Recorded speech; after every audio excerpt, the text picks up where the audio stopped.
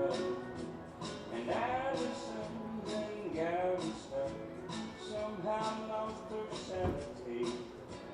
And Dimple, who now lives in Temple's got the law looking for me. All my exes live in Texas, and Texas is a place I'd really love to be. But all my exes live in Texas, and that's why I hang my hat in Tennessee.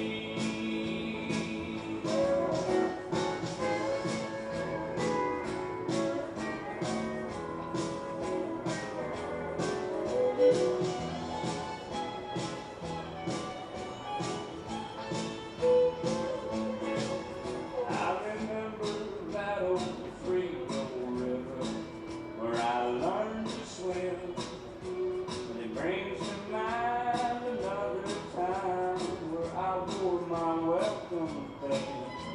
Like transcendental meditation, I go there each night, but I always come back to myself long before daylight. All my exes live in Texas, and Texas is a place I'd really love to be. But all my exes live in Texas, therefore I reside in Tennessee. Some folks think I'm hiding, it's been rumored that I died, but I'm alive and well in Tennessee.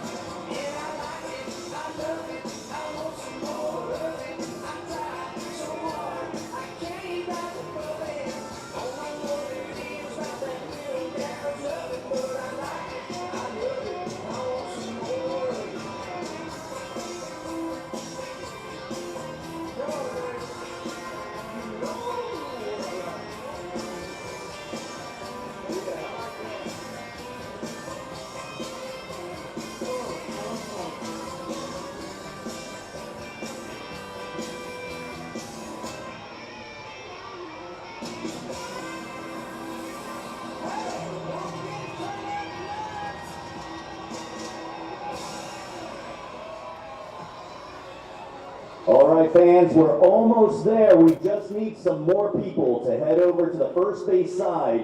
We're going to try and break a Guinness Book of World Records by singing Old MacDonald. We need some more people. Please head over to the first base side and help your Somerset Patriots.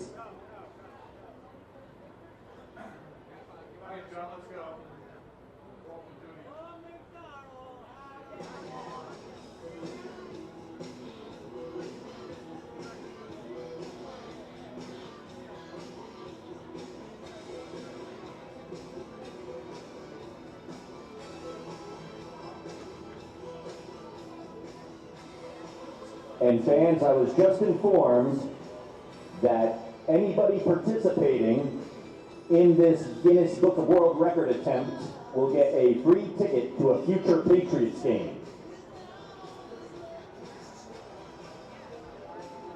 We only have 3 minutes, and we need some bodies over there and some voices and some singers.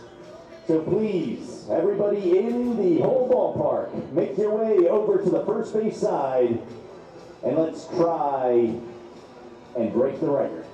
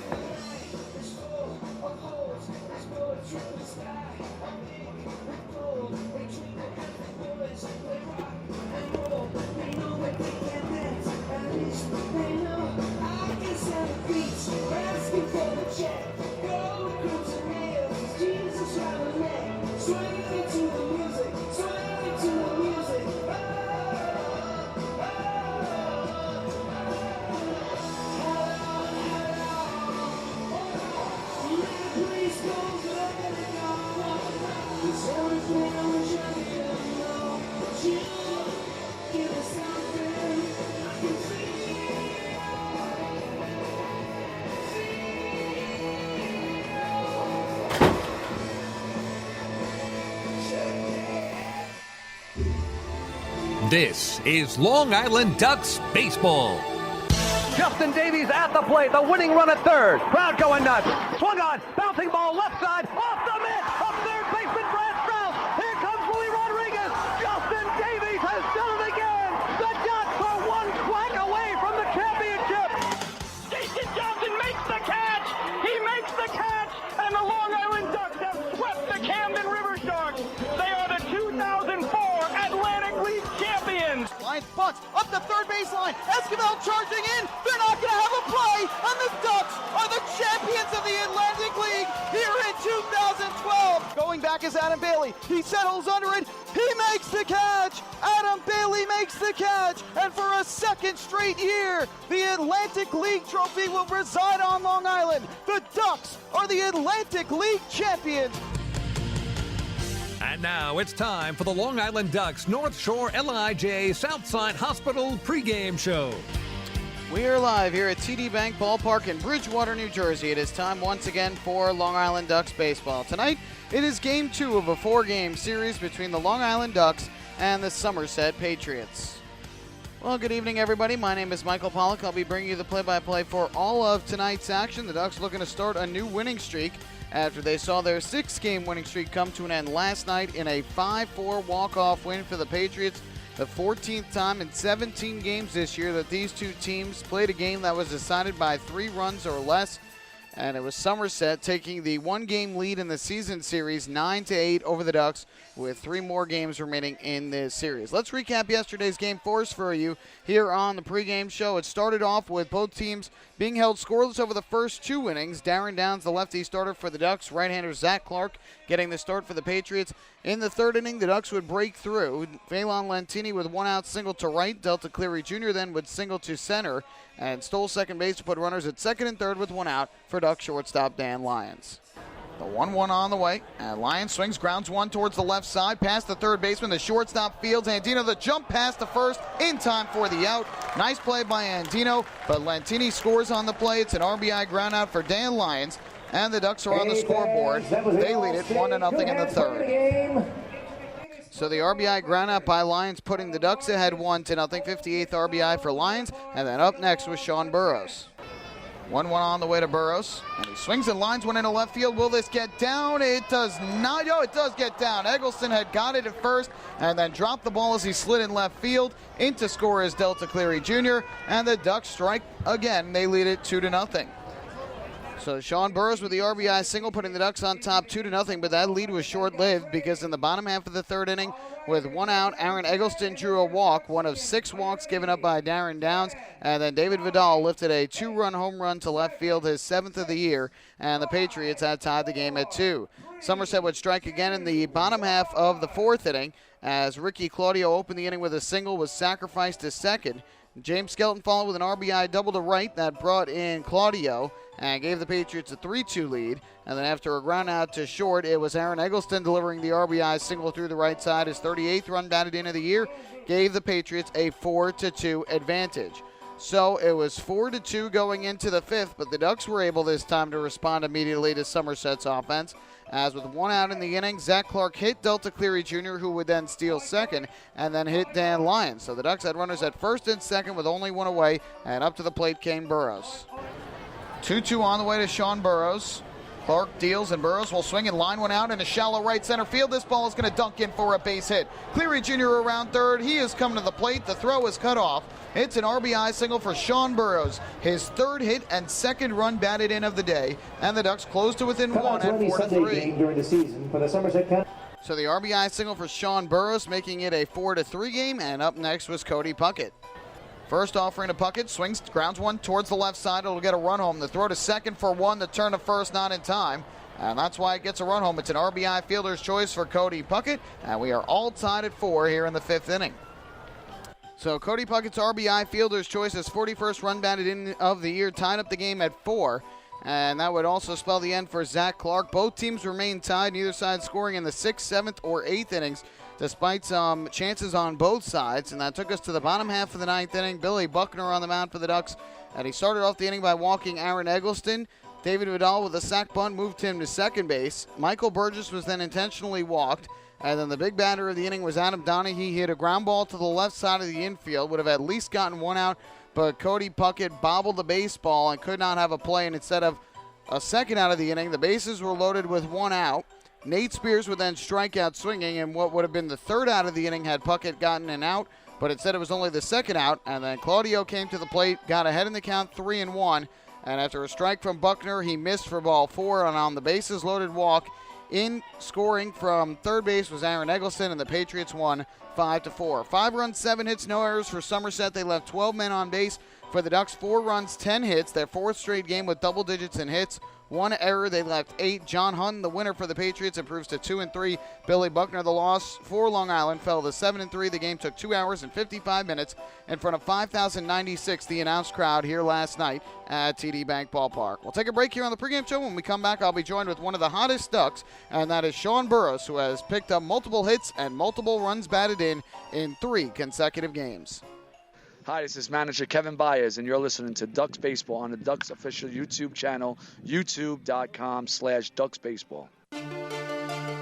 North Shore LIJ Southside Hospital in Bayshore is the healthcare heart of our community. We provide outstanding healthcare right here at home with centers of excellence in cardiology, orthopedics, neurosciences, women's health services, and much more. Experience counts, and North Shore LIJ Southside Hospital has been around for nearly a century of care.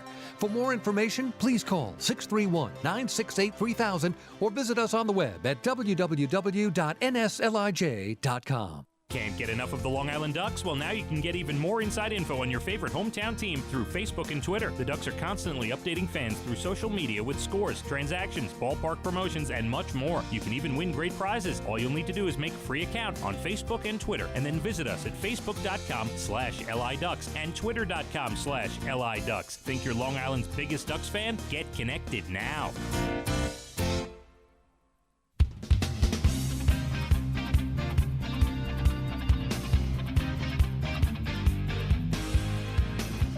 Back here at Bethpage Ballpark, TD Bank Ballpark, not Bethpage Ballpark. We're in Bridgewater, New Jersey, getting ready for tonight's game between the Long Island Ducks and the Somerset Patriots. And one of the hottest Ducks right now is Sean Burroughs, who yesterday had 3 hits and 2 RBIs for the second straight game, and he's got multiple hits and multiple RBIs in 3 games in a row. He's batting .406 since joining the Ducks, and I had the chance to catch up with Sean before tonight's ball game. Sean, back-to-back days, you have 3 hits and 2 RBIs at the plate. How good are you feeling at home plate right now? Just trying to stay consistent. You know, baseball is a funny game, a game of cliches, and it's like that. You know, you'll go games where you'll go for 4 and you hit 4 bullets at people, or you have great at bats, and you'll have games where you get 3-4 hits and not one of them find the barrel, or you know they just hit your good placement. So I mean, I'm feeling confident. Again, the timing's been good. You know, same approach, same swing. So just gonna just keep riding out and just trying to keep winning as many ball games as we can. It's only been a little bit over a week, but so far, how much are you enjoying your time here with this team? Oh, I'm having the time of my life, to tell the truth. I'm really enjoying, putting on the Duck uniform every day. I enjoyed the week at home, on the road with these guys, getting to know everyone now, loosen up a little bit. It's more personal now with everyone, and off the field and at the field, and you can have a little more small talk, so it's good. I knew it was going to take about a week or to get to know everyone, and now I am, and I'm having just an awesome time. You've been now part of both sides of this Ferry Cup rivalry with the Ducks and beforehand with the Bluefish. What are some of the similarities you notice between the two teams, and what are some of the differences? It comes down to just winning games. It comes down to who wants it more right now. I think, especially in the second half, it's whoever gets hot and can stay consistent. We got about a month left, and, it's a lot of games. It's 36, 34, whatever games left, and it's go on some hot streaks and stay consistent. But similarities, good defense, we've been pitching really well. Our bullpen's been keeping us in a lot of games, and, we've been scoring runs. So I think we're right where we need to be. It was a tough first half for the Bluefish, but then they got off to a good start in the second half. What did you notice was the big difference for them at the beginning of the second half of the season? It wasn't that people weren't playing any harder or people weren't playing any less in the first half. I think they're affected a lot by, some people getting picked up, like with every team, going to Mexico or going to affiliated ball, some key pieces pitching up the middle guys, and, that kind of hurt, I think. And now in the second half, things are starting to fall, the Bluefish way a little bit more. They're getting things that weren't happening in the first half. They're happening, starting the second half. And so instead of losing those 1-1 games, they're winning them. So it's just it's cliche how the cookie crumbles, and it was crumbling in the right direction. When you found out that you had gotten traded to the Ducks, what was your initial reaction? I was excited. I was obviously when you spend 2 seasons or parts of a season and a half with the team, get to know a lot of those guys in the clubhouse. You get to know a lot of the people in the city. You get to know a lot of people in the front office, and you're used to it. It's the same routine. You got a place where you eat. Where I live, and you got everywhere, all the spots. And so I knew that it was going to be different coming to a new city, coming to a new park, new living arrangements, etc. But I was at first shocked, but at the same time, I was really excited to get over here because when you think of the Atlantic League, I said earlier in the interview, when you think of the Atlantic League or any team in the Atlantic League, you think of the Long Island Ducks. Well, you guys had won 6 in a row before the tough outcome last night. What did you think was the biggest factor in you guys winning 6 straight games?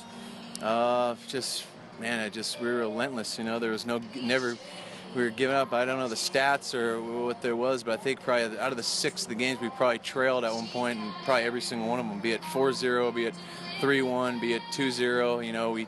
We were down in every game. At the same time, coming to the field, every single one of these guys believe we're going to try to win, and we're going to do our best to win every night, and that's what we did. We were down, then we tied it, and they maybe scored a couple, and then we came back, and then we eventually went ahead and won, and that's our feeling. That's our how we feel in our gut every single day. Last night was a tough loss. You guys had bounced back from a 4-2 deficit in the game, tied it up, unable to get the win. How confident are you that this team can bounce back tonight? Oh, definitely confident. It's baseball, man. You got to have a short memory. Be it strike out, the bases loaded, nobody out, or be it lose a game and have to come back and play the next day. That's the great thing about this game is that if you lose by 1 run, you lose it by 10 runs, you're still gonna have another chance the next night to redeem yourself, and there's always a chance as long as you show up. Thank you very much, Sean. Best of luck the rest of the way of this series. Thank you. My pleasure. That is Sean Burrows of the Long Island Ducks, who will get the start tonight at third base and bat in the cleanup spot. And Burrows has been red hot for the Ducks since joining the team. .406 batting average with the Long Island Ducks. 13 hits and 32 at-bats with a home run, 9 runs batted in, and 4 runs scored. And he will try and get multiple hits and multiple RBIs for a 4th straight game here tonight. We'll take a break. When we come back, we'll look at the pitching matchup for tonight's game with right-hander John Brownell, the ace of the Ducks staff, taking the mound against right-hander for the Patriots, R.J. Seidel. Hi, this is Bud Harrelson, and you're listening to Ducks Baseball on the Ducks official YouTube channel, youtube.com/DucksBaseball. North Shore LIJ Southside Hospital in Bayshore is the healthcare heart of our community. We provide outstanding healthcare right here at home with centers of excellence in cardiology, orthopedics, neurosciences, women's health services, and much more. Experience counts, and North Shore LIJ Southside Hospital has been around for nearly a century of care. For more information, please call 631-968-3000 or visit us on the web at www.nslij.com.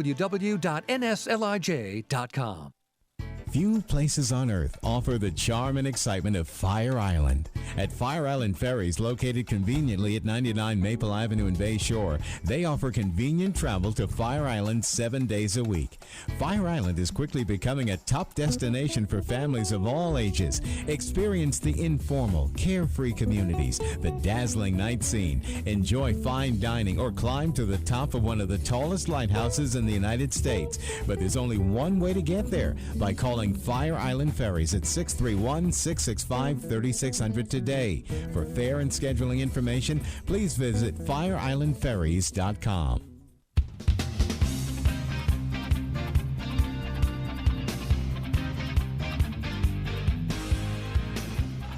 Back here in Bridgewater, New Jersey, just about ready to go as the Patriots get set to take the field on this Tuesday night, and it's time to look at the pitching matchup for tonight's game. Ducks will send out right-handed pitcher John Brownell, the ace of the staff, who enters tonight 1 win shy of tying for the league lead and becoming the active league leader in wins with 10. He is 9-3 with a 2.95 ERA, leads the league in strikeouts at 107 and in innings pitched at 131 1/3. And coming off of one of his most dominant starts of the year as he threw 8 2/3 innings of one-run ball, coming just one strike away from a complete game shutout against the Blue Crabs last Wednesday. Gave up 4 hits, walked 3, struck out 8. He has lost, though, both times he's faced the Patriots, both of them coming here. A 7-6 loss May 27th and a 2-0 loss on July 10th. Patriots will counter with right-hander R.J. Seidel. This is his 9th start of the year, 27th appearance, and he's 2-4 with a 3.22 ERA. Has not won since May 14th, which was in relief. He is 0-1 against the Ducks this year with a 2.89 ERA, and is coming off of a loss his last time out when he faced Sugarland on August 12th. Fans being asked to rise here, and now Deborah Voles will perform our national anthem. Oh, say, can you see by the dawn's early light what so proudly we hailed at the twilight last gleaming, whose broad stripes and bright stars through the perilous fight, the ramparts we watched were so gallantly streaming, and the rockets red glare, the bombs bursting in air, gave proof through the night that our flag was still there. Oh, say does that spangled banner yet wave o'er the land of the free and the home of the brave. Very nicely done by Deborah Voles here at TD Bank Ballpark on this Tuesday evening as the Ducks and the Somerset Patriots get ready to do battle for the second time in this 4-game series, with the Patriots taking the opener last night 5-4 in walk-off fashion. Well, now let's go through the starting lineups as R.J. Seidel takes his warm-up tosses for the Patriots. For the Ducks, it'll be Delta Cleary Jr. leading off tonight. He is the center fielder. Anthony Vega moves up to the number 2 spot. He is the left fielder. And hitting third for the Patriots, or for the Ducks, is the shortstop, and that is Dan Lyons. Sean Burrows gets the start at third base. Matt's in the cleanup spot. Cody Puckett, the half day, is the designated hitter. He hits fifth. Steve McQuail is the first baseman and will bat sixth for Long Island. Doing the catching tonight, and in the 7 hole is Nelfi Zapata. Ryan Gebhardt is over at second base for Long Island and batting eighth. And rounding out the order for the Ducks is a newcomer signed and activated today. It is the right fielder Sam DiMatteo, and he will make his Ducks debut here tonight in Bridgewater, New Jersey. On the other side for the Somerset Patriots, Nate Spears is going to lead things off. He is the second baseman. Aaron Eggleston in left field bats second, and the third baseman David Vidal will hit in the number 3 hole. The cleanup hitter is Michael Burgess. He plays right field. Robert Andino is the shortstop batting fifth. Matt Gamble in the lineup tonight. He is over at first base hitting sixth. Ricky Claudio is in center field for Somerset, the hero last night with his bases loaded walk in the 9th inning. To win it for the Patriots, he bats 7th tonight. Adam Donahue will serve as the designated hitter and hit 8th, and James Skelton back behind home plate doing the catching for the Patriots. And again, R.J. Seidel is on the mound for Somerset, and he'll be making his 9th start of the year tonight, entering at 2-4 with a 3.23 ERA. Michael Pollock here with you. Thank you so much for tuning in on your Tuesday night, whether you're joining us via the Ducks official YouTube channel, youtube.com/DucksBaseball or liducks.com. We appreciate you joining us for game number 2 of this 4-game series. Ducks right now are 2 games in back both the Patriots and the Bluefish in the Liberty Division standings here in the second half. Ducks are 19-18. The Patriots are 21-16. Center fielder number 5 at Delta. So Long Island will try to pull back within a game of the Patriots with a win here tonight, and Somerset will try and widen their lead. Both teams have played extremely well at home here in 2015. First pitch to Delta Cleary Jr. fouled back to the screen behind home plate. We're underway at about 7:10 p.m. here in Bridgewater, New Jersey, and the count 0-1 on Cleary Jr., a switch hitter batting from the left side.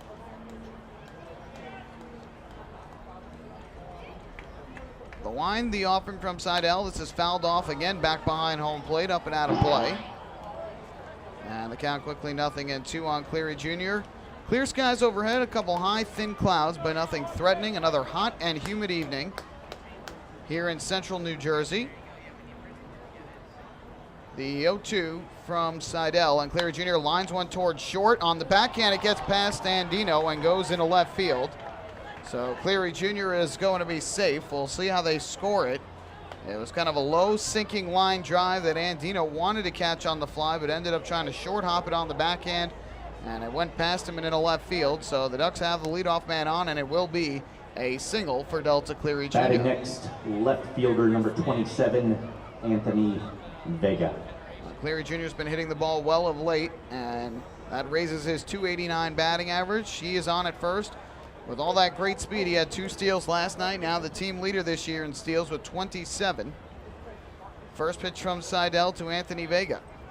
Throws over to first. Cleary Jr. is back safely. Cleary Jr. typically hits in the number 2 spot of the order. Phelan Lentini normally leads off. However, Lentini out of the lineup tonight. He has been bothered by an injury with his hand.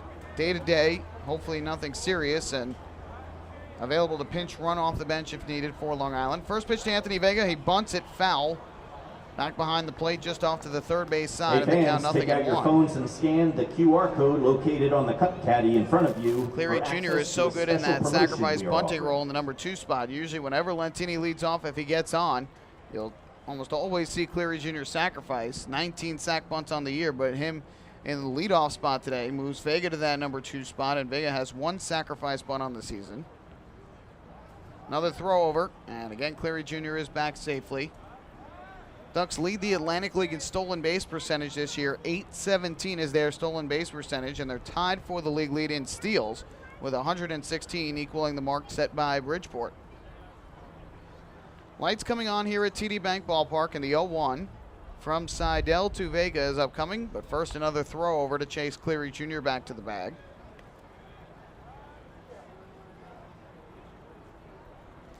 Another light crowd on hand here on this Tuesday night here in Bridgewater, New Jersey. Probably will see light crowds tonight and tomorrow, and then a bigger crowd on Thursday with the post-game fireworks. Seidel's 0-1, and Vega will take a breaking ball that misses low and outside and evens up the count at 1 ball and 1 strike. Vega hitting .293 on the year, but combined between the Ducks and the Blue Crabs. He's got 2 home runs and 15 runs batted in.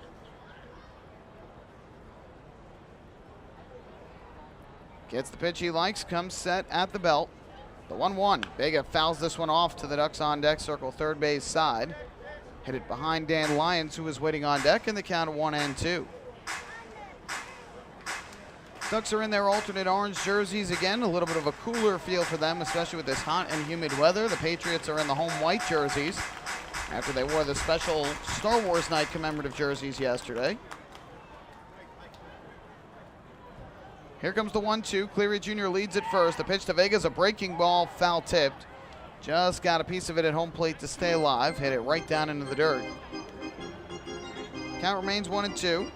Patriots this year 37-18 here at home, 36-22 against the Liberty Division, of which they are a part. The Ducks 40-17 at home, but 25-25 now on the road. Here comes the 1-2. Kick and the pitch, and Vega takes a fastball low. Scoreboard clocked that one at 97. I don't know if it was quite 97 miles an hour, but fastball for sure, and the count even up at 2-2. Ducks are 27-23 against the Liberty Division. Here comes the 2-2 offering. Cleary Jr. still with his lead at first, and a throw over again will check on him. He's back safely. No surprise that Seidel will pay close attention to Cleary Jr., who again had 2 steals and 2 attempts last night, and is 27 of 32 in that department this year. 2-2. Seidel set at the belt, kicks and fires. There goes the runner, and Vega grounds it to the right side. So that avoids the double play. The throw over to first from Spears is in time for the out. Fans, go try your favorite dessert item. So Vega will not get credit for the sacrifice, but it's just as good as Delta Cleary Jr. moves to second with one out. And up to the plate will step the shortstop and three-hitter Dan Lyons. You'll get your winner's name in the middle of the 5th inning. Well, again, R.J. Seidel is making his 9th start of the year for the Patriots, 27th appearance. He is 2-4 with a 3.22 ERA, 59 hits allowed in 53 innings. He has walked 16 and has struck out 46. Coming off a loss in his last outing, which we'll tell you about here tonight. Lyons steps into the batter's box from the right side for the Ducks. And Cleary Jr. takes his lead at second base. First pitch for Seidel, and Lyons hits a high fly ball to right center field. Fairly well hit, but drifting back is Ricky Claudio to make the catch. Cleary Jr. will tag from second. He is going for third. He'll make it in there safely. Good throw by Claudio on one hop to the third baseman. Fans, you don't have to leave New Jersey to experience the wonders of Mystic India. Lyons with a fly out to center, 2 away. Music and Dance Spectacular coming to the New Jersey. And down to third base goes Delta Cleary Jr. And with 2 outs now, Sean Burrows will step up to the plate for the Long Island Ducks. Defensively for the Patriots, Aaron Eggleston is in left field. Ricky Claudio, as we just mentioned, is in center. Michael Burgess around and right. And on the infield for the Patriots, it's David Vidal at third base. Robert Andino is at second. Nate Spears, the second baseman. Matt Gammel's around at first. And behind home plate doing the catching is James Skelton for the right-hander on the mound, R.J. Seidel. So 2 down. Here is Sean Burrows to the plate. We talked about him during the pregame show. 3 hits and 2 RBIs in back-to-back games. Multiple hits and multiple RBIs in 3 straight. And hitting .406 since he joined the Ducks. Cleary Jr. leads at third with 2 down. The first pitch, and Burrows takes a breaking ball that hits the outside corner for a strike. And the count 0-1. Burrows on the year total between the Ducks and the Bluefish, hitting .333 with 4 home runs, 36 runs batted in. Here comes the 0-1. Pitch on the way, and Burrows takes another breaking ball. This one misses low. And the count even at 1 ball and 1 strike. Wind blowing out stiffly to left field right now. That giant American flag moving pretty fluidly in the wind. The 1-1. Burrows takes the fastball inside. Right near that right hip, turned out of the way. The count 2-1. Looks like it's blowing in from center field towards that left field foul line right now. 2-1 pitch. Burrows swings and misses. Late on the fastball from the right-hander Seidel. That evens up the count at 2-2. And Seidel 1 strike away from getting out of the first inning unscathed. No score, top of inning number 1. Seidel twirls the ball in his right hand as he gets this sign from Skelton. 2-2 to Burrows, and he will swing and foul it back to the screen. Another high fastball. And he cut it and fouled it back to the screen. The scoreboard here consistently reading in the 90s on that fastball. And that one was just clocked at 96. Again, not positive exactly the accuracy on that, but this fastball's coming in pretty hard, and Burrows has been late on a couple of them. Cleary Jr. continues to lead at third base. The 2-2 from Seidel, and Burrows will swing and miss at a breaking ball for strike 3, and the side retired here in inning number 1. So despite the leadoff single, the Ducks do not score. No runs, 1 hit, 1 left. We have played a half inning here at TD Bank Ballpark. It's the Ducks, nothing the Patriots coming to bat. Hi, this is pitcher John Brownell, and you're listening to Ducks Baseball on the Ducks official YouTube channel, youtube.com/DucksBaseball. Beautify your patio, walkway, driveway, or pool surround with Nicoloc paving stones and walls. Nicoloc's specially formulated paver shield offers extra surface wear protection and color enhancement throughout the thickness of the paver. Paver shield guarantees that your pavers will look great for years to come. Bring home the elegance with Nicoloc. Visit the Nicoloc Design Center, Sunrise Highway, Lindenhurst, or Nicoloc.com. Let Nicoloc Pavers, let Nicoloc Pavers pave your way. Enjoy the ultimate VIP fan experience at Bethpage Ballpark this season by taking in a Ducks game from the brand new Trout Town Fan Can. Presented by Roscoe Beer Company, the Fan Can is available for rental at all Ducks home games. It features 12 Dream Seat theater-style padded seats, beverage holders, an air-conditioned atmosphere, and an incredible view of the game. Packages are now available with food and beverage included. To reserve your Fan Can outing today, call the Ducks Group Sales Department at 631-940-3825. The Trouttown Fan Can at Bethpage Ballpark. Your VIP experience has arrived.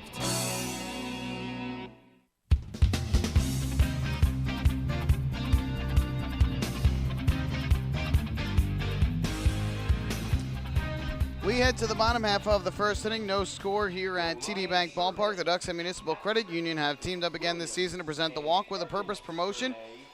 Every time a Long Island Ducks batter walks, Municipal Credit Union will make a donation to the Quacker Jack Foundation. Municipal Credit Union serving members since 1916. Patriots are happy to announce they are welcoming their 6 millionth fan this season. So the Ducks get the leadoff single from Delta Cleary Jr. and get him into scoring position with 1 out, but they cannot bring him home. And now John Brownell, the ace of the Ducks pitching staff, will take the mound once again for Long Island. And up to the plate for the Patriots will be Nate Spears to lead things off. Then he'll be followed by Aaron Eggleston and David Vidal. So here is Nate Spears to the plate to start things off for the Patriots. He bats from the left side. Brownell onto the rubber for Long Island, and his first pitch on the way is a fastball that is in at the knees for a call strike. The count 0-1. Spears hitting .256 on the year for the Patriots, a home run and 16 runs batted in.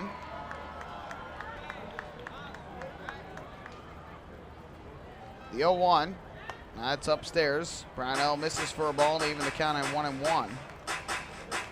Brownell coming off of one of his best starts of the year, went 8 2/3 innings against the Blue Crabs last Wednesday, gave up just 1 run. And the 1-1 is fouled off down the left field line out of play. And the count 1-2. He came within 1 strike of getting a complete game shutout, but ultimately allowed an RBI double off the bat of Craig Maddox that put the Blue Crabs on the scoreboard, and Kevin Byers was forced to go to his bullpen to get the final out of the game. Here's the 1-2. Fastball misses above the scoreboard. And that'll even up the count at 2 balls and 2 strikes on Nate Spears. 2-2 on the way. Breaking ball in for a called strike 3. Nice pitch there from Brownell as he throws the breaking ball right in at the belt. Now First batting strikeout for of the the game. Somerset Patriots, left fielder number 91, Aaron Eggleston. So 1 away, and now Aaron Eggleston will come to the plate.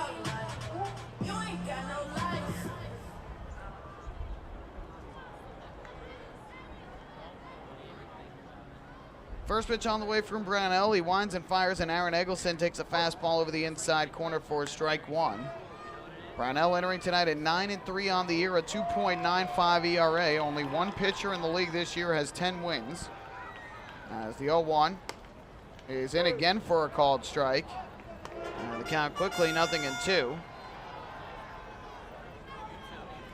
And the only pitcher is Sean Bierman, formerly of the Patriots, as Eggleston grounds it over the head of Brownell, and this is going to sneak through for a base hit. Aaron Eggleston with a seeing eye single up the middle, a chopper that just got over the head of John Brownell as he jumped up on the mound and snuck in between the shortstop blinds, the second baseman Gebhardt. Now batting for the Patriots, third baseman number 8, David Vidal.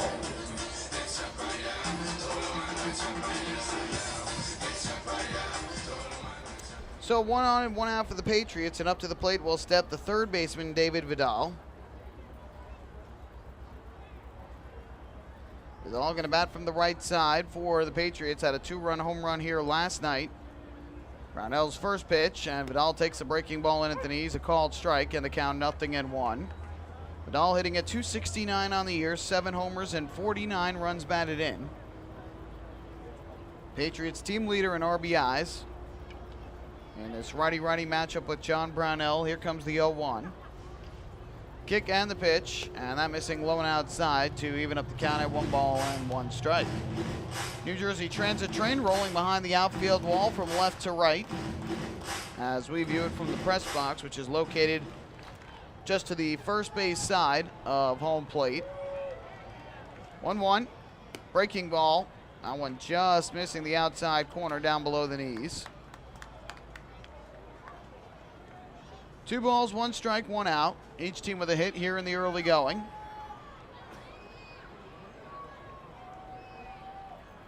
Brownell gets what he likes from Nelfi Zapata, his catcher tonight. The 2-1, ground ball toward short. Lyons will gobble it up. He goes to Gebhardt at second for 1, on to first, double play. 6-4-3 double play turned by the Ducks, and that retires the side for the Patriots in the bottom half of the first inning. No runs, 1 hit, nobody left on base after 1, no score here at TD Bank Ballpark. Hi, this is shortstop Dan Lyons. You can follow me on Twitter at @TheDannyLyons, and you're listening to Ducks Baseball on the Ducks official YouTube channel, youtube.com/DucksBaseball. Thinking about buying or refinancing a home? Start by attending a free MCU home buying seminar. Then speak with one of our loan specialists who will guide you through the loan process. With an affordable mortgage from Municipal Credit Union, Home Sweet Home will be a little sweeter. Call 212-238-3521 or visit nymcu.org to apply for your mortgage today. Municipal Credit Union. Strong, trusted, growing. Municipal Credit Union is an equal housing opportunity lender. M&V Limousines is the official bus company of the Long Island Ducks. Family owned and operated, they've been in the business for over 23 years. M&V Limousines offers coach buses with Wi-Fi and restrooms, party buses, exotic limousines, and so much more. Whether you're looking for transportation for weddings, proms, corporate outings, or long-distance trips, they've got the right vehicle for you. Visit their showroom in Comac or check them out online at mvlimo.com. M&V Limousines, the official bus company of the Long Island Ducks.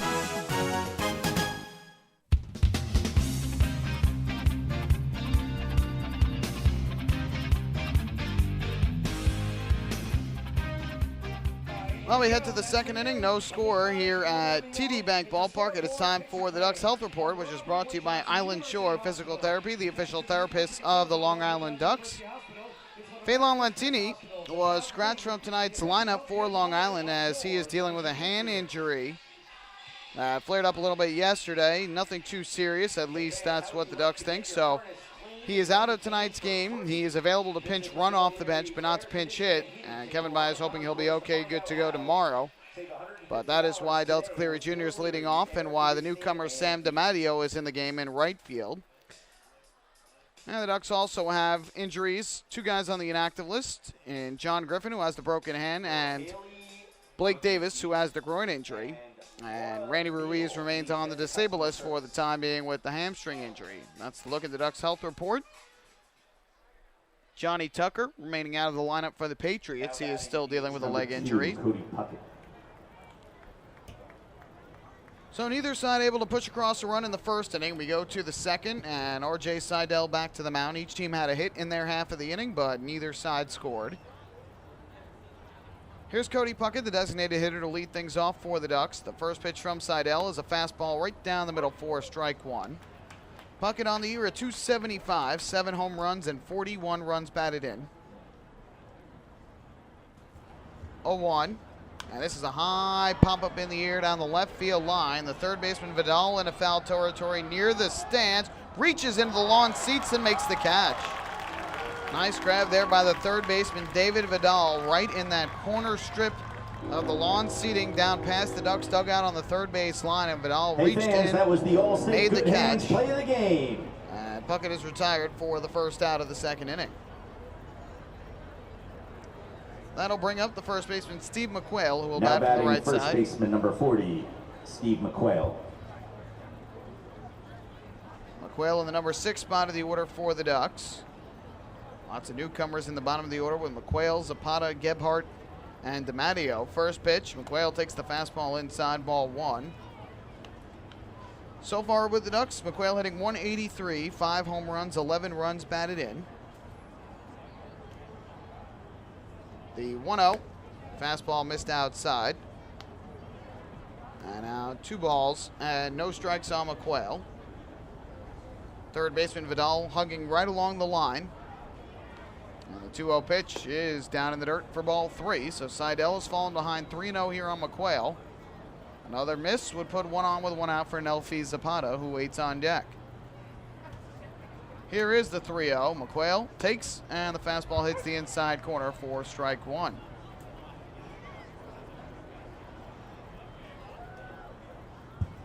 Ducks looking to even up the series at a game apiece. From the windup, Seidel deals, and McQuail swings. It's a high fly ball in the air to deep left field. Going back is Aaron Eggleston, and in front of the warning track in left, he will make the catch for the second out. Well, once again, Steve McQuail giving it a good drive out to left field, but again, he gets just under it and off the end of the bat. Including Somerset Patriots team physician, a lot of these swings from McQuail, they look like they're gone off the bat, but then you realize that it ends up being off the end of the bat once it gets into the air. Zapata. So a high towering fly ball down the left field line is caught by Eggleston for the second out of the inning. The wind not helping as it's blowing in from left field towards the third base stands, so that might have gotten caught up in the wind too. Here's Nelfi Zapata. First pitch, fastball misses down and in for ball 1. Zapata 5 hits in his first 11 at-bats with the Ducks, 3 RBIs. And had a pair of doubles as well over the weekend. The 1-0. Breaking ball missing inside. And Zapata ahead 2 balls to no strikes. Seidel falling behind in the count again. Righty-righty matchup, the kick and the pitch. Breaking ball, that is in for another called strike. And it's now 2-1 on Zapata, as Seidel looks to complete the 1-2-3 second. Working quickly on the mound. Here is the pitch to Zapata. Breaking ball again on the inside corner is strike. Seidel with a good mixture here tonight of hard fastballs and good breaking balls. And now is 2-2 on the way to Nelfi Zapata. The kick and the pitch. Fastball cut on and missed for strike 3. Second strikeout for the right-hander Seidel, and that ends the 1-2-3 second inning. We go to the bottom half of the frame. No score. Ducks and the Patriots. Hey fans, this is closing pitcher Ryan Cushmall, and your Ducks eliminated 21,000 cars worth of emissions in 2014. Thank you, Long Island. We're all making a difference. Discover how we're improving every day to bring you better service at www.psegly.com/efficiency. Have your birthday at the ballpark this season and celebrate with the flock. Kona Ice birthday party packages with the Long Island Ducks are now available.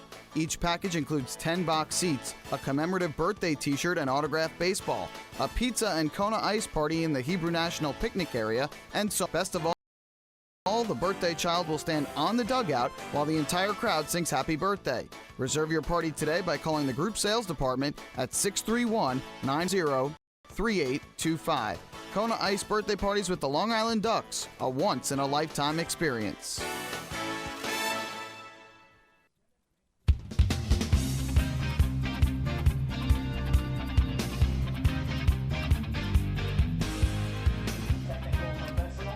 On to the bottom of the second inning. No score. Ducks and the Patriots here in the early going of Game 2 in this 4-game series.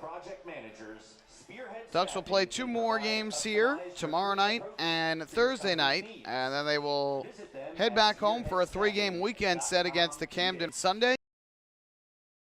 After that 3-game set, they head on the road for a week. They will go up to Bridgeport for 3 and then down to Southern Maryland for 4 before returning back home again.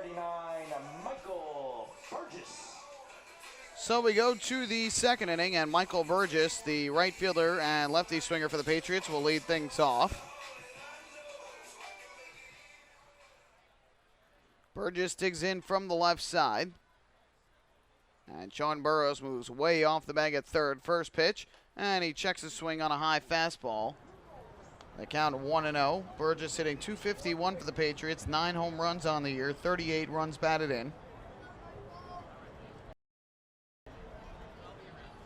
Here's the 1-0, and that breaking ball misses again from Brownell, low and inside. 2 balls and no strikes.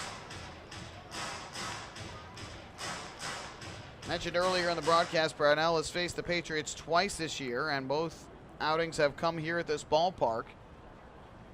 2-0, ground ball towards the middle. The second baseman, Gebhardt, a diving stop to his feet. The throw to first, just in time for the out. Nice play by the second baseman, Ryan Gebhardt, to get Burgess out at first. Hey fans, how to make a diving stop on the ground ball up the middle.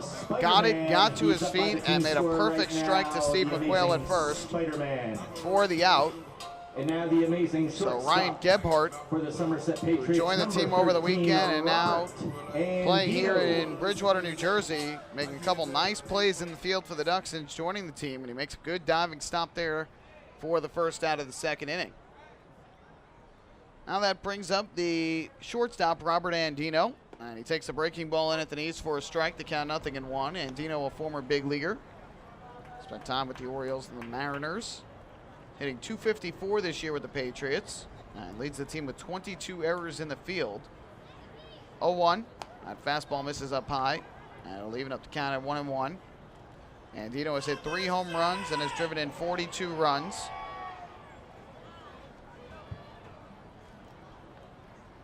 Be a 1-ball, 1-strike pitch coming up.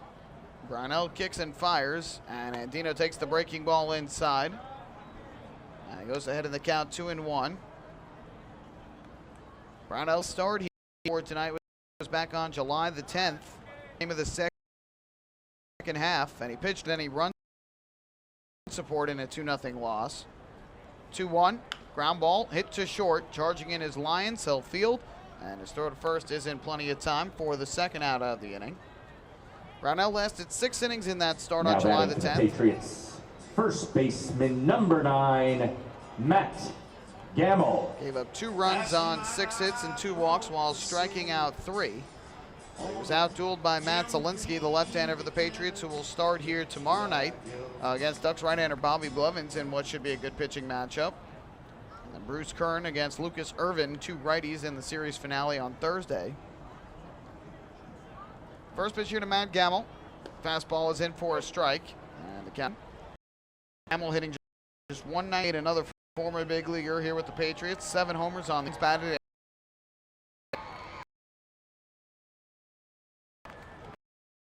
.01 just missing low and away.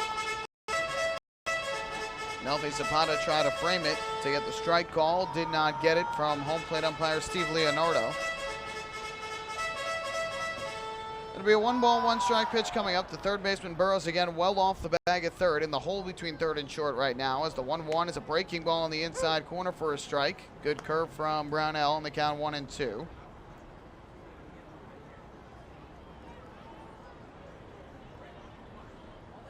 Ducks right-hander trying for a 1-2-3 inning here in the second. And on the way, it's fouled back to the screen behind home plate.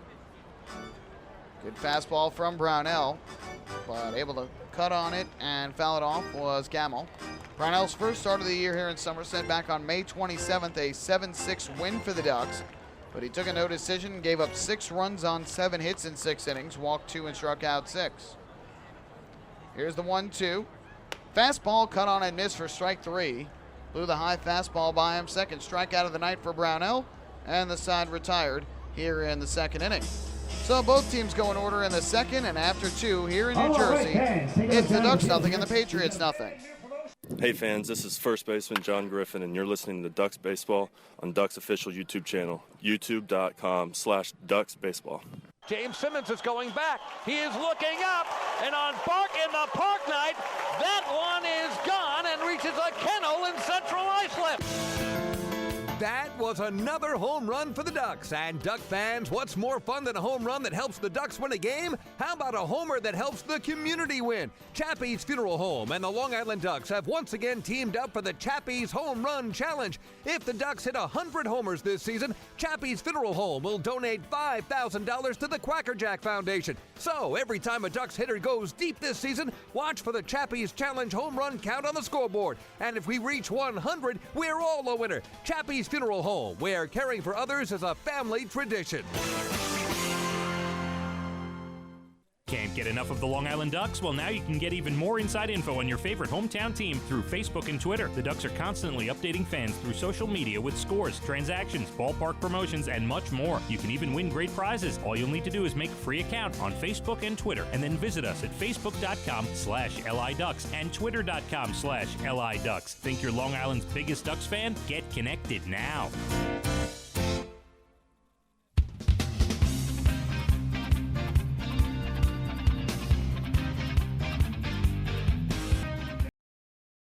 Here at TD Patriots,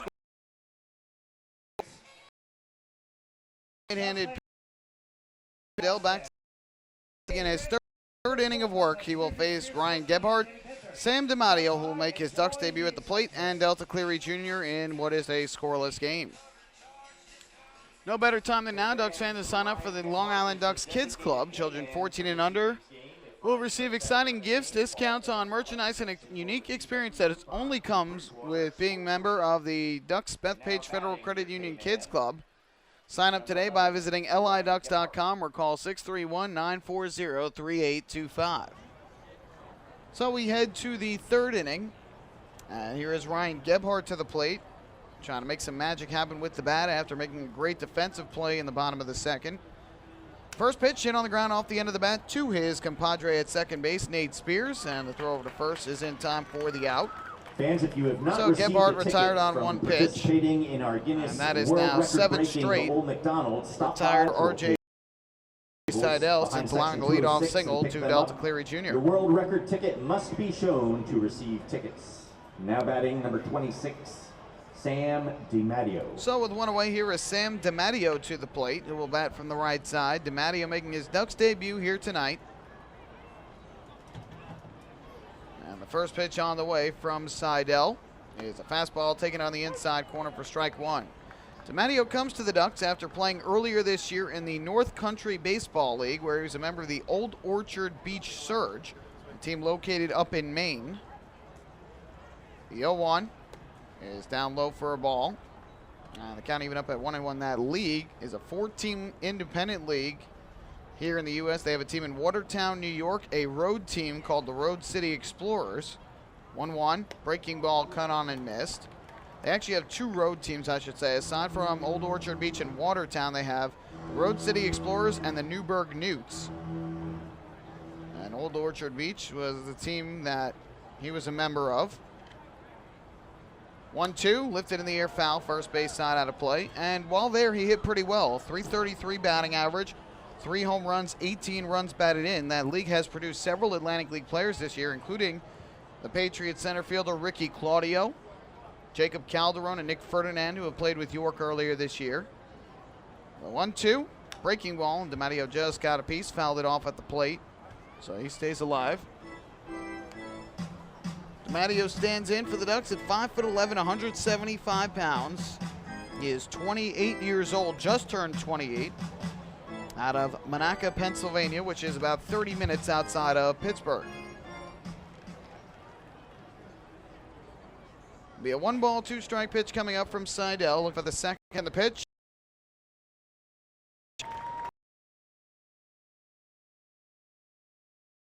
And Cleary Jr.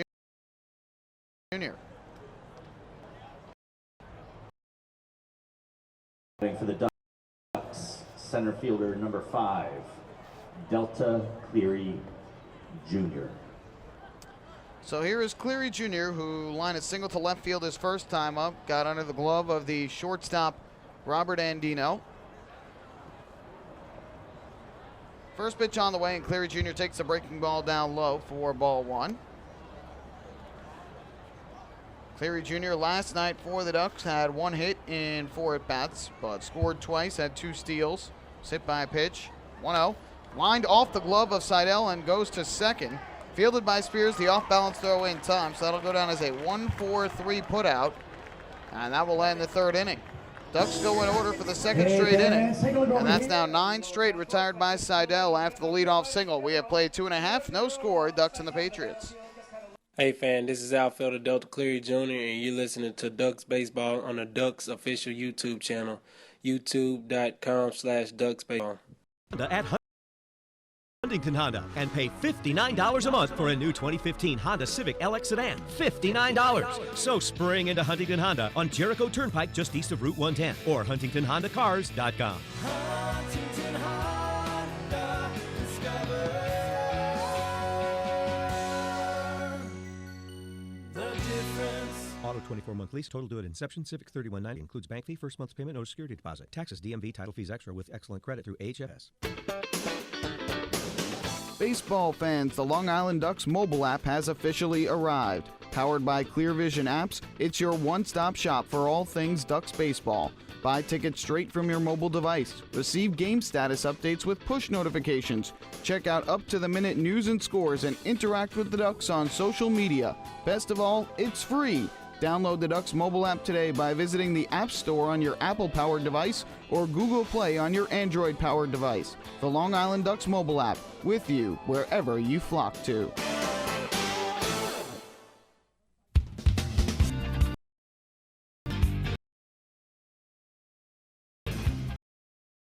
Wendell, the second base to end the top of the third inning. That was the 15th out of tonight's ball game.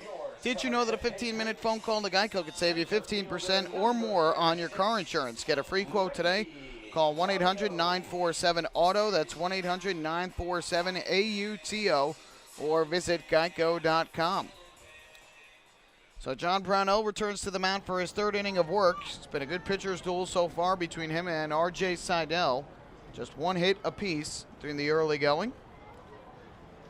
Here's Ricky Claudio. And the first pitch is taken low for ball one. Claudio, the hero in last night's game, drawing the bases-loaded walk against Billy Buckner in the ninth inning. That forced home Aaron Eggleston with the game-winning run. 1-0 pitch.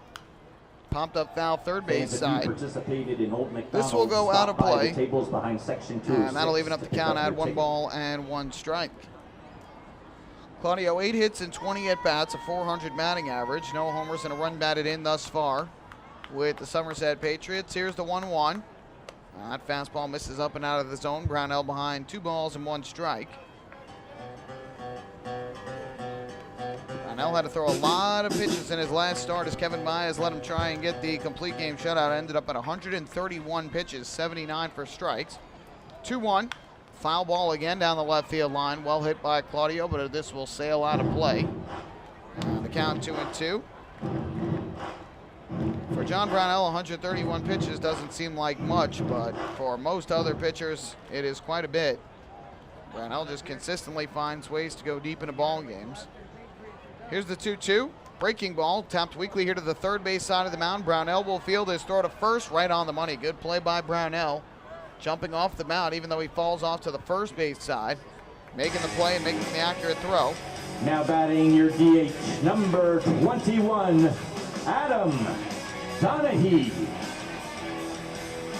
So 1 away, and that will bring up Adam Donahue to the plate. Donahue is the designated hitter, batting in the 8th spot of the order for the Patriots.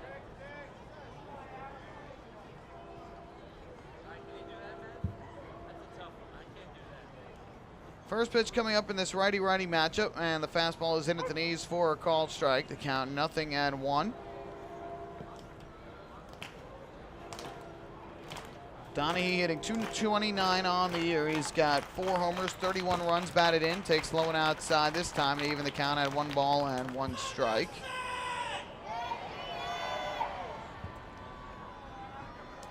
Righty-righty matchup. Brownell under the windup. Here's the 1-1 offering. And this foul tipped off of the glove of Nelfi Zapata and back to the screen. And 2 is behind the ballpark. Located in Bridgewater, New Jersey, Somerset County.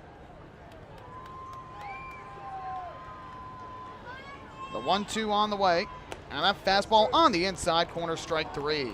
Third strikeout of the night for John Brownell as he paints the inside corner nicely with a 90-mile-an-hour fastball. 2 away, and that'll leave it up to the catcher, James Now batting for the Patriots, the catcher, number 4, James Skelton. So here is Skelton, the 9-hitter and catcher, who will bat from the left side. Once again with the lefty at the plate, Sean Burrows moves well off the bag at third. He is in right behind the infield grass. On the first pitch, Skelton takes a fastball that just missed the inside corner. Count 1-0 on Skelton, who's hitting .213 on the year, no home runs and 23 runs batted in. 1-0 pitch, and that one misses Janet low. Kolb, Maxim Mills, Chris Torres, and Dana Cross to customer service. 2 balls, no strikes on Skelton. No score as we play bottom of the third inning. Each team with just 1 hit, a single for both sides, and that's been it. The Ducks offense, which has been red hot of late, they have had double-digit hits in 4 straight games.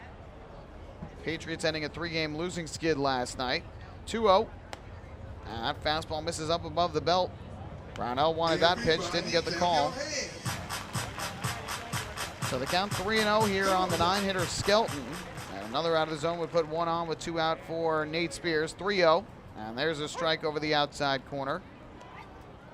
Look back cutter from Brownell. Count 3-1.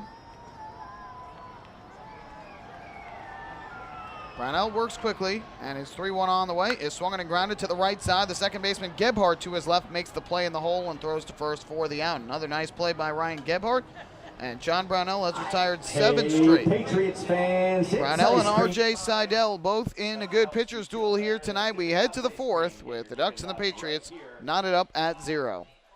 Hey fans, this is relief pitcher Bruce Kern, and you're listening to Ducks Baseball on the Ducks official YouTube channel, youtube.com/DucksBaseball. Few places on earth offer the charm and excitement of Fire Island. At Fire Island Ferries, located conveniently at 99 Maple Avenue in Bay Shore, they offer convenient travel to Fire Island 7 days a week.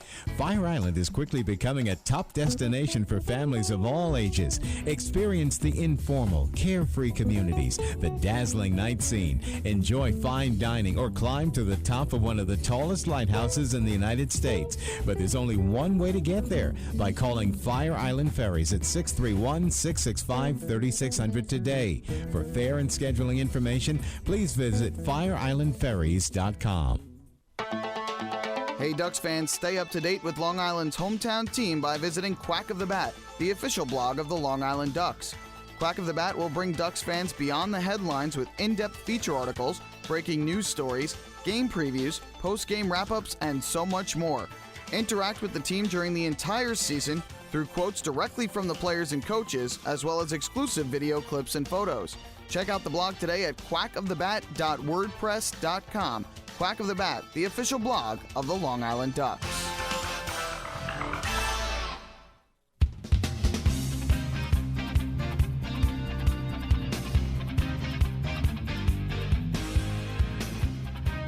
Back here at TD Bank Ballpark in Bridgewater, New Jersey, we head to the 4th inning with the Long Island Ducks and the Somerset Patriots in a scoreless duel, and it is time for today's 4th inning trivia, where we test your knowledge of the Long Island Ducks, the Atlantic League, and baseball as a whole. Well, last time out, John Brownell earned his 9th win of the year and 33rd victory as a member of the Long Island Ducks. He enters tonight 7 wins shy of tying the franchise record, which was set by Randy Leake with 40 victories.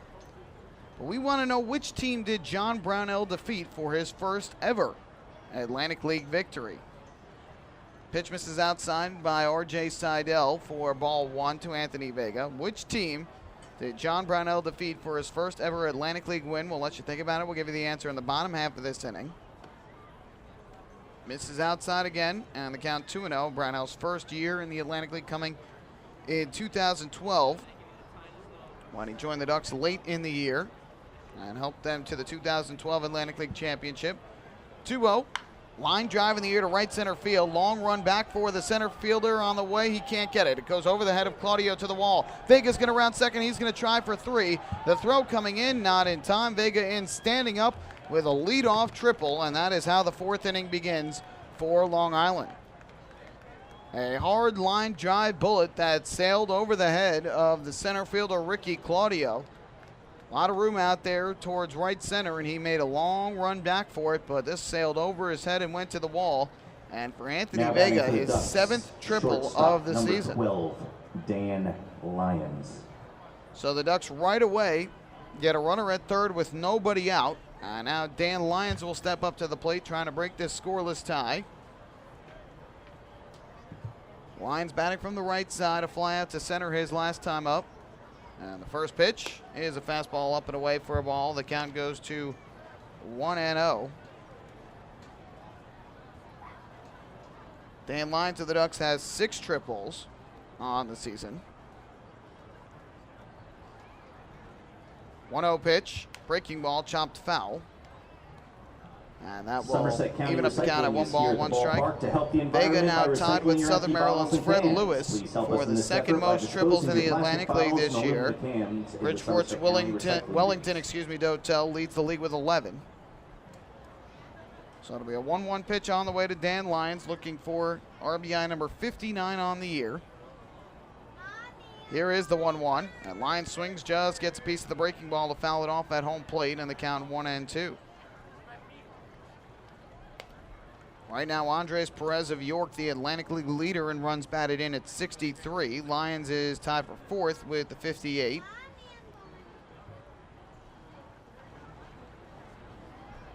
That'll be a 1 ball, 2 strike pitch coming up from R.J. Seidel to Dan Lyons. Anthony Vega leading at 3rd with nobody out. 1-2 on the way, and Lyons takes this breaking ball down in the dirt. Fans, Good make block sure you by check out Skelton. the NJIT Family Fun Zone located So behind even up the section count at 2 balls and 2 217. strikes. Stop by and see how fast you can throw the speed pitch, and check out our brand new high striker. I apologize for these loud bursts in the middle of at-bats and in the inning from Somerset Patriots public address announcer here tonight. 2 balls, 2 strikes with nobody out and a runner at 3rd base. A 2-2 on the way to Lyons. Right-hander kicks and fires, and Lyons will take a fastball off the outside corner. Good job by Lyons to work the count here. It's now run full at 3-2. Sean Burrows waiting in the on-deck circle. Lyons has reached base safely in 23 of his last 24 games entering today. He's also working on a 10-game hitting streak and a 10-game run scoring streak. Pretty impressive for Lyons. Here's the 3-2. Line drive in the air to right, well hit. Going back is the right fielder Burgess on the run. He won't get it. It is 1 hop and off the wall. Vega to score easily from 3rd. Stopping at 2nd with the RBI double is Dan Lyons. 59th run batted in of the year, and the Ducks break the scoreless tie and go in front 1-0 here in the 4th. Great at bat for Dan Lyons. He works the count full. Got a pitch up and out over the plate. He drives it the opposite way to right field and over the head of Michael Burgess. So he picks up the eye of the season. And now Lyons at 2nd with nobody out for the 3rd baseman, Sean Burrows.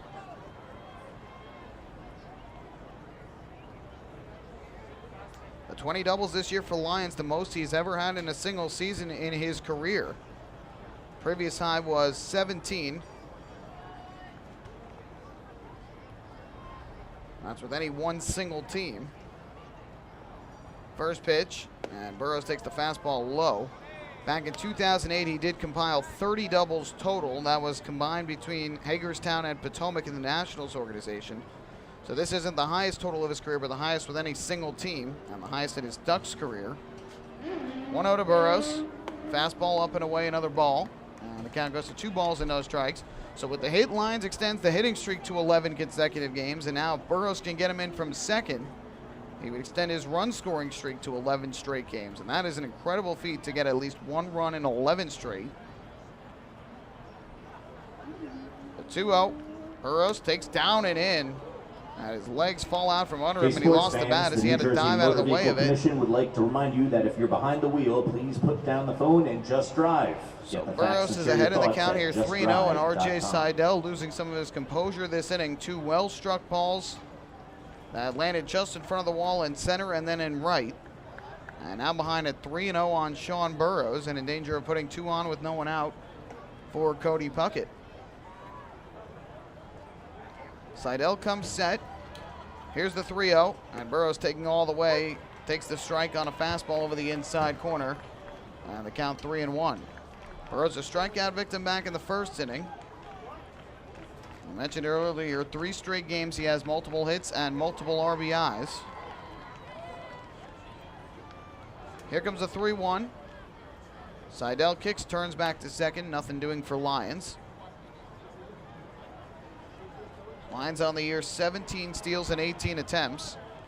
The shortstop Andino playing close to him near second. The third baseman David Vidal plays in on the grass at third. The 3-1 of Burrows. Fastball low and away, ball 4. So Sean Burrows draws the stop walk. by the team store and visit the $15 hat table. And that is the Brands first such as walk given Under up by Armour and R.J. Richardson Seidel for tonight. It's our just first Municipal Credit Union walk with a $15. purpose. Every time a Ducks batter walks, the Quacker Jack Foundation Now batting wins. for the Ducks, number 2, Cody. So the Puckett. Ducks have had 3 straight reach here in the 4th inning. A triple by Vega, a double by Lyons that brought home a run, and a walk to Burrows. Long Island with first and second, nobody out for the the designated hitter, normally plays third base, and that is Cody Puckett. He will bat from the right side. Both runners lead. And the first pitch on the way from Seidel. Puckett takes a breaking ball that misses inside for ball 1. Seidel up over the 50 pitch mark here in this game right now. Exactly at 52, 21 of them for strikes. 31 for strikes, excuse me. 1-0. Puckett takes the fastball here for a strike. And that'll even up the count at 1-1. Ducks with a run on 2 hits and a walk thus far in the inning. Puckett a foul pop up down the third baseline, his first at bat back in the second inning. A nice catch by David Vidal near the stands. The 1-1. And Puckett swings. It's a high, deep drive down the left field line. Will it stay fair? No, it hooks foul. Hey fans, who wants to attend a wine tasting? Barefoot Wines and Somerset And Patriots the count 1-2. present wine tasting night on August 19th. High, Head deep up to drive the that ticket ended up office hitting and off of purchase the your high wine wall and tasting left, tickets. but just to Only the left of $40. that foul pole, which Limited is quantity 317 available. feet Buy away yours now from to home plate participate. down the left field line. So Puckett flirting with a 3-run home run, just misses, and the count is now 1-2 on the Ducks DH.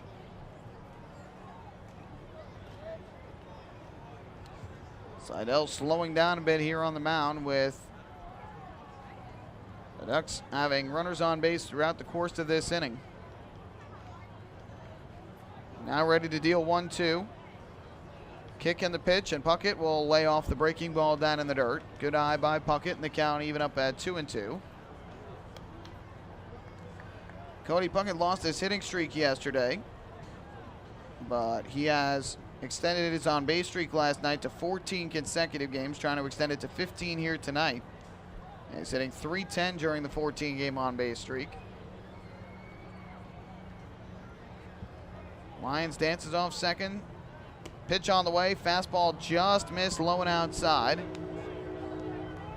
So the count runs full on Puckett at 3-2, and another pitch out of the zone would put everybody on base, would load up the bases, I should say, with nobody out for Steve McQuail. So the runners lead from first and second with nobody out, and the 3-2 coming to Puckett. It's on the way, the runners go, and Puckett hits a ground ball to short. He'll go to second for 1, the turn of first in time, a double play. Even with Burrows going, no chance for him to get into second base. It was such a hard hit ball. So a 6-4, 3 double play hit into by Cody Puckett. Burrows retired at second. Lyons moves to third. Located at 1244 And with 2 away, that will leave it up to Cody Puckett, to Steve McQuail. Away. Now batting for the Ducks, first baseman number 40, Steve McQuail.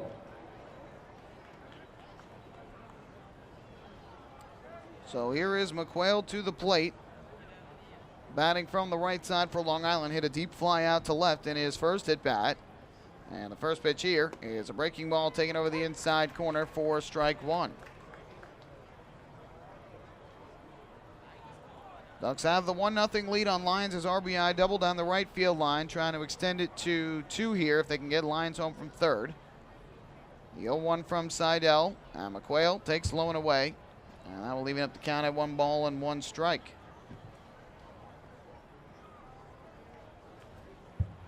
McQuail had a hit in last night's game, but that was it. 1-1. Fastball way low and outside. Good job by Skelton to keep it at home plate, and the count 2 balls and a strike. Seidel laboring a bit here in this 4th inning. Really is first time in this game that we've seen him consistently falling behind in counts. But if he can get it out here, he would limit the damage.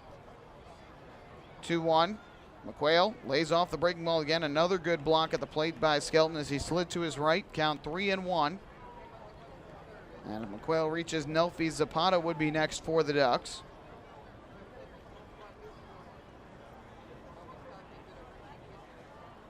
Seidel out of the stretch, ready to go. Lyons takes his lead at third. Here's the 3-1. McQuail takes, and it misses low and inside, ball hey, 4. Fans, come on down to the New Jersey Performing Arts Second Center walk in of the Newark inning on issued by October 30th R.J. for the Seidel. It is interactive another game municipal show, credit The union Price is walk with a Right purpose. More prizes, Every time more a Ducks excitement, batter and a walks chance the to win a Quacker free Jack pair of Foundation tickets. wins. Enter the drawing for the Price is Right live at the NJ Pack booth. So now the Ducks with runners at the corners with 2 away. As Lyons is at third, McQuail at first. And up to the plate will step the catcher, Nelfi Zapata, who struck out his first time at the plate. Zapata steps up to the dish to bat from the right side. And continuing to work out of the stretch on the mound is Seidel. First pitch on the way from the right-hander. Deals and Zapata swings, hits a hard ground ball to short. One hop, Andino Fields will go the short way to second. So Zapata hit it hard, but hit it right at Andino, and that will end the inning. The Ducks, though, get on the scoreboard a run on 2 hits and 2 walks in the inning. No errors, they leave 2. And after 3.5, the Ducks have jumped in front of the Patriots 1-0. Hey fans, this is outfielder Phelant Lentini, and you're listening to Ducks Baseball on the Ducks official YouTube channel, youtube.com/DucksBaseball. Hey, Ducks fans, the official hotel of the Long Island Ducks is the Upsky Long Island Hotel in Hauppauge. It's centrally located on the north shore of Long Island and offers a home away from home for both business and leisure guests. The Upsky Long Island Hotel features an indoor pool, 24-hour business center, a fitness center, and complimentary Wi-Fi in all guest rooms. Enjoy the contemporary American cuisine at the Fountain Grill restaurant or grab a quick bite to eat at Cafe Pronto. Best of all, it's only minutes from Bethpage Ballpark. The Upsky Long Island Hotel, the official hotel of the Long Island Ducks. Call 231-1100 today. That's 631-231-1100. Family fun every time. Beautiful evening for baseball. Big action every time. He reaches up. Oh, you. Every time. And the Ducks have won it. The Ducks is loaded. And with an average ticket price of just $10 and free parking, there is no on Long Island. For game times and tickets, visit liducks.com. Long Island Ducks Baseball. Good times every time.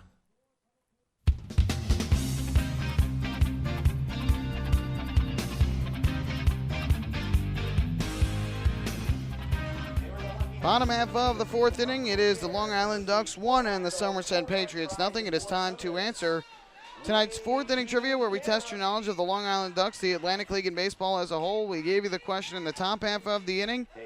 The Ducks right-hander John Brown, the Duck, record of wanted to know ever and that the Sugarland Skeeters. That came way back on September the 9th, 2012. 7-1 victory over the Skeeters. Brownell went 7 innings, gave up just 5 hits and 1 run, walked 1 and struck out 5, outdueling former big leaguer Tim Redding on the mound. Brownell threw 105 pitches, 60 for strikes, and the start of a special Ducks career so far for the right-hander John Brownell. First pitch here to Nate Spears. He deals a fastball in for a strike, the count 0-1. After the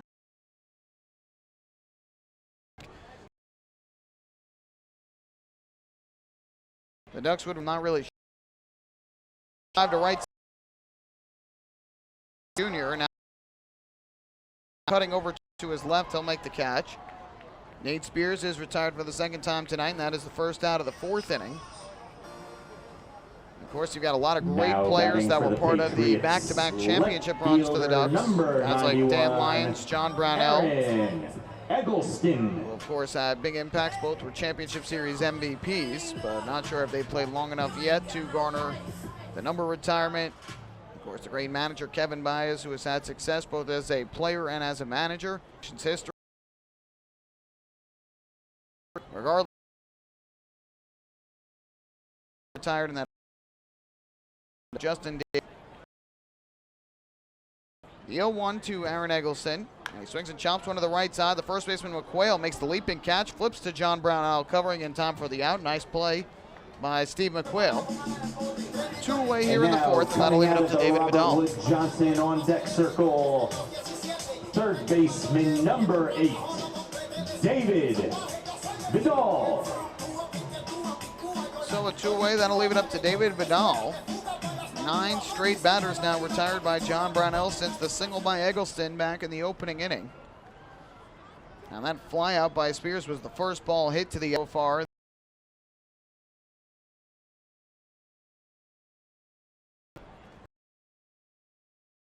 And the fastball war ball 1. Vidal hitting .269 on the year. He grounded into a double play his first time up, 6-4-3. The 1-0. There's a fastball in for a strike. So the count is even up at 1-1. Vidal last night in the third inning hit a 2-run home run to left field off of Darren Downs, the Duck starter. Tied up the ball game at 2, 1-1. Fastball misses inside this time. It's 2 balls and a strike on Vidal, who finished yesterday at the plate with 2 hits and 3 at-bats. The 2 RBIs, the run, and he also had a walk. Here's the 2-1. Nice.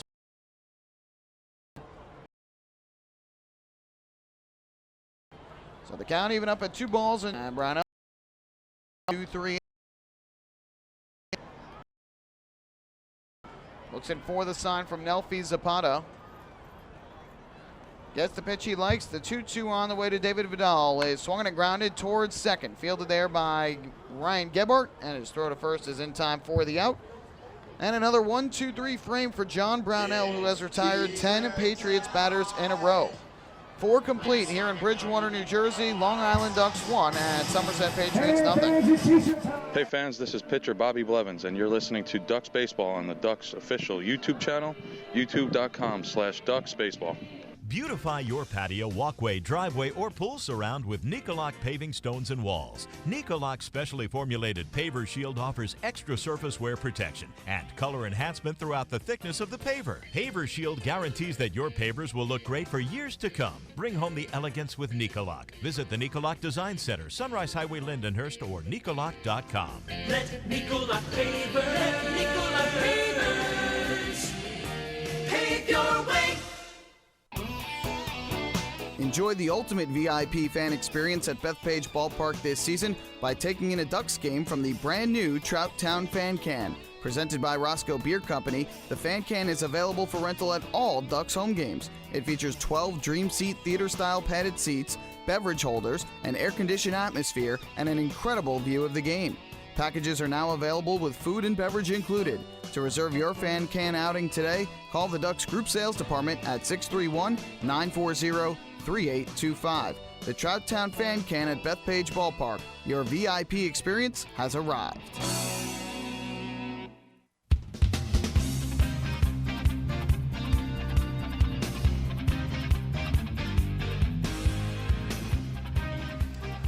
Ducks fans, don't forget to stop by the Waddle Inn shop on your next visit to Bethpage Ballpark, where exclusive, hard-to-find Ducks memorabilia is now on sale. Proceeds benefit the Quacker Jack Foundation, the charitable arm of the Long Island Ducks. Right now, the Ducks lead it 1-0.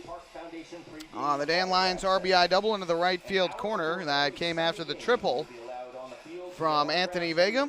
Now the Ducks will step up to the plate once again after a good shutdown inning from John Brownell. He retires the Patriots in order in the bottom half of the fourth.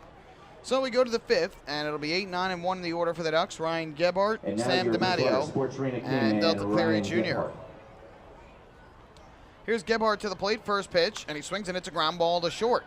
It's gobbled up there by Andino. His throw to first is in time. Good stretch made by Matt Gamble. So Ryan Gebhardt has seen 2 pitches tonight and has grounded out both times, one to second, one to short. He's now 0 for 12 to start off his Ducks career with 1 away. That's going to bring up Sam DiMatteo.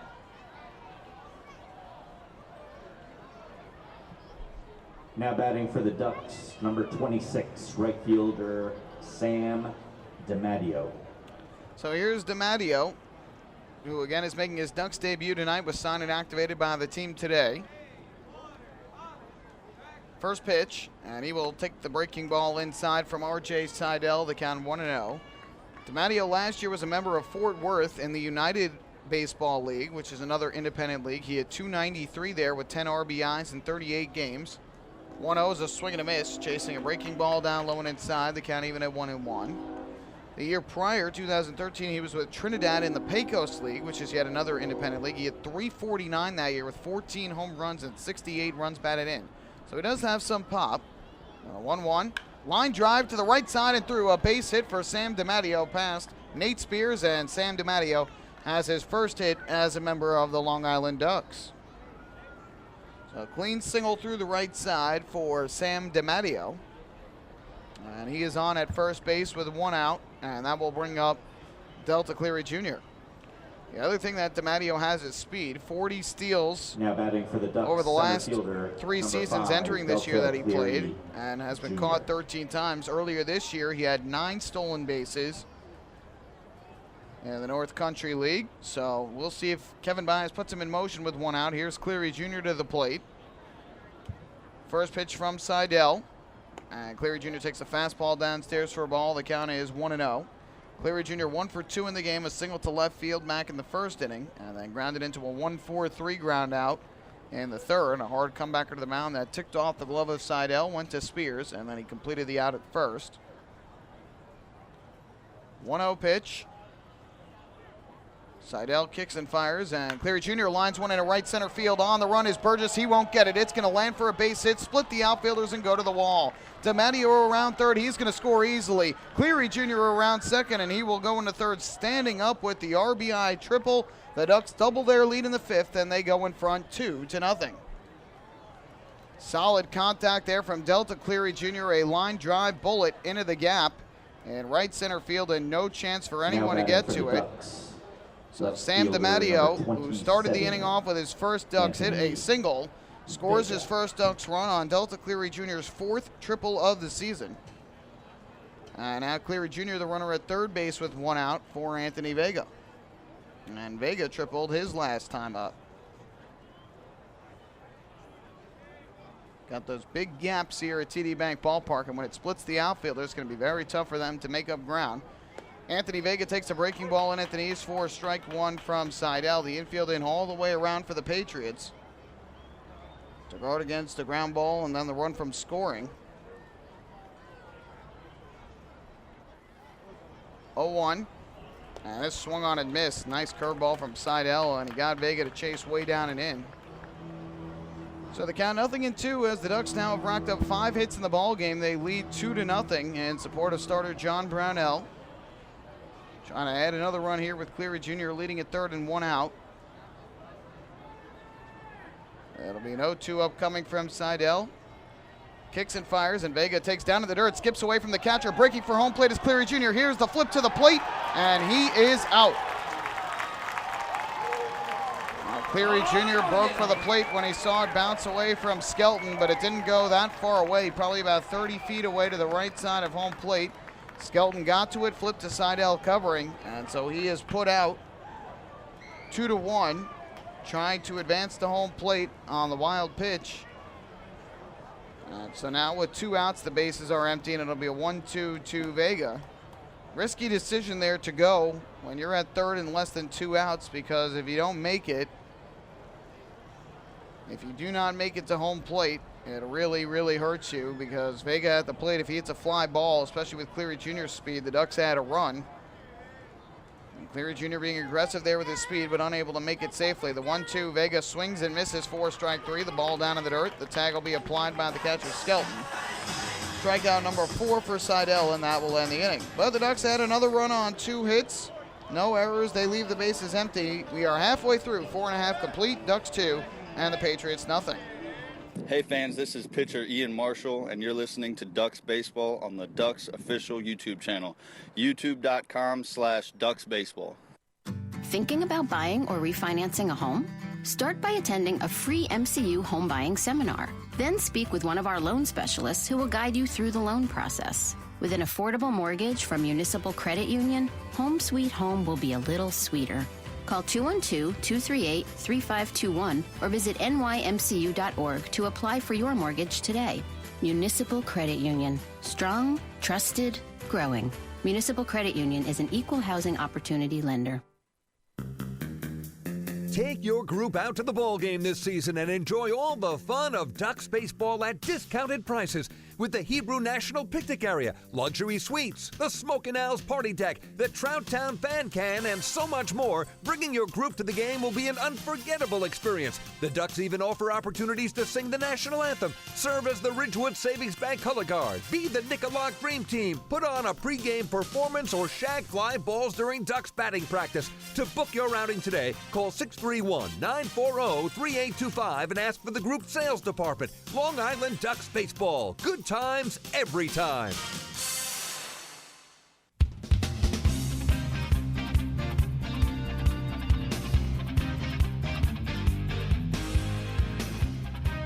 Delta Cleary Jr. with an RBI triple into the right center field gap gives the Ducks another run in the fifth, and Long Island now leads by a count of 2-0 over the Patriots. John Brownell back to the mound for Long Island to begin his fifth inning of work, and he has been terrific thus far. Just one base runner over the first 4 innings. Michael Burgess.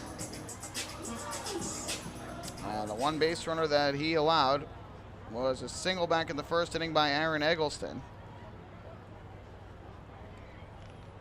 So Brownell ready to go. First pitch to Michael Burgess is a breaking ball taken low and inside. And the count 1-0. Burgess in his first at bat grounded out to second. A nice play by Ryan Gebhardt. The 1-0. That breaking ball misses again. Low for a ball. It's now 2 balls and no strikes.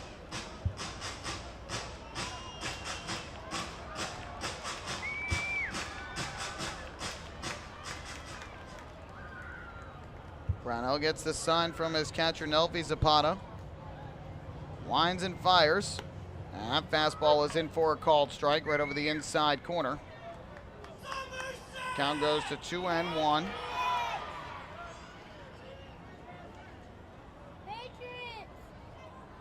Brownell has retired the last 10 hitters he has faced. Kicks and deals. And misses low and outside, another ball. So Michael Burgess ahead in the count here, 3-1 leading off in the fifth inning. Ducks out hitting the Patriots 5-1 in the ball game. Good hitters count here for the lefty swinger. Here is Brownell's 3-1. And that's swung on and missed. Good fastball, and Burgess a home run hack cut right through it. Now the count full at 3-2. Patriots have a right-hander warming up in their bullpen down the right field line. It appears as though it is Gus Schossler who is warming up. Gus Schlosser. Hard to pronounce the name. Schlosser. Gus Schlosser in the bullpen for Somerset. Here's the payoff pitch from Brownell to Burgess, and the fastball just missing the inside corner for ball 4. So that is the second batter to reach against Brownell. First walk he has given up on the night. Now batting for the Patriots, shortstop number 13, Robert Andino. So runner at first, nobody out for the Patriots, and now Robert Andino will step up to home plate for Somerset.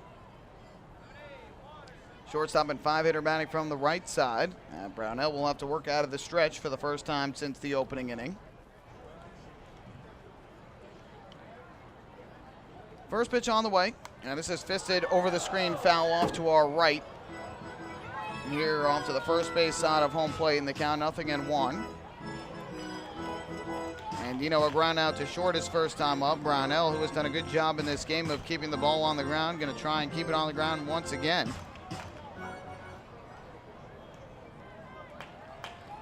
Would love to get a double play here. The Ducks have already turned 1 in this game. Now Brownell's 0-1. Breaking ball hit on the ground towards the middle. Dan Lyons diving stop, but no, it goes off his glove and trickles into center. And it'll be a base hit for Andino. Tough break there for the Ducks. Lions ranging up the middle, trying to make the diving stop. And it hit off of his glove, carrying him slightly behind him. A gift card for all ball. Your And instead of a potential double play, it's an infield single for Andino, and all of a sudden the time runs on for the Patriots. Nobody out, and the dangerous Matt Gamble coming to the plate. And now batting first baseman number 9, Matt Gamble. A lot of time troubles start with a walk, and that is how this inning started for the Patriots. Brownell now with runners at first and second, no one out for Matt Gamble. First pitch, and Gamble takes the fastball up and inside for ball 1. Gamble a strikeout victim his first time up. Brownell got the ground ball he wanted. He just got it too far up the middle for Lyons to field it cleanly. And he made a good effort at it, just couldn't squeeze it in his glove. Now the 1-0, and Gamble takes low in the dirt. Good block there by Nelfi Zapata. Brownell all of a sudden losing his command a little bit here in the 5th. It's 2 balls and no strikes. Brownell at this point has thrown just over 55 pitches in the game. Been very efficient to this inning and had allowed just 1 base runner until, but a walk and an infield single have started things off for Somerset in the bottom of the 5th. 2-0.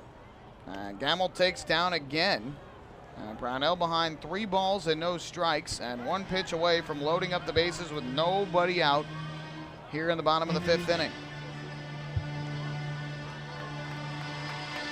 Again, the question always becomes for pitchers, when does fatigue start to set in with the heat and the humidity here tonight? 3-0. Gamble takes low again, ball 4. 4 straight out of the zone, 2 walks sandwiched around an infield single. And the Patriots have loaded the bases with nobody out without hitting the ball out of the infield. And John Brownell in a big pickle here in the 5th inning. Fielder number 36, Ricky Claudio. So Ricky Claudio is going to step up to the plate for the Patriots. He came up with the bases loaded in the 9th inning last night, drew a walk to force home the winning run. First pitch coming from Brownell. Claudio swings, lines one over third into left field, a base hit. In to score from third is Burgess, around third trying to score. The throw to the plate, not in time. It's a 2-run single for Ricky Claudio, and the Patriots have tied up the ball game at 2 here in the bottom of the 5th inning. Well, the walks coming back to Mike John Brownell. A walk, an infield single, and another walk, and now the 2-run single by Ricky Claudio on the first pitch has erased the work the Ducks have done. We are now tied at 2. And now first and second, still nobody out. And up to the plate will step Adam Donahue. So Gamble the runner at second, Claudio the runner at first. Claudio has picked up 3 RBIs so far in this series. His first 3 RBIs as a Patriot. First pitch on the way, and Donahue chops one foul to the third base side of the plate, and the count 0-1. And my, how things can change in the split second. Brownell flat out dominant through 4 innings, gave up just 1 hit, but has allowed 2 walks and 2 singles here in inning number 5. And the Patriots have tied up the game. Now a square to bunt by Donahue. He takes low for a ball. Count even up at 1-1. Looks like a left-hander starting to get loose in the bullpen for the Ducks. Just some light tossing right now. Gamble leads at second. Claudio at first with no one out. The 1-1. And Donahue takes a fastball over the inside corner for a strike. And the count goes to 1-2. Kylie Martinez to section 201. Kylie Martinez. Brownell walked 3 his last time out, but I believe 2 of those, if I'm not mistaken, came in the 9th inning of that game. Really did not struggle until the end of that one. The 1-2 here. Donahue swings, hits a ground ball up the middle and through into center field, a base hit. Around third goes Gamble. He's going to try and score and will without a throw. It's an RBI single for Adam Donahue. 5 straight have reached for the Patriots, and they lead it 3-2.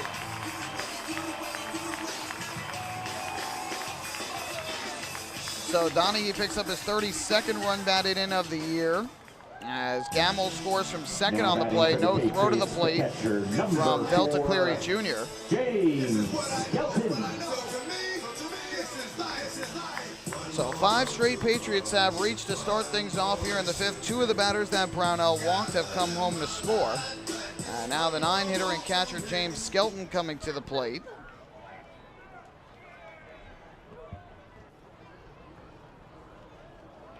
First pitch on the way from Brownell. Skelton squares to bunt, pulls back and takes a strike over the outside corner. The count 0-1.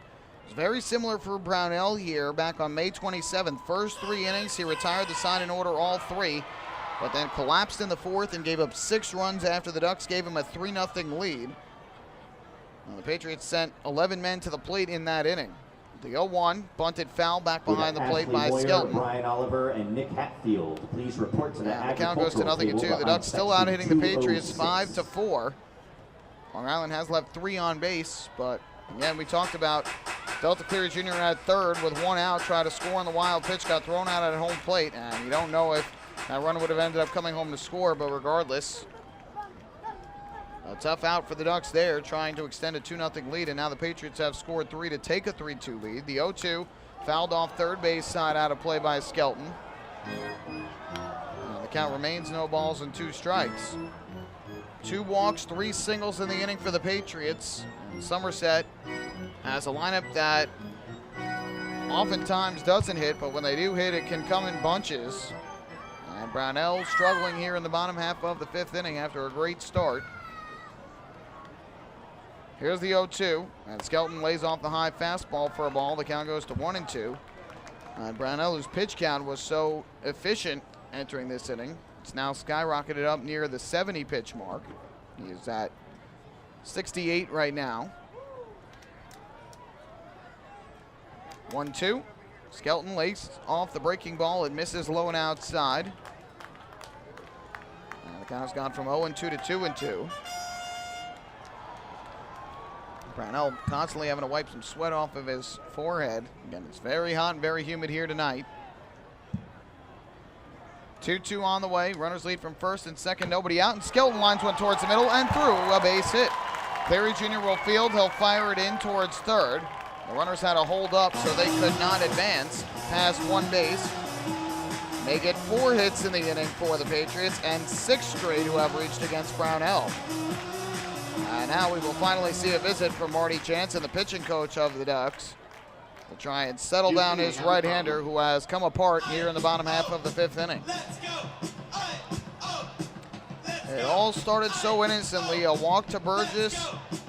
And Brownell, the big play of the inning, got a ground ball off the bat of Andino, but it was hit towards the middle. Lyons made a diving attempt at it. And almost all the time he will make the stop on it, but that one was just a little bit out of his reach. It went off his glove, and as he went into the full extension dive and trickled behind him.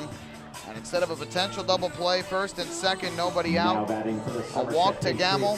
Since then, 3 hard-hit baseballs. A 2-run single to left by Claudio, an RBI single to center by Donahue, and now a single up the middle by Skelton have loaded the bases. And it's been the bottom of the order, the bottom 3 doing the damage for Somerset. Now back to the top of the order for Nate Spears.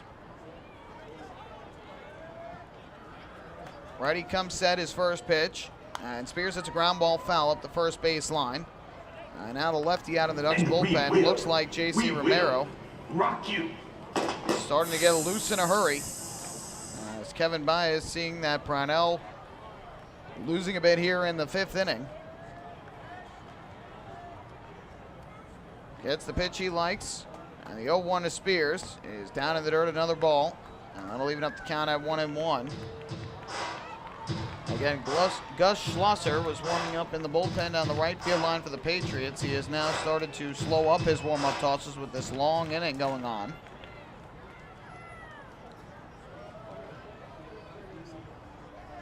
Here comes a 1-1. Pitch on the way, and Spears takes the fastball low. And Brownell behind in the count again. It's 2 balls and a strike. The Ducks starting pitching has not been at its peak of late. In the final 3 games against Southern Maryland, the Ducks happen to win all 3, but the starters went only 5 innings in each game. And yesterday, Darren Downs was able to give the Ducks 7 innings, but he did allow 4 runs in those 7 innings. 2-1, swing and a miss. Nice breaking ball from Brownell, and that runs the count even at 2-2.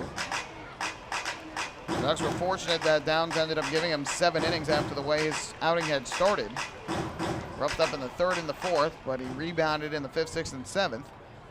Although he did walk 3 in that seventh inning, got out of trouble, and kept the Ducks in the game. Unfortunately, the offense could not break through against Somerset's bullpen. 2-2 on the way, bases loaded for the Patriots, nobody out. The pitch to Spears is a fastball that just missed low and outside. So the count full at 3-2, and if Brownell misses again, it would force home another run. The lefty Aaron Eggleston waiting on deck. I have to think this might be Brownell's last batter if he can't retire Spears. 3-2 on the way. And Spears swings and grounds it foul, first base side into the Patriot dugout. We'll do it once again at 3 balls and 2 strikes.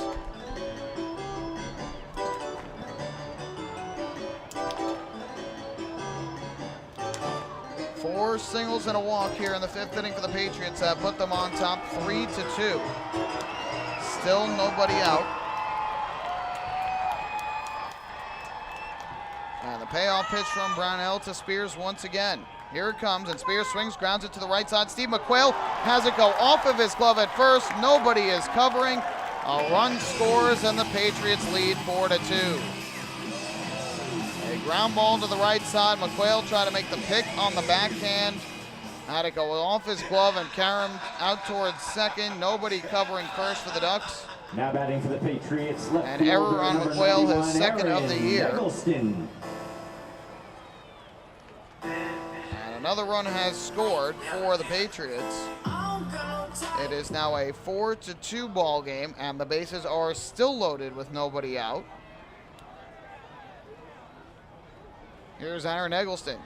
First pitch, and Eggleston swings, fouls one off third base side, and the count 0-1. So Kevin Byers sticking with Brownell, despite the lefty Eggleston at the plate. I think McQuail there trying to field it on the short hop to come home with it and get the force out at the plate. But again, could not come up with the baseball. 0-1. Fastball misses inside.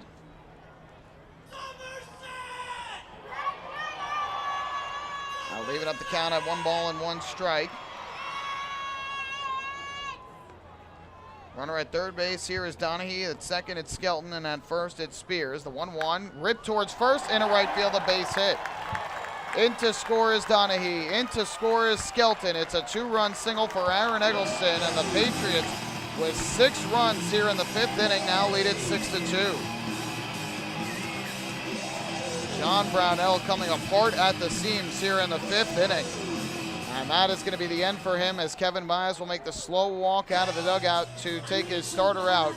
4 innings of 1-hit ball for Brownell. He was flat out dominant, but he has come apart here in the fifth inning. 5 hits for the Patriots, 2 walks and an error. Brownell still unable to get it out, and a new pitcher is going to come in for the Ducks. We'll have our first pitching change of the night, as the Patriots, with 6 here in the fifth, now lead it 6-2. Hey fans, this is pitching coach Marty Jansen, and you're listening to Ducks Baseball on Ducks official YouTube channel, youtube.com/DucksBaseball. North Shore LIJ Southside Hospital in Bayshore is the healthcare heart of our community. We provide outstanding healthcare right here at home with centers of excellence in cardiology, orthopedics, neurosciences, women's health services, and much more. Experience counts, and North Shore LIJ Southside Hospital has been around for nearly a century of care. For more information, please call 631-968-3000 or visit us on the web at www.nslij.com. Family fun every time. Beautiful evening for baseball. Big action every time. He reaches up, it's gone! Great value every time. And the Ducks have won it 7-1. The Ducks schedule is loaded with new promotions this season, and with an average ticket price of just $10 and free parking, there is no better value on Long Island. For game times and tickets, visit liducks.com. Long Island Ducks Baseball. Good times every time.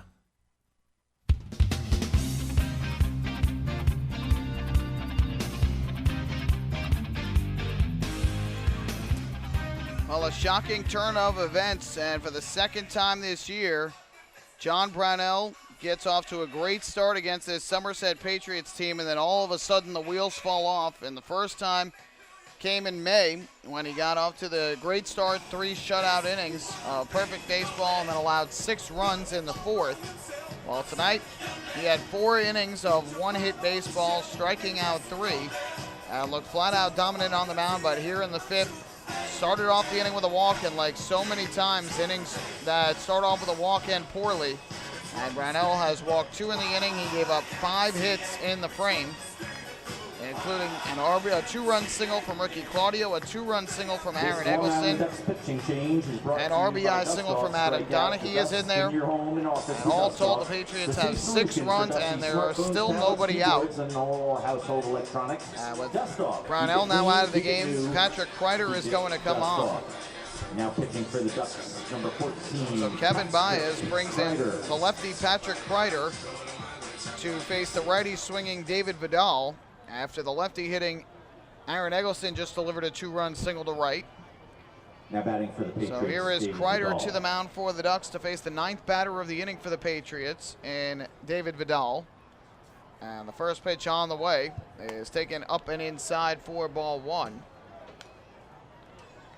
Brownell was consistently falling behind in counts. Too many hard-hit baseballs off of him, but it all started off with a walk, an infield single, and another walk, and that is the last way you want to start an inning. The Patriots have taken advantage of the miscues by Brownell.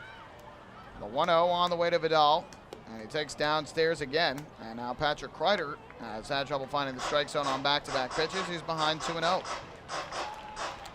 So for Brownell, 4 innings plus 8 batters, 6 hits, 2 walks, 3 strikeouts. Still responsible for Spears at second and Eggleston at first. The 2-0 on the way. And that fastball in for a strike. The count goes to 2-1. It's so rare to see a guy like John Brownell struggle, especially in this ballpark after the success he had against the Patriots during the 2013 Championship Series. A great pitched game in Game 5 of that series here.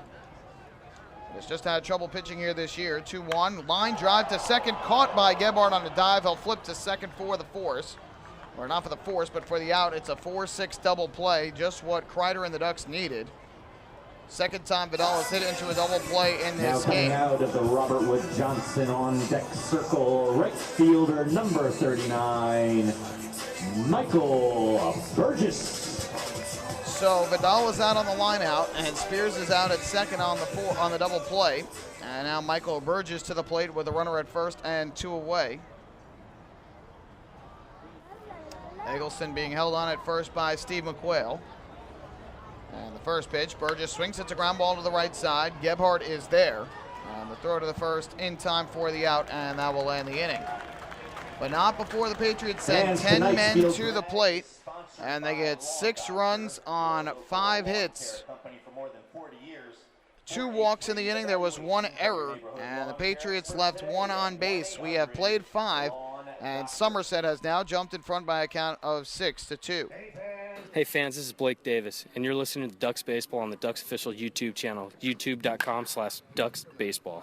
The results are in. PSEG Long Island is delivering 99.9% reliability. We got there by strengthening equipment and clearing trees along power lines across our area. And our new outage management system will continue to ensure improved communications and faster restoration. 99.9% reliable. It's one more way we're serving you better. Discover how we're improving every day to bring you better service at www.psegliny.com/reliability.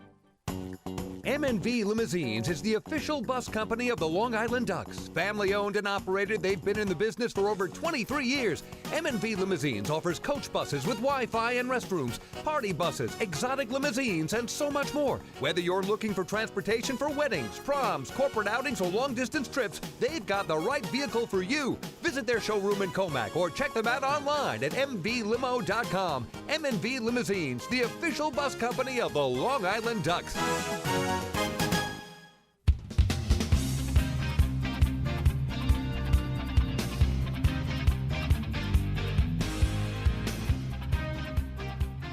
Well, the Ducks were sitting pretty after the first 4.5 innings of tonight's ball game. They had a 2-0 lead, and John Brownell had allowed just 1 base runner through the first 4 innings. But my, how things have changed. Brownell allows 6 runs on 5 hits, 2 walks, and an error in the 5th before Patrick Kreider comes in and gets out of further trouble. But the Patriots now lead it by 4, 6-2 the score.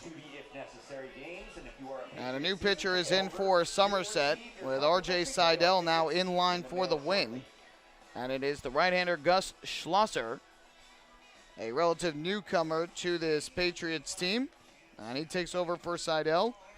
We'll give you his final line as soon as we get it, but the Ducks will have some work to do with the bats. The offense has been very good over the last 4 or so games. They've been good before that too, really. It's been very strong over the last 7 games, the offense. The Ducks in that span are 6-1 entering tonight. Long Island will have to rack up the bats a little bit further now as they trail by a count of 6-2. And Schlosser is in to face Dan Lyons, Sean Burrows, and Cody Puckett. And that's a big inning for Schlosser after the big inning for the Patriots. Shortstop number 12. You know, they want to hang a 0 up there and not give the Ducks any momentum with a chance to come back into this game. So Schlosser going to try and keep the Ducks off the scoreboard. And here is Lyons to the plate, who was 1 for 2 in the ball game. First pitch on the way. Lyons squares to bunt, pulls back at the last second, and takes inside for ball 1. Lyons delivered an RBI double to right back in the 4th inning and flew out to center field in the 1st. Here's the 1-0. He'll take a fastball here for a strike, and that evens up the count at 1-1. Schlosser stands in at 6'4", 225 pounds, 26 years old, out of Fort Lauderdale, Florida. 1-1, missing low and inside. Count goes to 2-1. Earlier this year, he was with New Britain, AA affiliate of the Colorado Rockies. Former major leaguer, and the 2-1 pitch on the way to Lyons. It swung on and missed way out in front of the off-speed pitch. Noah Gibson, Andriana Bonacci, Justin Hummel, Matthew Ionico, Daniel Ionico, and Dylan. 2-2 on the way. Schlosser deals, and Lyons takes the fastball just low and inside. Runs the count full. Lyons with his double earlier in the game, extending his hitting streak to 11 straight games. Payoff pitch on the way. Lyons checks his swing, takes low and inside, ball 4. Matthew So leadoff walk Ionico in the 6th to customer for service, the please. Ducks. Another municipal credit union walk with a purpose. Every time a Ducks batter walks, the Quackerjack Foundation wins. We'll see if the Ducks can do with a leadoff walk what the Patriots did last inning and turned it into 6 runs. Now batting for the Ducks, third baseman, 25, Sean Burrows.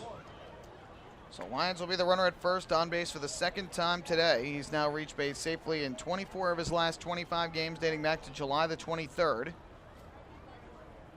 And here is Sean Burrows to bat from the left side. He's 0 for 1 with a walk. First pitch, and he will take low and inside for ball 1. Schlosser has pitched in 3 games so far with the Patriots. He is 1-0 with a 4.91 ERA. 2 runs allowed on 2 hits and 2 walks in 3 2/3 innings with 4 strikeouts. Here's the 1-0. Line drive in a left center field, base hit for Burrows. Quickly over to try and cut it off Eggleston. Lyons will round second and go to third. And a good start for the Ducks here in the 6th against Schlosser, a walk and a single. And the Ducks have runners at first and third with nobody out.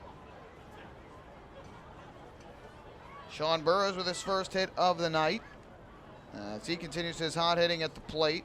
Now batting for the Ducks, DH number 2. 2nd time that he has been on base. So now Cody Puckett will step up to the plate with runners at the corners and nobody out, trying to put a dent into this 6-2 deficit.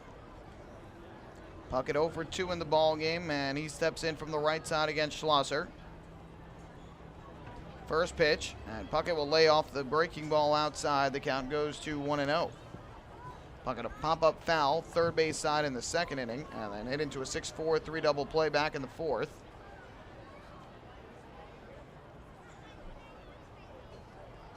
1-0. Line drive, left center field for Puckett. That is going to get down for a base hit. In to score is Lyons. Burrows around second. He will go to third. The throw not in time. Puckett will take second on the throw. It's an RBI single for Cody Puckett, And the Ducks are back within 3. It's a 6-3 ball game. So give Puckett the run batted in. The RBI single into left center field. Good piece of hitting there for Cody Puckett as he drills it into the left center field the gap. Long Island Ducks. First So good response right away from the Ducks. Steve McQuail. As Puckett picks up his 42nd run batted in, Lions continues the run-scoring streak. It is now at 11 straight games that he has scored at least 1 run. Now the Ducks with runners at second and third, nobody out for Steve McQuail. First pitch is taken on the outside corner for strike 1. McQuail now represents the tying run for Long Island in what is now a 6-3 ball game. Ducks out hitting the Patriots once again at 7-6. The 0-1. McQuail swings and misses. Cuts through a pitch, diving down and in. Somerset game notes say that Schlosser throws a 4-seam fastball, a slider, a curveball, and a changeup. They officially rule it a double for Cody Puckett, so a straight double for him rather than a single and moving a second on the throw. 0-2. McQuail lays off the breaking ball low. So for Puckett, that is going to be his 18th double of the year.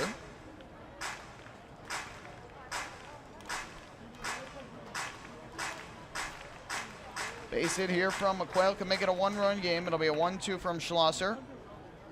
Kicks and fires, and McQuail swings and grounds it foul. First base side, off the end of the bat. McQuail flew out to deep left field back in the second inning, then drew a walk in the fourth, but advanced no further than first base. Burrows at third, Puckett at second with nobody out. 3 straight have reached for the Ducks here in the 6th inning. 1-2 pitch on the way from Schlosser, and McQuail takes a fastball up and away. And that evens up the count at 2 balls and 2 strikes. Schlosser was a member of the Braves last year in the big leagues, pitched in 15 games, and was 0-1 with a 7.64 ERA. Here, McQuail a half swing on a breaking ball down low. The home plate umpire, Steve Leonardo, says he went around for strike 3. So there's the first out of the inning as McQuail goes down on the half swing. Giveaway tonight are Frank Giswaldo, Jeff Hummel, Sherry Horn, one away, Laura and that's going to Beal. bring up the catcher, Nelfi Zapata. Table behind section 202 now to claim your prize. Earlier this year, Schlosser pitched in 28 games with AA New Now Britain. batting for the Ducks, number 39. 7-4 with a 4.82 ERA.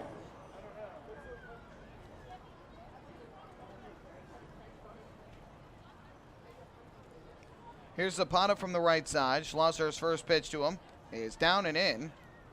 And a miss for a ball. The count goes to 1-0. No, it hit him. I certainly thought it hit him. Zapata tosses the bat away, and he's going to make his way down to first, and so it indeed did hit him. I didn't see a motion initially. The ball came down and in, and it looked like it hit off the foot of Zapata and caromed away to the first base side, but the home plate umpire didn't make a motion for it. And then Zapata started to toss away the bat and the handguard. So Zapata is hit by a pitch. It's the second time he's been hit as a Duck. And Long Island with the bases loaded. And 1 out here in the top of the 6th. The tying runs on base, and that brings Corey Dommel, the pitching coach for the Patriots, out to try and settle down his right-hander. And now I think the Patriots are going to get some action going in their bullpen. If you're feeling lucky tonight, go try and win 4 tickets to the game and a chance to win GoPro Hero 3. Head over to the NJIT. So the conversation is over on the mound. For a chance to win it at the spinning wheel. Every spin you make wins you a prize. The Ducks will have Ryan Gebhardt come to the plate here with the bases loaded GoPro Hero 3 and only 1 out. And no better opportunity than this for Gebhardt to pick up his first hit as a Long Island Duck. He's 0 for 2 today, 0 for 12 thus far in a Ducks uniform. Does have 2 RBIs though, which came in his first game with Long Island. First pitch from Schlosser, and Gebhardt takes the breaking ball in for a strike at the belt to count 0-1. First 2 times to the plate, Gebhardt swung first pitch, and he grounded his second in the third and a short in the 5th. Being 0-1, Schlosser kicks and fires, and Gebhardt checks his swing on a breaking ball and misses low. And the count even up at 1 ball and 1 strike. The runner at third, Sean Burrows. The runner at second, Cody Puckett. The runner at first, Nelfi Zapata. The Ducks trailing 6-3 in the top of the 6th inning. 1-1. And Gebhardt takes low once again. That's now 2 balls and 1 strike. Nothing doing for the Ducks in their bullpen. I don't see anybody throwing yet for the Patriots. 2-1. Gebhardt checks his swing on another breaking ball down low, and now he's ahead 3-1. So another pitch out of the zone would force home a run and make it a 2-run ball game. 3 balls, 1 strike, 1 out, and the bases loaded for Long Island. Here's the 3-1. And Gebhardt takes low and outside, ball 4 on a fastball. That'll bring in a run. Burros will score from third. It's a bases loaded walk and an RBI for Ryan Gebhardt, and the Ducks are back within 2. It's 6-4. So the patience pays off for Ryan Gebhardt. Another run comes in to score. See how strong you really are. If you are strong enough to hit the bell, then you're going home. Third with RBI prize. as a Duck for Ryan Now Gebhardt. batting, number 26 right fielder Sam DiMaggio. 2 walks, 2 hits, and a hit batter in the inning. Brought in 2 for Long Island. Now a base hit here from Sam DiMaggio could have possibly given the Ducks the lead. First pitch from Schlosser misses low and outside. And the count 1 ball and no strikes. Now it looks like right-hander Kyler Newby, who pitched last night, is starting to warm up again for the Patriots.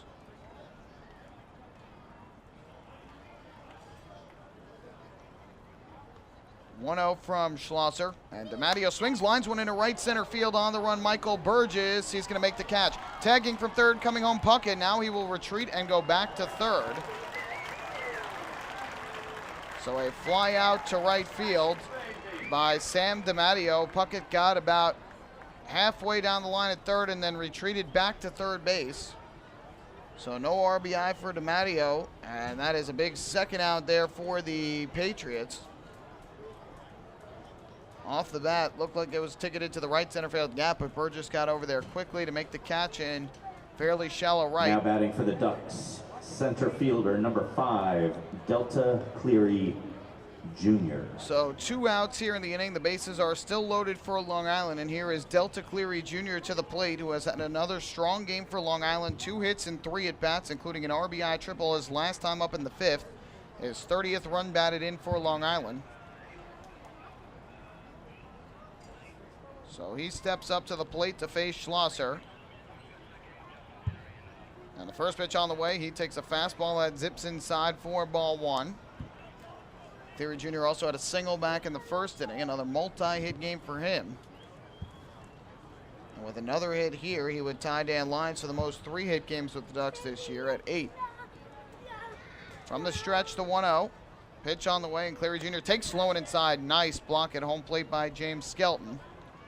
On the backhand, able to keep it at home plate and prevent Puckett from coming home from third. So the count 2-0. Puckett at third, Zapata at second, and Gebhardt at first.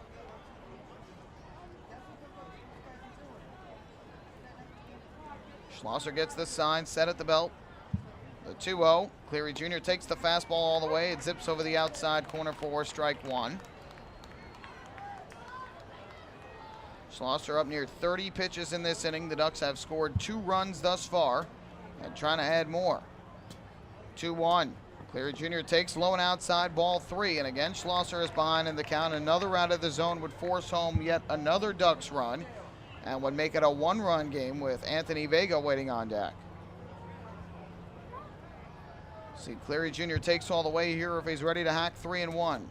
The runners lead, the 3-1 off rank from Schlosser. Kicks and fires, and Cleary Jr. takes a fastball strike over the inside corner. And that will run the count full at 3-2. That means the runners will be off on a head start on the 3-2 pitch from Schlosser.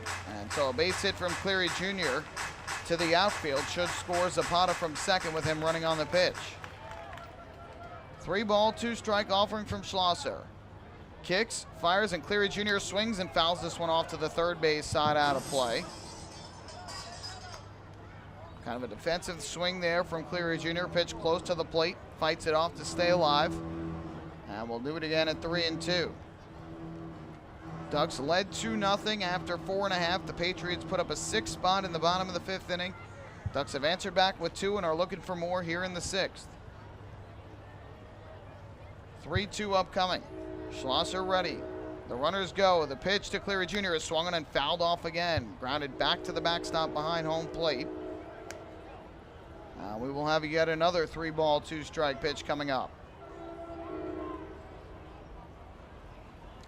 Crowd has become quiet here in Bridgewater, New Jersey, a tense point in the ball game. They were happy their team took a 4-run lead in the bottom half of the 5th, but the Ducks, with a rally here against Gus Schlosser, have closed the gap to 2 and are trying to tie up the ball game right now. The runners lead from every base. Another 3-2, and Cleary Jr. swings and grounds it to the right side in the hole, fielded by Spears, turns, throws in time for the out. What a play by Nate Spears, and he keeps the Patriots in front by 2. If that gets through, the ball game is tied, but Spears makes the play and gets the Patriots out of the inning. Ducks close to within 2. They get 2 runs on 2 hits, 2 walks, and a hit batter. No errors. The bases left loaded, though, for Long Island. And after 5.5, it is now the Patriots 6 and the Ducks 4. Hi, this is shortstop Dan Lyons. You can follow me on Twitter at @TheDannyLyons, and you're listening to Ducks Baseball on the Ducks official YouTube channel, youtube.com/DucksBaseball. James Simmons is going back. He is looking up, and on Park in the Park Night, that one is gone and reaches a kennel in Central Islip. That was another home run for the Ducks. And Duck fans, what's more fun than a home run that helps the Ducks win a game? How about a homer that helps the community win? Chappie's Funeral Home and the Long Island Ducks have once again teamed up for the Chappie's Home Run Challenge. If the Ducks hit 100 homers this season, Chappie's Funeral Home will donate $5,000 to the Quackerjack Foundation. So every time a Ducks hitter goes deep this season, watch for the Chappie's Challenge home run count on the scoreboard. And if we reach 100, we're all a winner. Chappie's Funeral Home, where caring for others is a family tradition. Can't get enough of the Long Island Ducks? Well, now you can get even more inside info on your favorite hometown team through Facebook and Twitter. The Ducks are constantly updating fans through social media with scores, transactions, ballpark promotions, and much more. You can even win great prizes. All you'll need to do is make a free account on Facebook and Twitter, and then visit us at facebook.com/LIDucks and twitter.com/LIDucks. Think you're Long Island's biggest Ducks fan? Get connected now.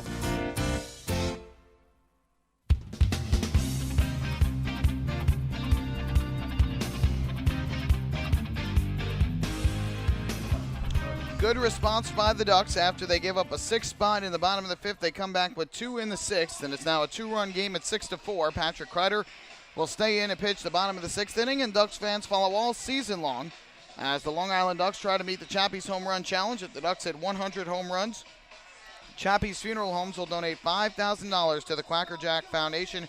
Chappie's Funeral Homes, where caring for others is our family tradition. No homers yet for the Ducks tonight or in this series. No homers for the Patriots tonight. They have 1 in this series. David Vidal now yesterday. For the Somerset Patriots, shortstop number 13, Robert Andino. So Robert Andino will step up to the plate. The final line for John Brownell, 4 innings plus 8 batters in the 5th. He gave up 6 hits, 6 runs, all earned, 2 walks, 3 strikeouts. In line for the loss right now, unless the Ducks can tie it. Patrick Kreider's first pitch is a fastball strike to Robert Andino, and the count 0-1. Now a big inning here for Kreider, as he wants to put up a 0 after the Ducks get the momentum going back to their side with 2 runs in the top of the 6th. The 0-1, Andino takes a breaking ball, another strike on the inside corner, and the count 0-2. Andino is 1 for 2 in the game, infield single and a run in the 5th, and his at-bat was a big one in that 5th inning.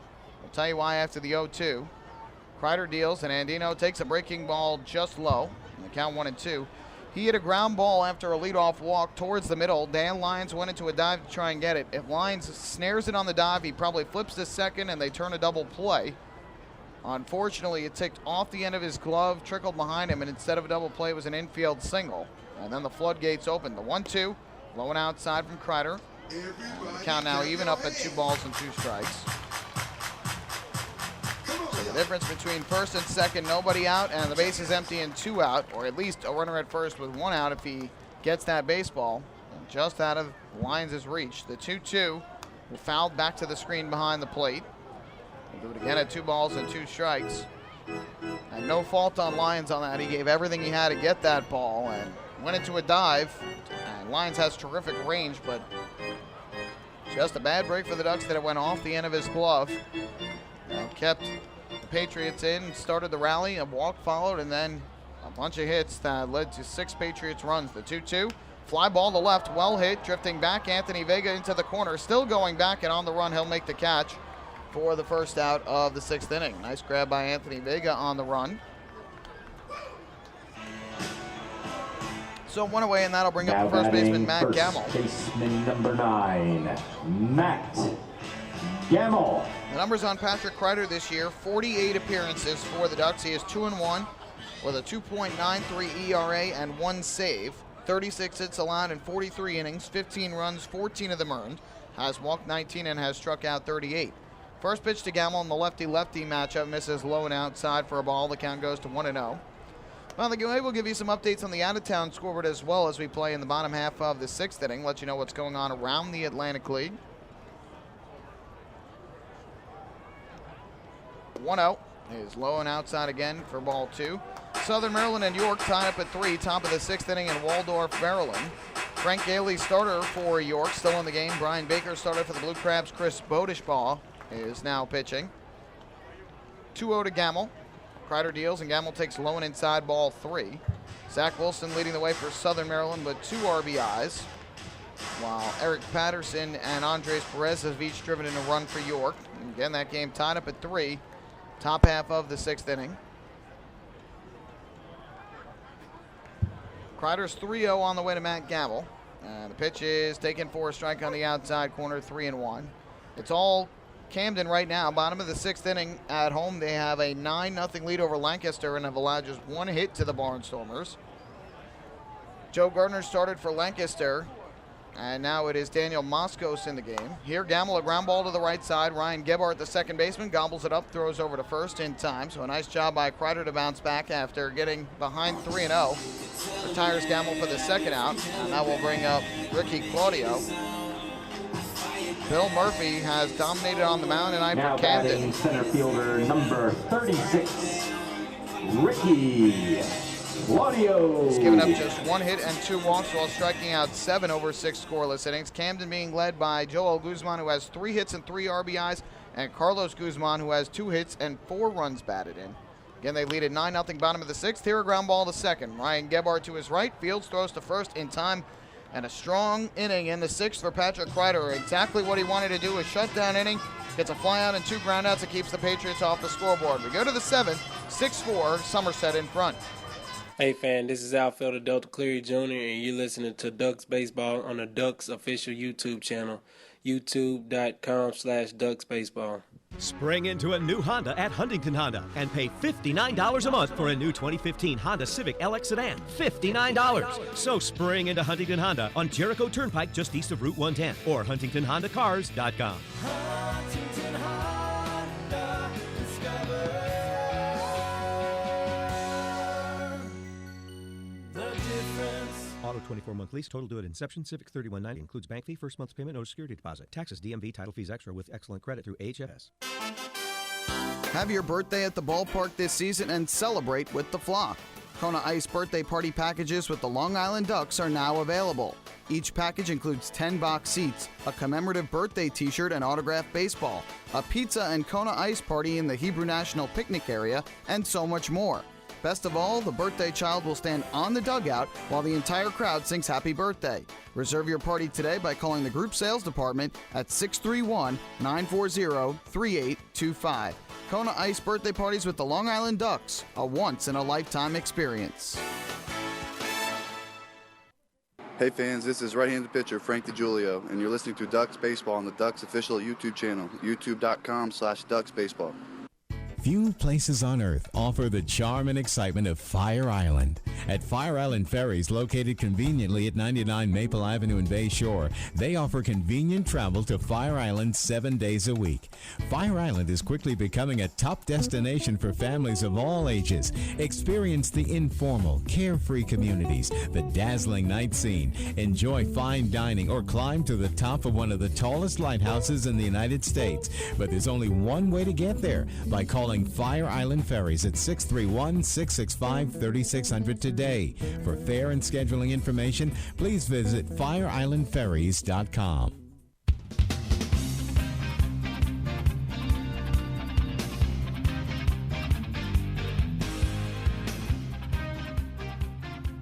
Ducks fans, chill out all summer long with a cold cup of Hampton Coffee Company gourmet iced coffee available at the concession stands at Bethpage Ballpark. Hampton Coffee is the preferred coffee of the Long Island Ducks. Visit HamptonCoffeeCompany.com or visit their cafes out in the Hamptons. New pitcher is in for the Patriots. It is a left-hander on the mound. I believe that is Kelvin De La Cruz making his first appearance in a Patriots uniform. He's listed as number 26, and the roster currently that I have did not have a number on it. Now I have another one that was just handed to me, and it is indeed Kelvin De La Cruz, who is wearing number 26, and he is going to be making his Somerset Patriots debut here tonight after the rocky inning from right-hander Gus Schlosser. I'll give you those final lines momentarily. First pitch on the way from De La Cruz. It misses low and outside for ball one. R.J. Seidel went 5 innings, gave up 5 hits and 2 runs, both earned, walked 2, and struck out 4. He is currently in line for the win unless the Ducks are able to tie the game. And here a pitch up high. And the count goes to 2-0 on Vega, who is 1 for 3 on the night with a triple back in the 4th inning and a run scored. First time the Ducks have ever had 2 triples in a game this year. And here another pitch missing down low and away, and it's 3-0 on Anthony Vega. As for Gus Schlosser, he goes 1 inning and gives up 2 hits and 2 runs, both earned, walked 2 and struck out 1. Hit a batter as well. The 3-0, Vega taking all the way. It's in for a strike. And the count goes to 3-1.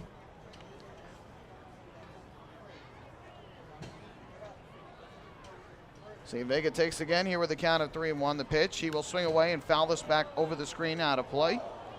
So Vega has gotten the count full now at 3-2. Ducks sent 8 men to the plate last inning and scored twice to make it a 2-run game, but Delta Cleary Jr. grounding out to second baseman Nate Spears, who made a nice play in the hole for the final out of the inning to strand the bases loaded. Ducks have left 6 in this game. Here's the 3-2. Vega swings, rockets one into center field, but right at Ricky Claudio, who makes the catch. Hard hit baseball by Vega, but a line drive to center, and that is the first out. So with 1 away. Now batting for the Ducks. That is going to bring up Dan Lyons. Dan Lyons. Who has continued to hit the ball well. He has a hit and a walk tonight at an RBI double back in the 4th. Scored after he drew the walk in the 6th. And so for Dan Lyons, he has now picked up at least 1 hit and scored at least 1 run in 11 straight games. First pitch is in for a call strike. The count 0-1. In those 11 games, Dan Lyons is now 1 for 2 tonight. He has 19 hits in 43 at-bats, which is an average up over 450. As Lyons takes inside for a ball, the count 1-1. And in that span, he has 2 home runs, 12 runs batted in, and 16 runs scored. He has scored 16 runs in his last 11 games. Just incredible. Kelvin De La Cruz with a 1-1, and Lyons swings and misses way out in front. And the count goes to 1-2. Earlier this year, he pitched with 2 different teams in Mexico. 10 games, all starts with Quintana Roo, and was 3-1 with a 4.47 ERA. The 1-2, Lyons swings, ground ball to second. Right there is Spears, and his throw to first is in time. Fans, if you're having second out of the inning, and I will leave it up to Sean Burrows. And then made 1 start with Laguna. Simply raise the hood of your vehicle. Took the loss, allowing 6 runs, 5 earned on 11 hits and 6 2/3 innings. Bridgewater, Lebanon, and Burgersville, Somerset Hills Towing is there for you. Now batting number 25, Sean Burrows. So 2 outs in the inning, as De La Cruz, making his Patriots debut, has retired Lyons and Vega. And now Sean Burrows, who is 1 for 2 with a run scored and a walk, will step up to the plate.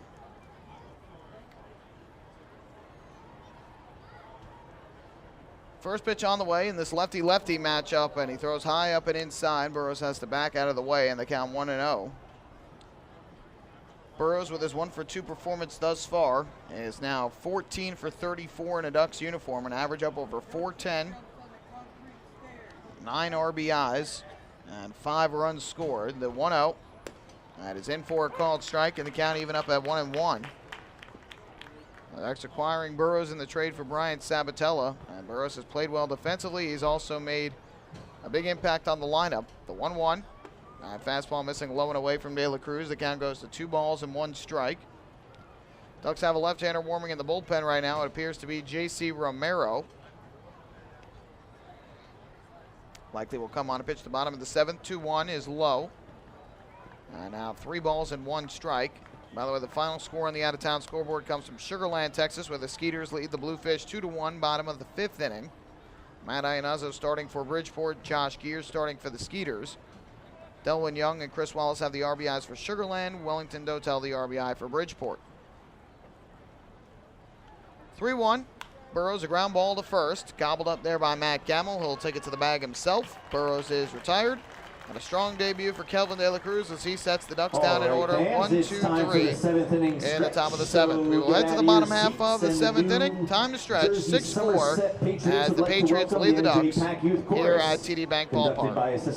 Hi, this is pitcher John Brownell, and you're listening to Ducks Baseball on the Ducks official YouTube channel, youtube.com/DucksBaseball.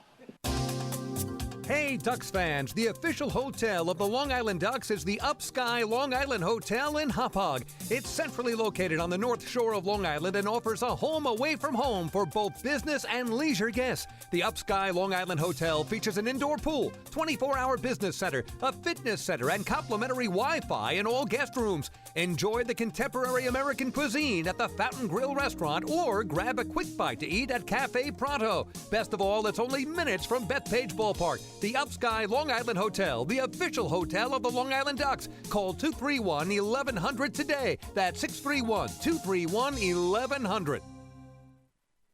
Family fun every time. Beautiful evening for baseball.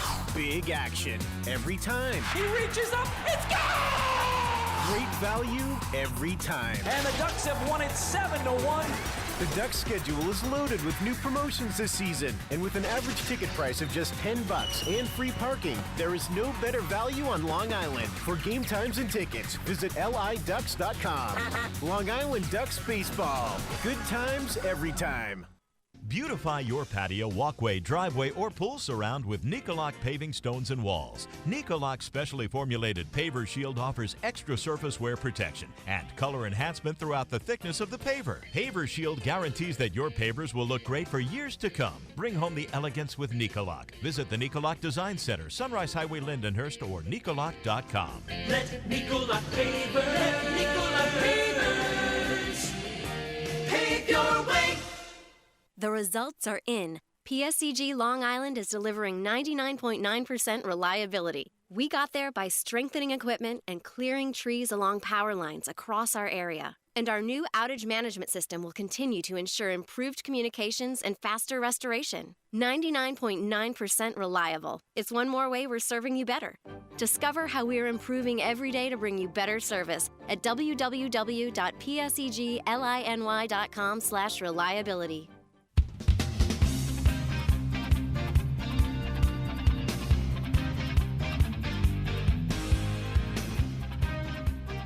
We head to the bottom half of the 7th inning. The Ducks still trailing by 2.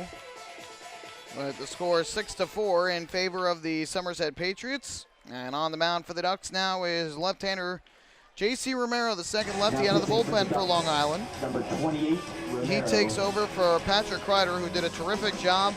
Came into the game in the 5th inning with runners at first and second and nobody out. And got Vidal the line into a double play. Burgess to ground out to end that threat. And then after the Ducks scored 2 in the top half of the 6th inning, retired the Patriots in order in the bottom half. So now Romero will face Adam Donahue to lead off, and he misses just outside for ball 1.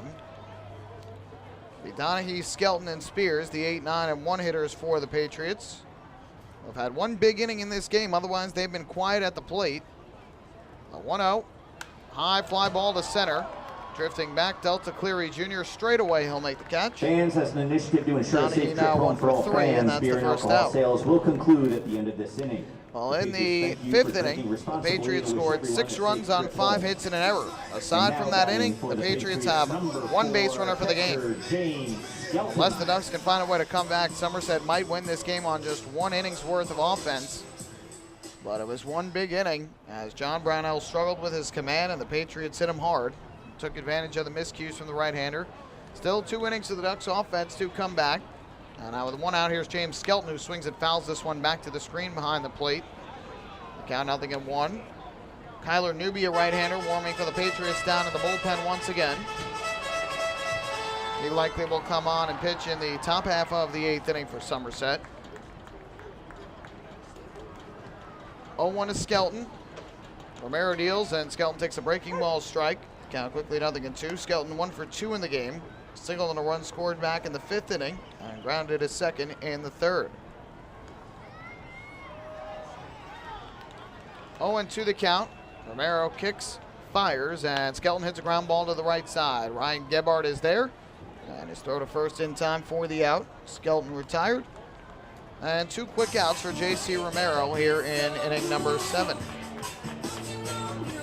Now batting for the Patriots, second baseman number 3, Nate Spears. The numbers for J.C. Romero as a Duck. He has an 0-1 record, a 1.93 ERA in 19 games. Just 4 runs allowed on 13 hits in 18 2/3 innings, 8 walks to 10 strikeouts. First pitch to the lefty, Spears. Now that is taken for a called strike, the count 0-1. Spears 0 for 3, a strikeout in the first, a fly out to center in the 4th, and then reached on an error in the 5th inning on a miscue by Steve McQuail. The 0-1 is down in the dirt for a ball. That will even up the count at 1 ball and 1 strike.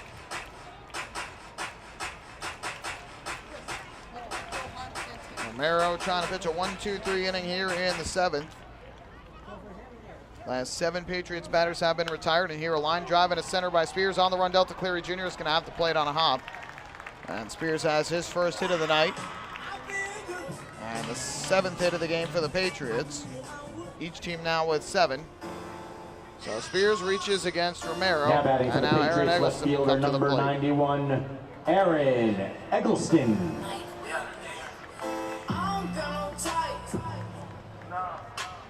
So here is Eggleston to bat from the left side. 2 hits and 3 at-bats. He continues to mash. I believe I read that he has now reached base safely in 46 of his last 48 games. The first pitch to him here is taken inside for ball 1. An Atlantic League All-Star this season, has had a terrific year for Somerset.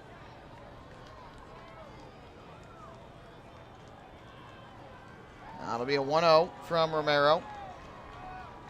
Kicks and fires over to first. Checks on Spears, who this year has 11 steals in 12 attempts.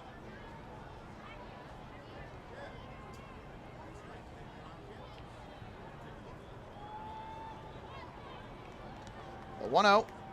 That is in for a called strike. Good fastball that evens the count at 1-1.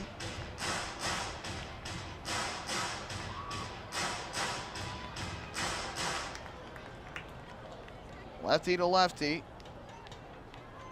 Romero comes set. And the 1-1. That misses down low for a ball. And Romero now behind in the count, 2 balls and 1 strike.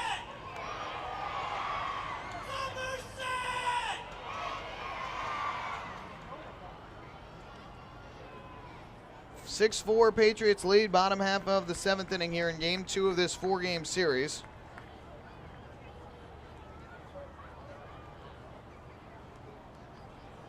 From the stretch, the 2-1. Eggleston takes a breaking ball down low. It's now 3 balls and 1 strike with 2 down and the runner at first. Romero got the first 2 batters out quickly. Gave up a single and now behind on Eggleston, 3-1 with David Vidal, a righty, waiting on deck. Here is the 3-1, and Eggleston chops it foul to the first base side of home plate. Karam's back onto the field, and we'll do it again with this time the count at 3-2. It's like a right-hander warming in the bullpen for the Ducks down the left field line.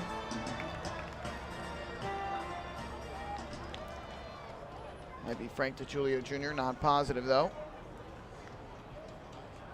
Here's the 3-2. low, ball 4. And Romero has allowed back-to-back hitters to reach with 2 outs in the 7th inning on a single by Spears and a walk to Eggleston.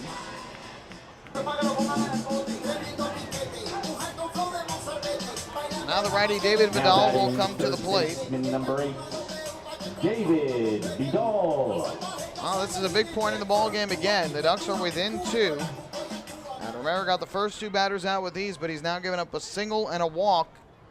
And 2 on for the Patriots with 2 down for Vidal, who in this game is 0 for 3 and has hit into 2 double plays.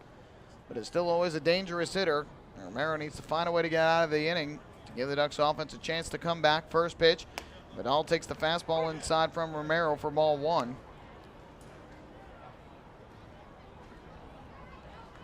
Vidal grounded into a 6-4-3 double play in the first, grounded out to second in the 4th, and then lined into a 4-6 double play in the 5th. Spears from second, Eggleston from first, the 0-1. Romero kicks and fires, and Vidal takes low again. And Romero having trouble finding the strike zone. All of a sudden, it's 2-0. Scoreboard reads 1-1. I thought it was 2-0.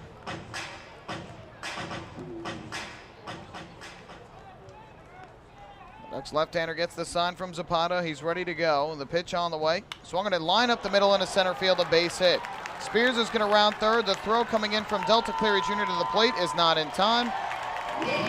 3 straight up reach with 2 outs against J.C. Romero, and Somerset's lead is back up to 3 at 7-4. So the left-hander Romero stays in to face the righty David Vidal after allowing a single and a walk, and Romero gives up the base hit up the middle. A hit, a walk, and a hit after the first 2 were retired with ease. Now the Ducks deficit is now back up to 3, and the inning still continuing as now the lefty Michael Burgess will come up to the plate.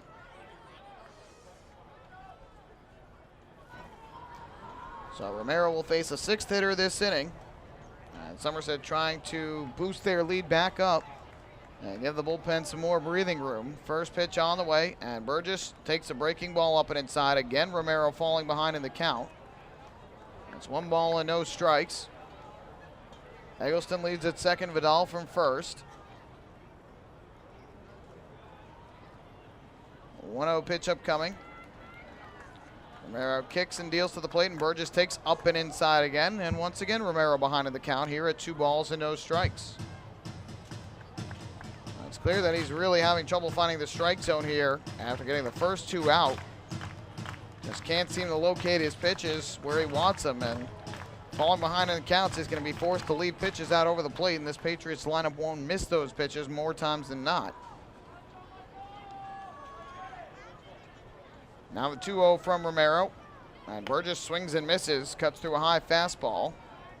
The count goes to 2-1. Looks as though Kyler Newby is ready to come in for the Patriots in the top half of the 8th inning.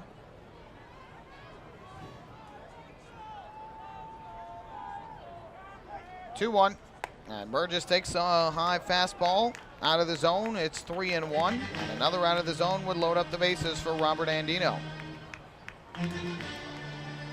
Continuing to hurt the Ducks. They walked 9 Patriots batters yesterday in a 5-4 loss, including Ricky Claudio with the bases loaded in the 9th to force home the winning run. Tonight they have walked 3, but 2 that they walked and the 5th came around to score. And now the 3rd that they walked, Eggleston is at second and kept the inning alive for Vidal. And here Burgess takes a strike on the outside corner to run the count full. So Romero has battled back to get the count full at 3-2. We'll see if he can retire Burgess here, or if he will have to face Robert Andino, who waits in the on-deck circle. 3-2, and Burgess pops one up, foul territory, third base side. Burrows along the line will make the catch, and that will retire the side here in the 7th inning. Not before, though, the Patriots strike with 2 outs. They get a run on 2 hits and a walk, no errors, they leave 2. And through 7 here at TD Bank Ballpark, the Patriots lead is back up to 3 at 7-4. Hey fans, this is first baseman John Griffin, and you're listening to Ducks Baseball on Ducks official YouTube channel, youtube.com/DucksBaseball.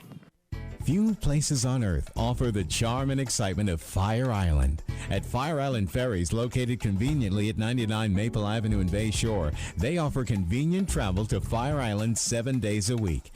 Fire Island is quickly becoming a top destination for families of all ages. Experience the informal, carefree communities, the dazzling night scene, enjoy fine dining, or climb to the top of one of the tallest lighthouses in the United States. But there's only one way to get there, by calling Fire Island Ferries at 631-665-3600 today. For fare and scheduling information, please visit fireislandferries.com.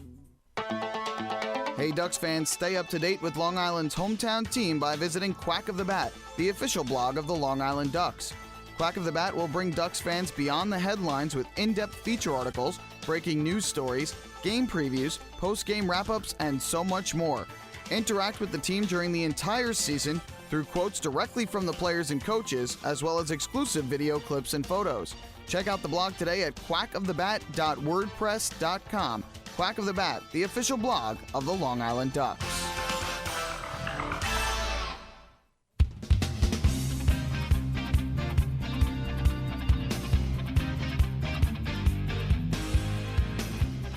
Ducks fans, do you want frequent updates on team transactions, scores, stores, specials, and the status of upcoming games? Well, then follow the Long Island Ducks on Twitter at twitter.com/LIDucks. With Twitter, the faithful flock will be able to follow their Ducks and find out more information regarding nightly promotions, player signings, league activities, and so much more. The Ducks are tweeting right now. You can follow along at twitter.com/LIDucks.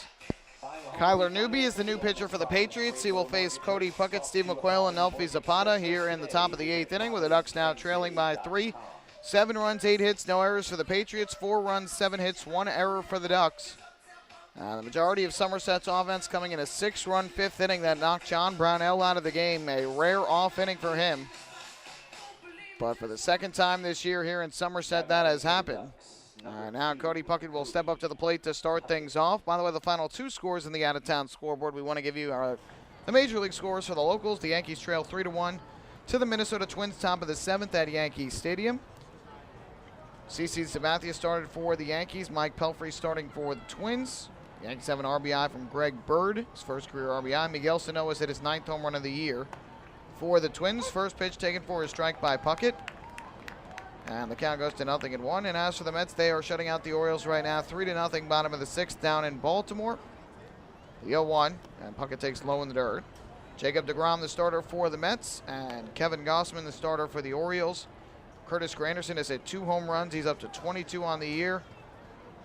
Alvin lead the Mets offense tonight. The 1-1, and Puckett takes another breaking ball. It catches the inside corner for a strike. The count 1-2. Newby pitched in last night's game for the Patriots through 1 1/3 scoreless innings, gave up just 1 hit and struck out 2. Here's his 1-2 to Puckett. Fires, and Puckett checks his swing, takes the breaking ball in the dirt. They appeal to first, no swing. Puckett is 1 for 3 in the game. He delivered an RBI double to left center his last time up. That extended his on-base streak to 15 consecutive games. He's also grounded into a double play, popped out foul to third. Right-hander warming in the bullpen for the Ducks. Looks like it might be Nick Struck. Here, Puckett, a ground ball to the left side in the hole. Gets past both the third baseman Vidal and the shortstop Andino. And Cody Puckett has his 2nd hit of the ball game, a single through the left side. And that is how the 8th inning will start for the Ducks with their 8th hit of the night. So we'll see if the bottom of the order can do some damage. Number 40. Kelvin De La Cruz in his debut for the Patriots threw a scoreless inning in the 7th, got a flyout and 2 groundouts.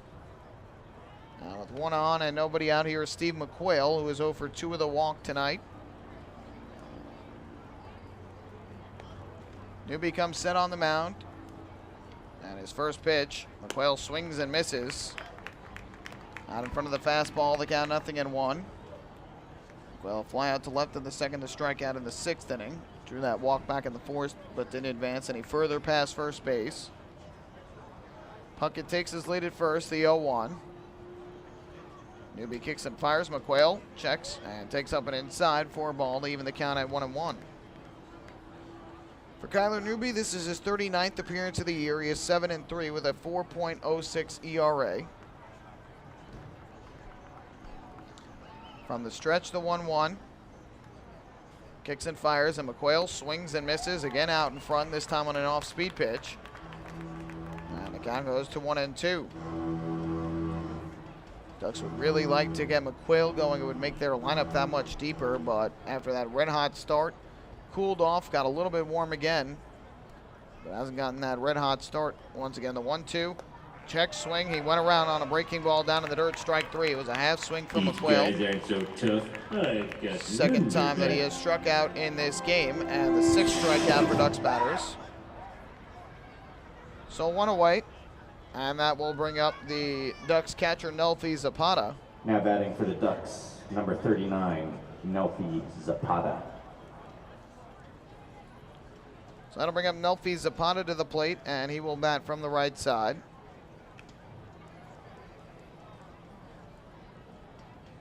First pitch on the way to Zapata. And he'll take a breaking ball strike at the knees to count 0-1. Zapata is 0 for 2 with a hit by pitch in this game. Was hit back in the 6th inning. Before that, a strikeout and a grounded out into a force out.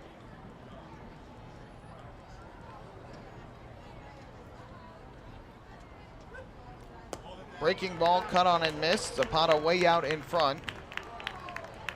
Ducks chasing out of the zone here, not like them. And trailing by 3 runs. Obviously want to have more plate discipline than that, so the count 0-2 on Zapata. Kicking the pitch on the way, Zapata takes down and in. Blocked there by the catcher, but he got shaken up on the play, and Puckett saw that and took off right away for second base.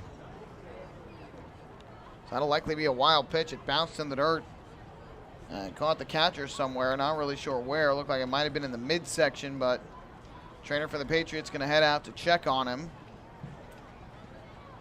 Brett Jody also going out there to make sure he is all right.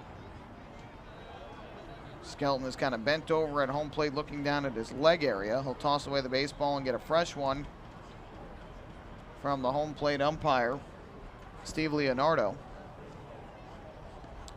But Cody Puckett now down to second base on the wild pitch. And it'll be a 1-ball, 2-strike offering to Nelfi Zapata. Skelton kind of bouncing up on the balls of his feet here to make sure that he's okay. And both Jody and the trainer still out there checking on him.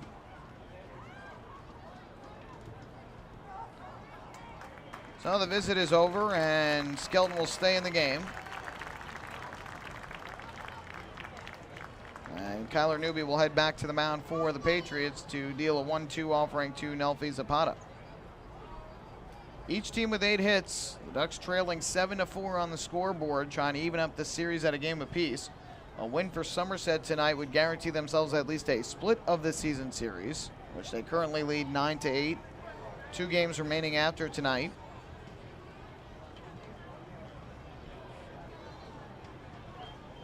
The 1-2 on the way. Newby deals, and Zapata checks his swing on a breaking ball down low. And he has worked the count to 2 balls and 2 strikes.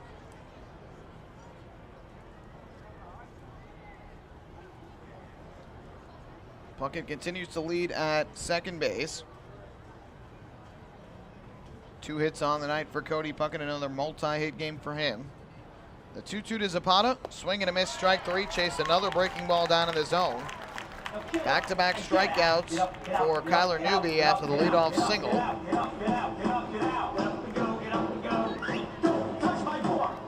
So with 2 away, that will leave it up to the second baseman, Ryan Gebhardt. K-man, Ryan Gebhardt.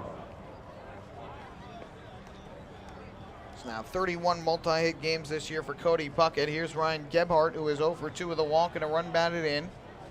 Picked up the RBI on the bases loaded walk in the 6th inning. First pitch on the way from Kyler Newby, kicks and fires, and Gebhardt takes a fastball up and outside for ball 1. Ducks would like to get one more base runner here to bring the tying run to the plate. Sam DiMatteo waiting on deck would represent the tying run.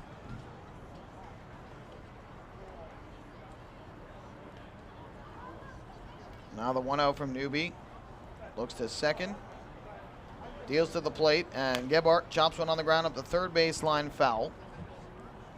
Now leaving up the count at 1-1. Gebhardt still looking for his first hit in a Ducks uniform. 0 for his first 12, but he has 3 runs batted in.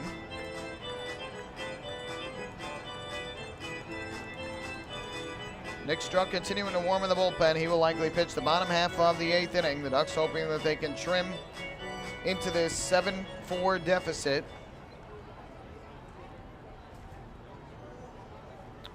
Here comes the 1-1.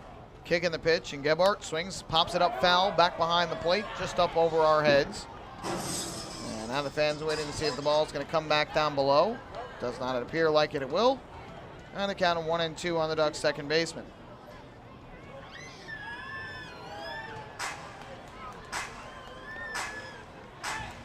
So Newby 1 strike away from striking out the side here in the 8th after giving up the leadoff single to Cody Puckett.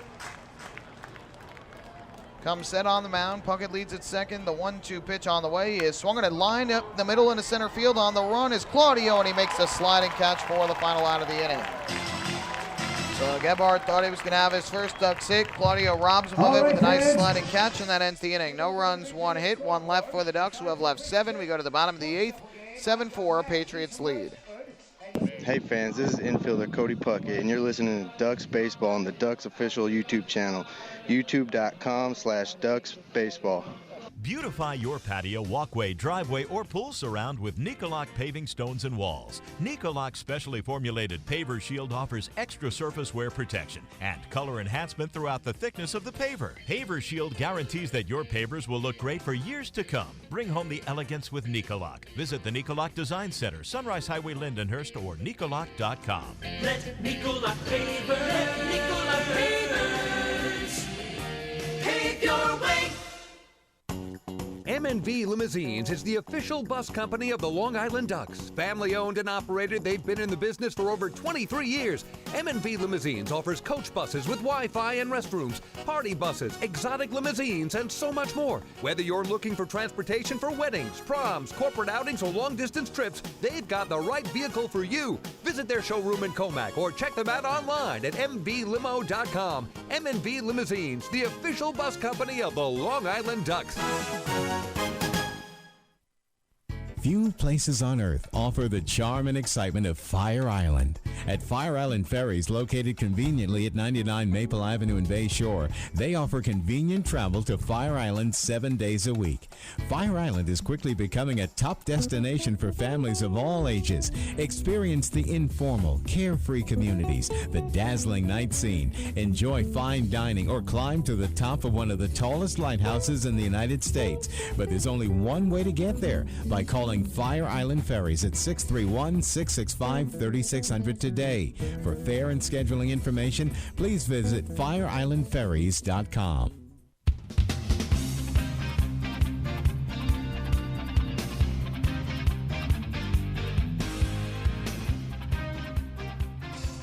Nick Struck takes the mound for the Ducks as we go to the bottom half of the 8th inning with Long Island trailing 7-4.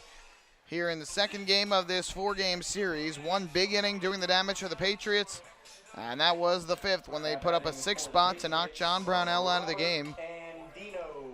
Aside from that one inning, the Patriots have a total of 3 hits and a walk in this game, and all 8 of their hits have been singles here tonight. And they have singled the Ducks into a 3-run deficit, and John Hutton warming in the bullpen down the right field line now to try and earn yet another save. First pitch is taken low and outside for ball 1. He earned the win last night with the walk-off win for the Patriots on the bases-loaded walk in the 9th inning. Robert Andino, the leadoff hitter, 1 for 3 in the game. The 1-0 from Struck is swung on and missed. Good fastball, and the count even up at 1-1. Andino, a ground out to short in the 2nd, an infield single and a run in the 5th, and a fly out to left in the 6th.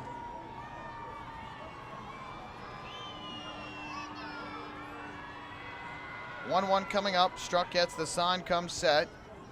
Kicking the pitch. Breaking ball, and that misses low. The count goes to 2 balls and 1 strike.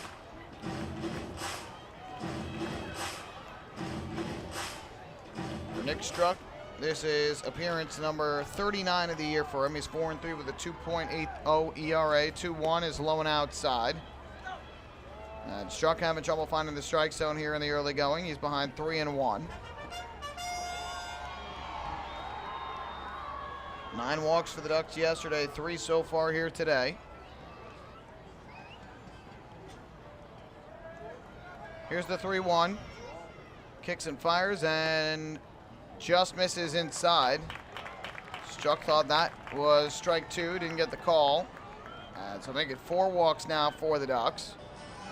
As Andino makes his way on. For the Patriots, first baseman number 9, Matt Gamble. So Matt Gamble will step up to the plate after Andino draws the inning opening walk. And leadoff walks have spelled doom for pitchers tonight. It was the case for Brownell in the 5th. It was the case for Schlosser in the 6th. And Struck hoping that won't be the case here in the 8th. First pitch to Matt Gamble, a throw over to first to chase Andino back to the bag. Andino 4 for 4 in the stolen base department this year.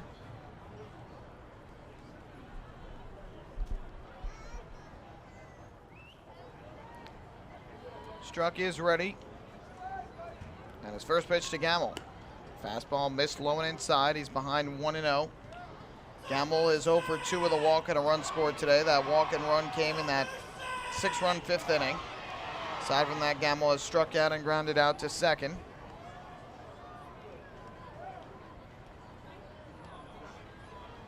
Righty's ready, and the 1-0. Check swing, taken for a strike anyway. Good breaking ball. That'll even up the count at 1-1. Looking ahead to the 9th inning for the Ducks, it will be the 9-1-2 hitters. DiMatteo, Cleary Jr., and Vega due up against likely John Hunton, who continues to warm in the bullpen for the Patriots. The 1-1 from Struck. Swing and a miss. Way out in front of that was the left-handed hitter. And the count goes to 1-2. Ducks will send righty Bobby Blevins to the mound tomorrow against the lefty Matt Zielinski. And then Bruce Kern in the finale, a right-hander, against the righty Lucas Irvin, who the Ducks have had trouble with this year. And the first 2 games were the games the Ducks wanted when they faced Clark yesterday and Seidel today. Here Struck misses low and inside, and that'll even up the count at 2-2. Patriots winning last night. Winning here tonight 7-4 in the 8th inning. And the Ducks starting pitching, aside from Brownell's terrific performance against the Blue Crabs last Wednesday, really has struggled of late. Downs kept the Ducks in the game yesterday, but did allow 4 runs in 7 innings. And tonight, Brownell, after a great start, collapsed in the 5th. Struck misses again on a breaking ball outside. The count now goes to 3-2 and in danger of putting the first 2 on walks here in the 8th inning.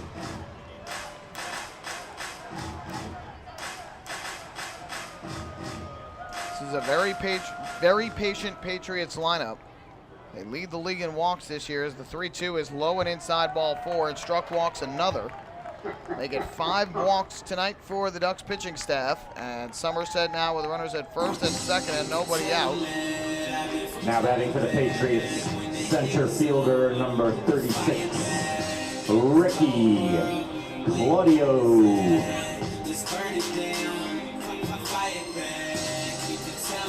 Nick Struck comes into the game after Romero gave up a run and 2 hits and a walk, all with 2 outs in the 7th. And Struck has walked the first 2 hitters of this 8th inning. Now it'll be Ricky Claudio to the plate, first pitch, and he takes the breaking ball low and inside. And once again, Nick Struck behind the count. It's 1-0. There's been a problem in this series for the Ducks pitching staff. Pitchers falling behind in counts. Obviously, it struggles when you give up a walk, but it also hurts when you fall behind because then you leave the pitchers over the plate where they can hit them, and Struck misses again low and inside here, and it's 2-0. And now Nelfi Zapata is going to go out to the mound to talk things over with Struck.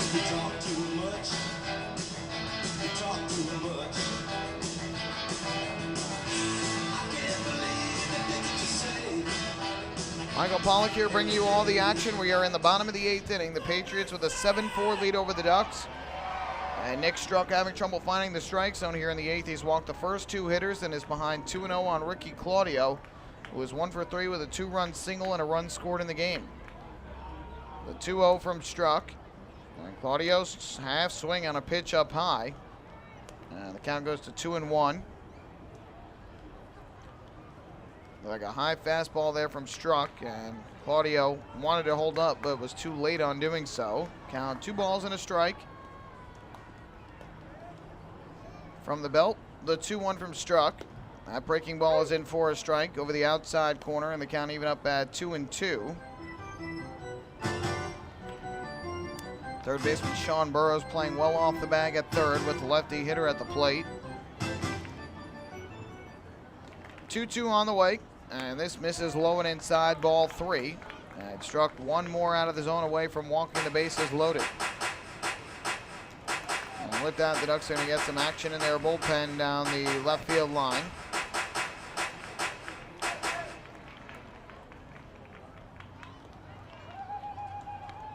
Three-2 coming from Nick Struck. The runners lead from first and second, nobody out. Here's the payoff pitch, and it's swung on and tapped foul at home plate.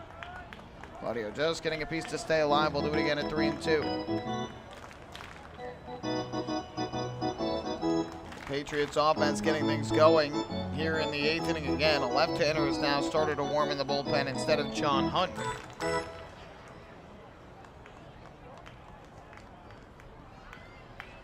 Looks like it might be Anthony Collazo.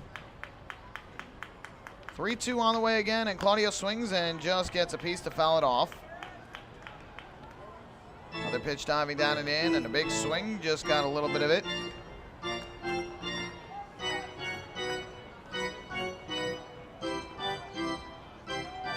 So Somerset continuing to battle with Nick Struck, who is trying to avoid a third straight walk to open this 8th inning. Here comes the 3-2.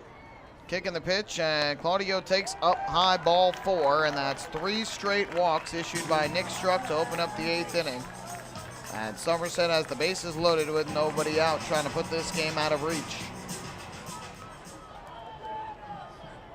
Now batting DH number 21, Adam Donahue. So after 3 straight walks, Adam Donahue will come to the plate. Kevin Baez, Marty Jansen both staying in the dugout here as Donahue will step up to bat. A right-hander continuing to warm in the bullpen. I think it's Frank DeGiulio Jr. And Nick Struck will face Donahue here as the Patriots try and extend a 3-run advantage.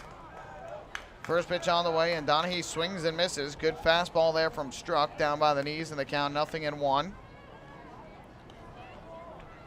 Donahue in the game is 1 for 3, had an RBI single and a run in the 5th. Aside from that, has struck out looking and flown out to center. 0-1. Donahue swings. It's a fly ball to shallow center. The second baseman, Ryan Gebhardt, goes out onto the outfield grass and makes the catch. A big first out there for Nick Struck, as he gets Donahue to pop out to the second baseman. Catcher number 4, James Skelton. So with 1 out and the bases loaded, James Skelton will come to the plate.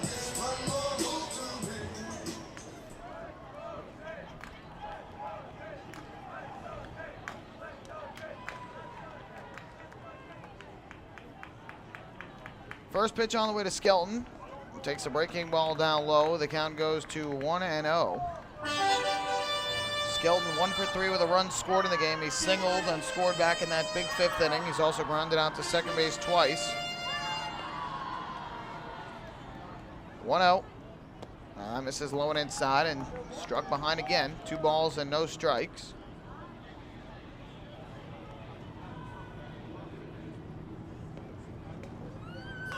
Two 2-0 the count on Skelton here. A dangerous pitch upcoming from Nick Struck.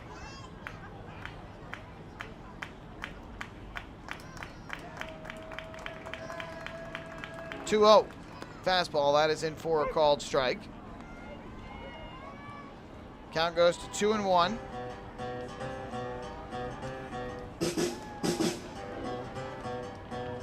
Struck trying to get a ground ball here for a double play to get out of this big jam in the 8th inning. The 2-1 on the way.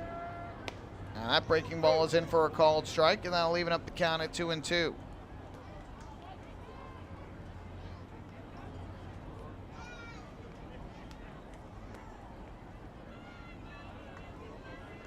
Struck looking at a home plate. And Skelton asked for time here after Struck had gotten the sign from his catcher. Struck walked the first 3, got a pop out from Donahue. Now is got a 2-2 count on Skelton. Kicks and deals, and Skelton takes a breaking ball on the inside corner, a called strike 3. First strikeout for Nick Struck, a big out there. Nice breaking ball that buckled the knees over the inside corner. Second baseman, number 3, Nate Spears. So he has gotten 2 outs after the 3 straight walks, and if he can get Spears out, it would be a big lift for the Ducks.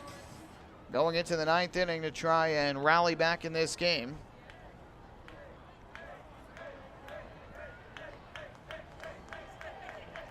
First pitch on the way to Spears is lined towards short, caught by the running Dan Lyons, and a great job by Nick Struck. He walked 3 straight batters to open the inning, and he gets a pop out, a strikeout, and a line out to get out of trouble. No runs, no hits. The Patriots leave the bases loaded. We go to the 9th. We'll see if that performance by Struck can help the Ducks get some momentum and get back into the game. They trail by 3. We head to the 9th inning here in Jersey. Hey fans, this is relief pitcher Bruce Kern, and you're listening to Ducks Baseball on the Ducks official YouTube channel, youtube.com/DucksBaseball. Thinking about buying or refinancing a home? Start by attending a free MCU home buying seminar. Then speak with one of our loan specialists who will guide you through the loan process. With an affordable mortgage from Municipal Credit Union, Home Sweet Home will be a little sweeter. Call 212-238-3521 or visit nymcu.org to apply for your mortgage today. Municipal Credit Union. Strong, trusted, growing. Municipal Credit Union is an equal housing opportunity lender. Enjoy the ultimate VIP fan experience at Bethpage Ballpark this season by taking in a Ducks game from the brand new Trout Town Fan Can. Presented by Roscoe Beer Company, the Fan Can is available for rental at all Ducks home games. It features 12 Dream Seat theater-style padded seats, beverage holders, an air-conditioned atmosphere, and an incredible view of the game. Packages are now available with food and beverage included. To reserve your Fan Can outing today, call the Ducks Group Sales Department at 631-940-3825. The Trout Town Fan Can at Bethpage Ballpark. Your VIP experience has arrived.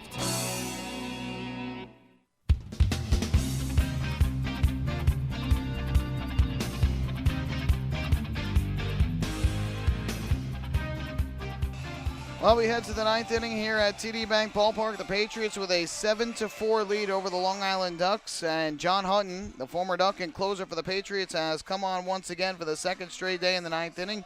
Yesterday retired the top 3 in the Ducks order before the Patriots won it in walk-off fashion in the bottom half of the inning. And tonight he comes in to try and pick up the save. It would be his league-leading 31st of the year.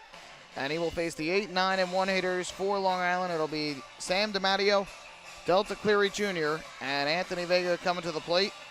And they come up after Nick Struck nearly walks himself into a big problem in the 8th inning. 3 straight walks to open the inning, but he gets a pop-out, a strikeout, and a line-out to end the threat.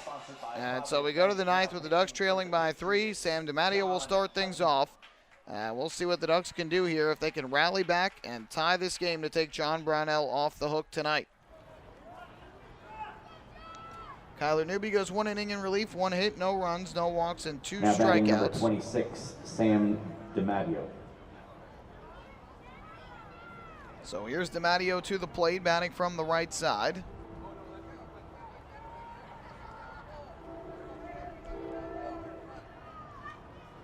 First pitch on the way. Hunton kicks and fires, and that fastball misses inside for a ball. The count goes to 1-0. DiMatteo picked up his first Ducks hit back in the 5th inning, an opposite field single, then scored his first run when Delta Cleary Jr. hit an RBI triple. 1-0. That fastball's over the inside corner for strike 1. Aside from that, DiMatteo has struck out and flown out to right. Flew out to right with the bases loaded in the 6th inning and 2 outs. 1-1. Swing and a miss. Big hack at a breaking ball. Cut right through it. And the count 1-2.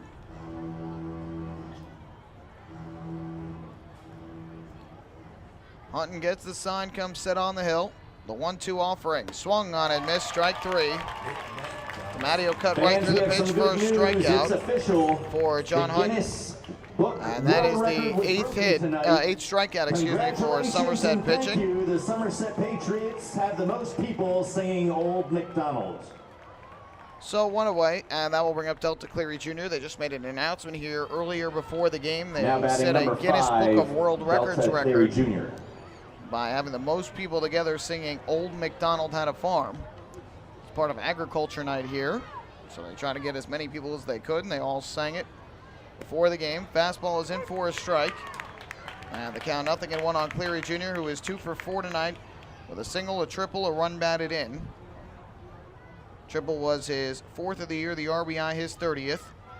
The 0-1, swings and lines one up the middle and into center field, a base hit. Third hit of the ball game for Delta Cleary Jr. He is now tied with Dan Lyons for the team lead in 3-hit games this year with 8. All right, so the Ducks get a 1-out base runner. Now if they can get Anthony Vega on, it would bring the tying run to the plate. Left fielder, number 27, Anthony Vega. Ducks go back in front in the hit column, 9-8 now.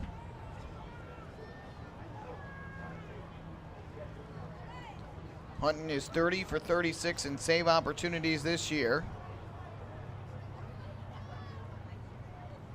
First pitch on the way, and the fastball is taken on the outside corner for strike one. Vega 1 for 4 in the game. He had a triple back in the 4th inning, his 7th of the year. And then later scored his 29th run on the RBI double by Dan Lyons, the 0-1. And Vega swings, grounds it to the right side. Diving stop by Matt Gamble. Goes to second for 1. That is all they'll get. But a nice play by Matt Gamble. That is huge for the Patriots. If it gets past him, the Ducks would bring the tying run to the plate. And instead, it's a 3-6 fielder's choice off the bat of Anthony Vega.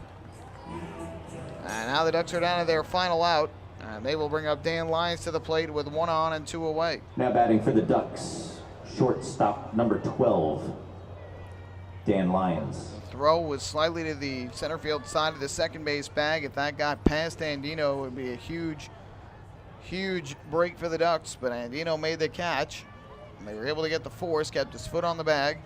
So here is Lyons to the plate, who is 1 for 3 with a double, an RBI, a walk, and a run scored. And he takes a breaking ball low and inside to start off the at-bat for ball 1. Lyons had the RBI double back in the 4th, walked and scored in the 6th. Aside from that, a fly out to center and a ground out to second.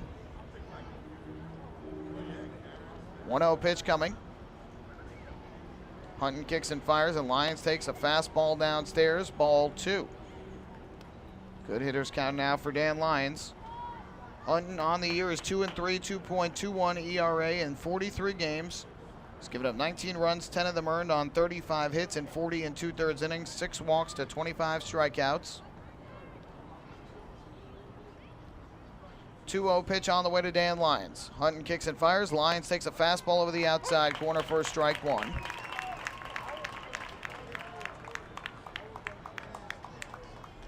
Ducks trail by 3, 7-4. They want to get one more runner on base to bring the tying run to the plate. 2-1 from Hutton. Kicks and deals. Lyons takes inside on a fastball. Just missed the corner.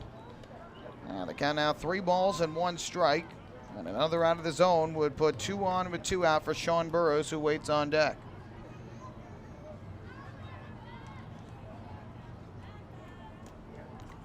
Hutton looks in a home plate. Gets the sign. The runner leads at first. It's Vega. The 3-1. Lyons takes it. Misses low. Ball 4. So Hutton allows the 2-out walk to Dan Lyons. It's the 5th walk issued by Somerset pitching tonight. Another municipal credit union walk with a purpose. Every time a Ducks batter walks, the Quackerjack Foundation wins. So Lyons stays patient against Hutton. Draws Sean the walk. Burrows, number 25. And now here is Sean Burrows representing the tying run. One swing of the bat could tie the game here. And Burrows tonight is 1 for 3 with a single, a run scored, and a walk. So he'll dig in from the left side against John Hutton. Vega leads at second, Lyons at first. The first pitch on the way to Burrows is a fastball taken for a strike. And the count 0-1. Burrows singled back in the 2nd inning, scored on the bases loaded walk to Ryan Gebhardt. Grounded out to first his last time up back in the 7th. Here's the 0-1, and Burrows takes a fastball downstairs for another ball. The count goes even at 1 ball and 1 strike. Good speed on the bases for the Ducks with Vega at second and Lyons at first. Cody Puckett waits in the on-deck circle for the Ducks if he gets an opportunity here tonight. Hunt ready to go, looks to second, deals to the plate, and Burrows swings and misses. Fastball from Hutton, Burrows cut right through it, and the count goes to 1-2. The Ducks down to their final strike. Somerset came into the series, losers of 3 in a row. They're 1 strike away from back-to-back wins against Long Island, and a guarantee of at least a split in the season series. Here's the 1-2. Hutton kicks and fires, and Burrows takes low and inside on a fastball. That'll even up the count at 2-2. Couple guys throwing a ball down in the Ducks bullpen just to stay loose in case the Ducks keep this inning going.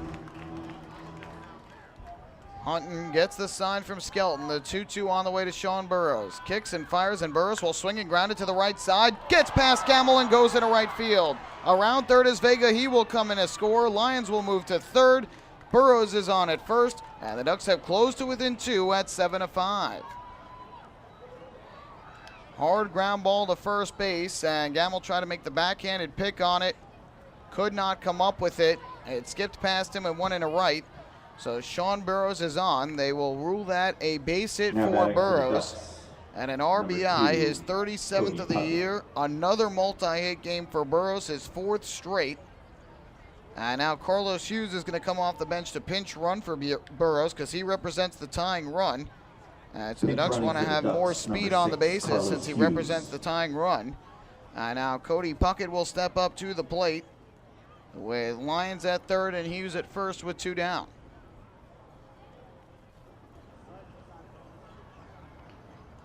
First pitch, Puckett takes a fastball over the inside corner for strike 1. Puckett has 2 hits and 4 at-bats today. They've come in his last 2 trips to the plate. A single to left in the 8th inning and an RBI double to left center in the 6th.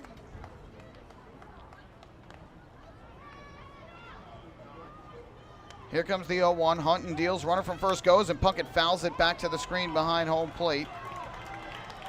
So the count 0-2. Kevin Baez wanted to get Carlos Hughes into second base and put the tying run in scoring position, so all it would take would be a single. Puckett swings away, fouls it back, and now it'll be an 0-2. And once again, the Ducks are down to their final strike.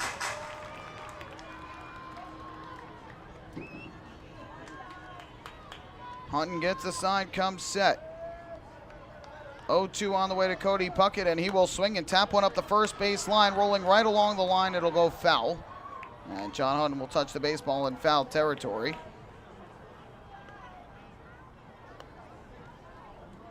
So Puckett will head back to home plate, and he'll face another 0-2 pitch here on this Tuesday night. And that run that was scored by the Patriots in the bottom of the 7th off of J.C. Romero looming so large right now. And that run not scored, and when Romero gave up a walk, a single, and another walk, or 2 singles and a walk with 2 outs in the inning. Be a 1-run game right now with the tying run at third. Instead, it's a 2-run deficit for Long Island. It'll be an 0-2 coming here to Cody Puckett. Hunton looking in at the plate once again for the sign from Skelton. Gets a pitch he likes. The 0-2 on the way to Puckett, and he will take inside for a ball. Fans look like they wanted that call, didn't get it. Count goes to 1-2. Hughes still at first base for Long Island. Lyons leads at third. And it'll be a 1-ball, 2-strike pitch from Hunton to Puckett. Long looking into home plate. Now Hunton is ready. The 1-2.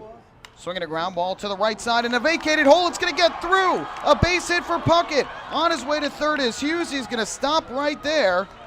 And an RBI single through the vacated right side by Cody Puckett has made it a 1-run game at 7-6. And the tying run at third with 2 down. What a break.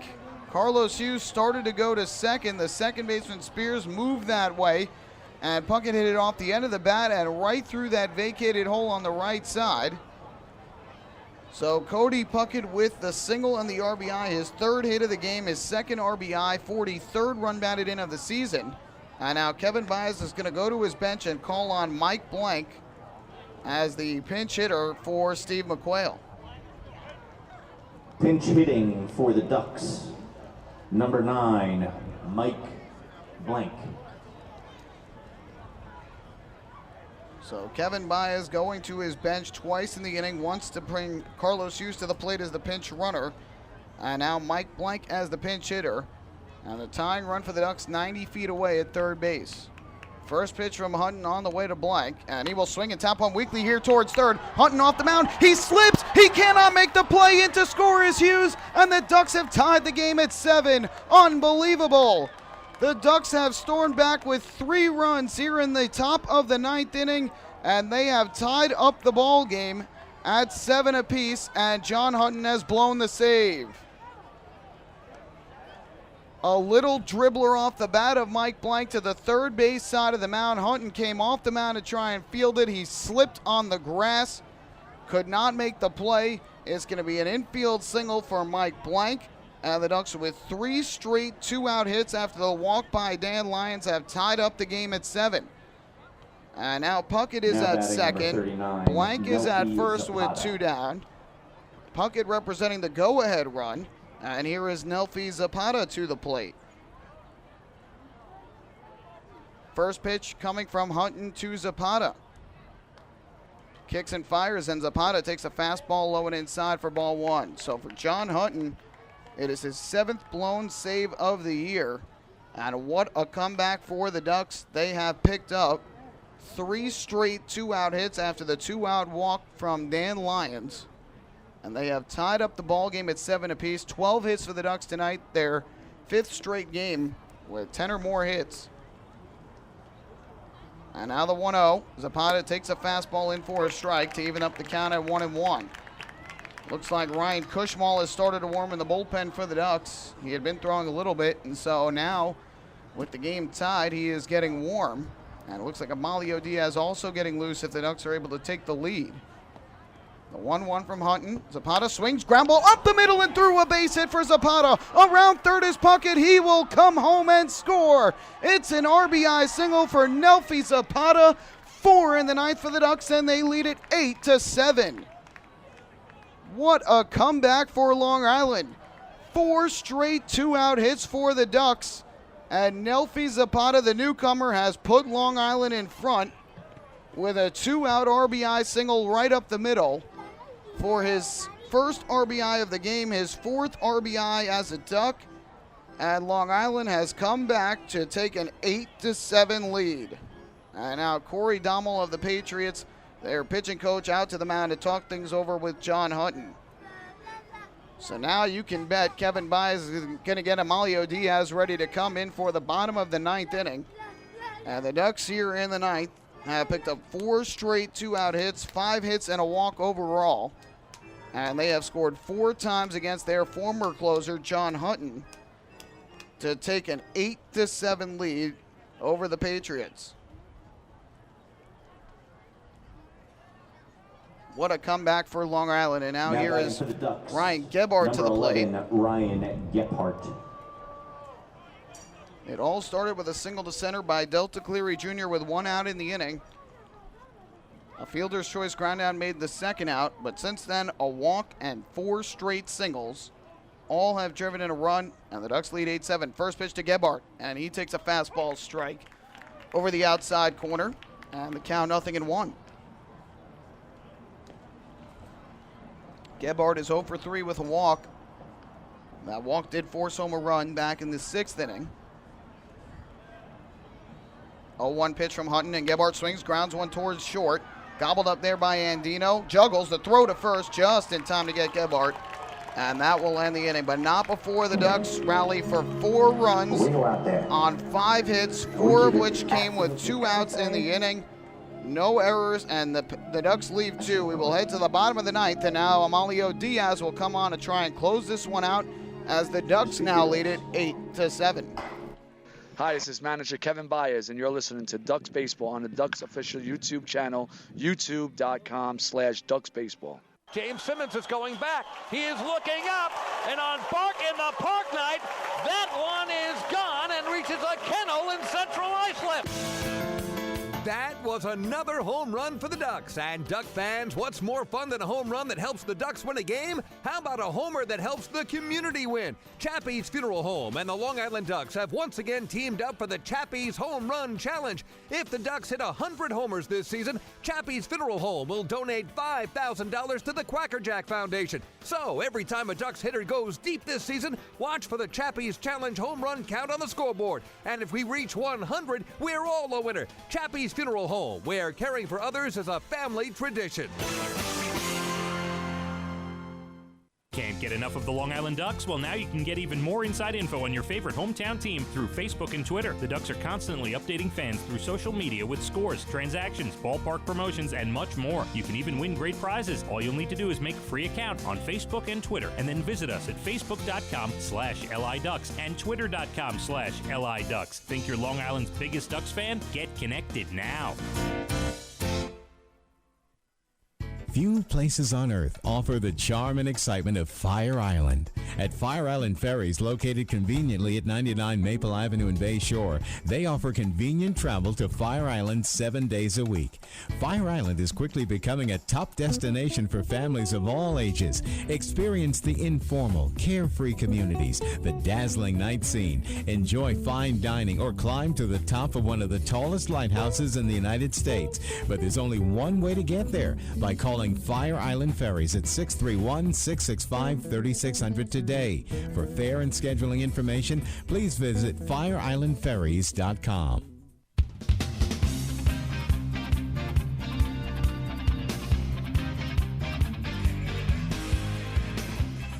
Well, the Ducks have come from behind. They trailed 7-4 entering the ninth inning, and really we have to go back to the bottom of the eighth inning. They trailed 7-4.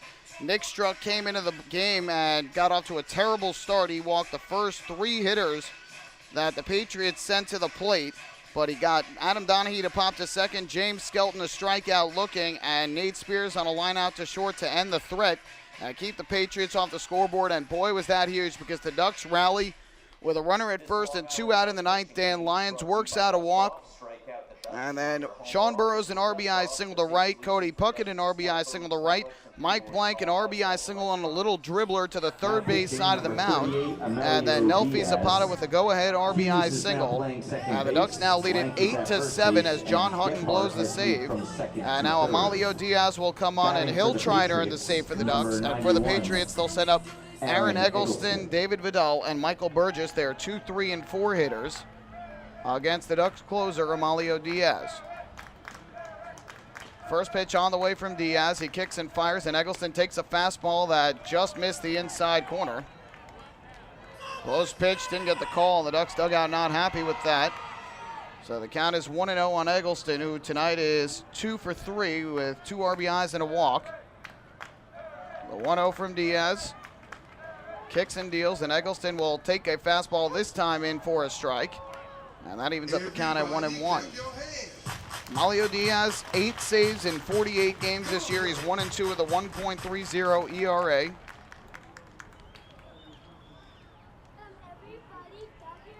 One on the way to Eggleston.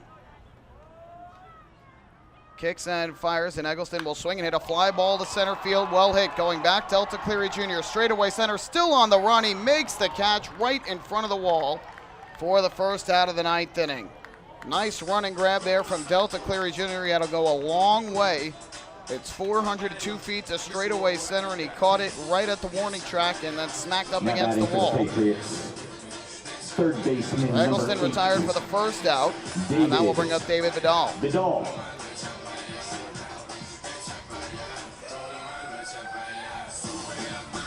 Diaz last pitch for the Ducks on Sunday and picked up the save to close out the Ducks' sweep of Southern Maryland in a 7-5 win.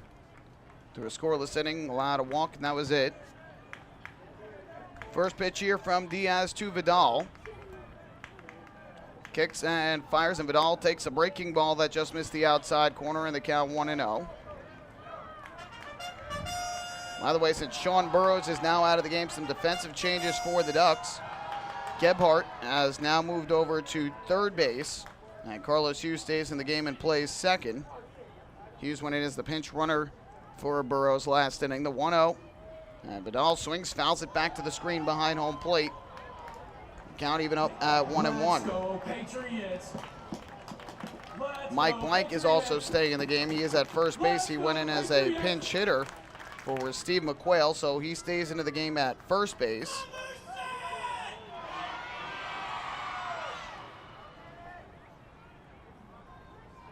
Diaz looking in for the sign. Long look in here to home plate. Now the 1-1 upcoming. Kicks and fires, and Vidal swings and misses way out in front of the fastball from Diaz, and the count of 1-2. 8-7 Ducks lead here in the bottom of the ninth inning. 1 out and the base is empty, and Diaz had 1 ball and 2 strikes on David Vidal. Tonight he is 1 for 4 with an RBI single back in the 7th inning.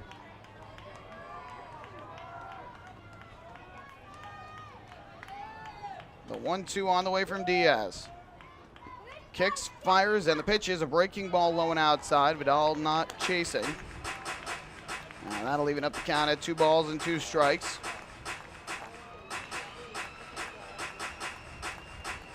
Another wildly entertaining game between these two teams. Right down to the wire, as always seems to be the case between the two. Diaz ready to deal 2-2 to Vidal.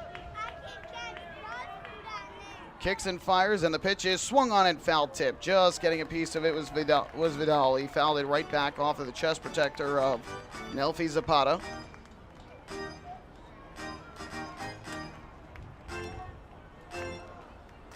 So we'll have another 2-2 coming here from Amalio Diaz to David Vidal. Ducks out hitting the Patriots 13-8 here in the ball game.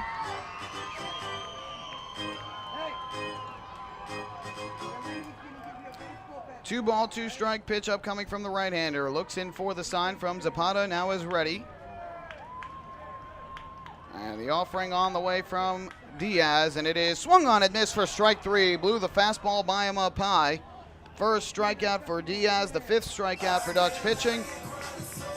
And the Ducks 1 out away from an improbable come-from-behind victory here tonight. Now batting for the Patriots. Standing in their way is the right fielder, Michael Number Burgess. 39, Michael Burgess.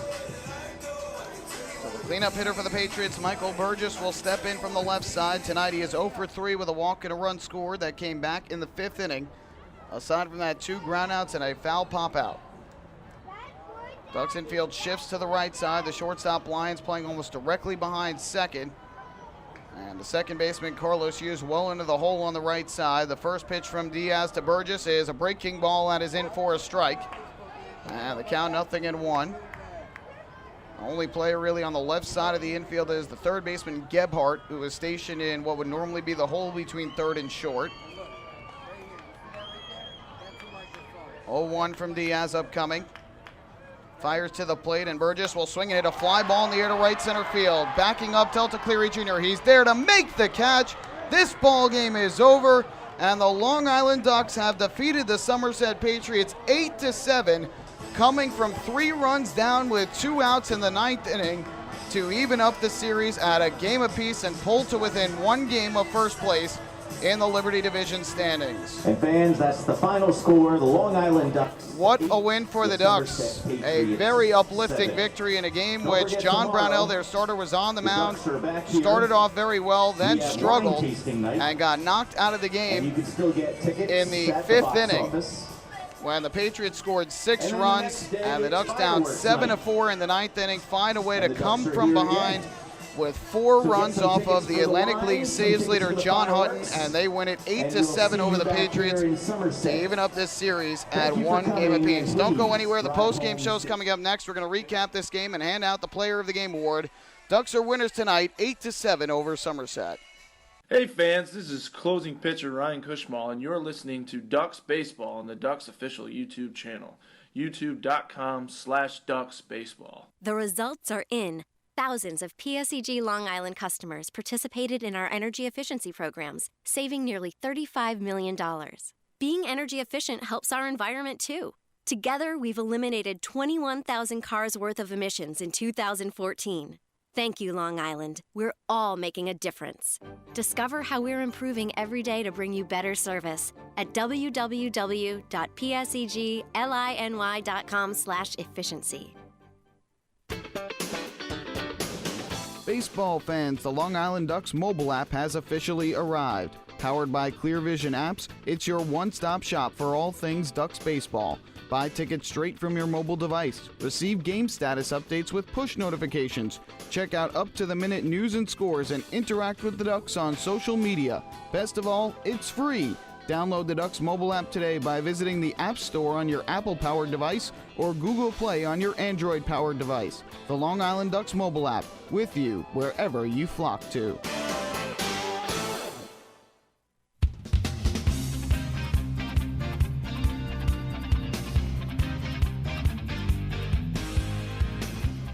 Another terrific game between these two division rivals here at TD Bank Ballpark in Bridgewater, New Jersey.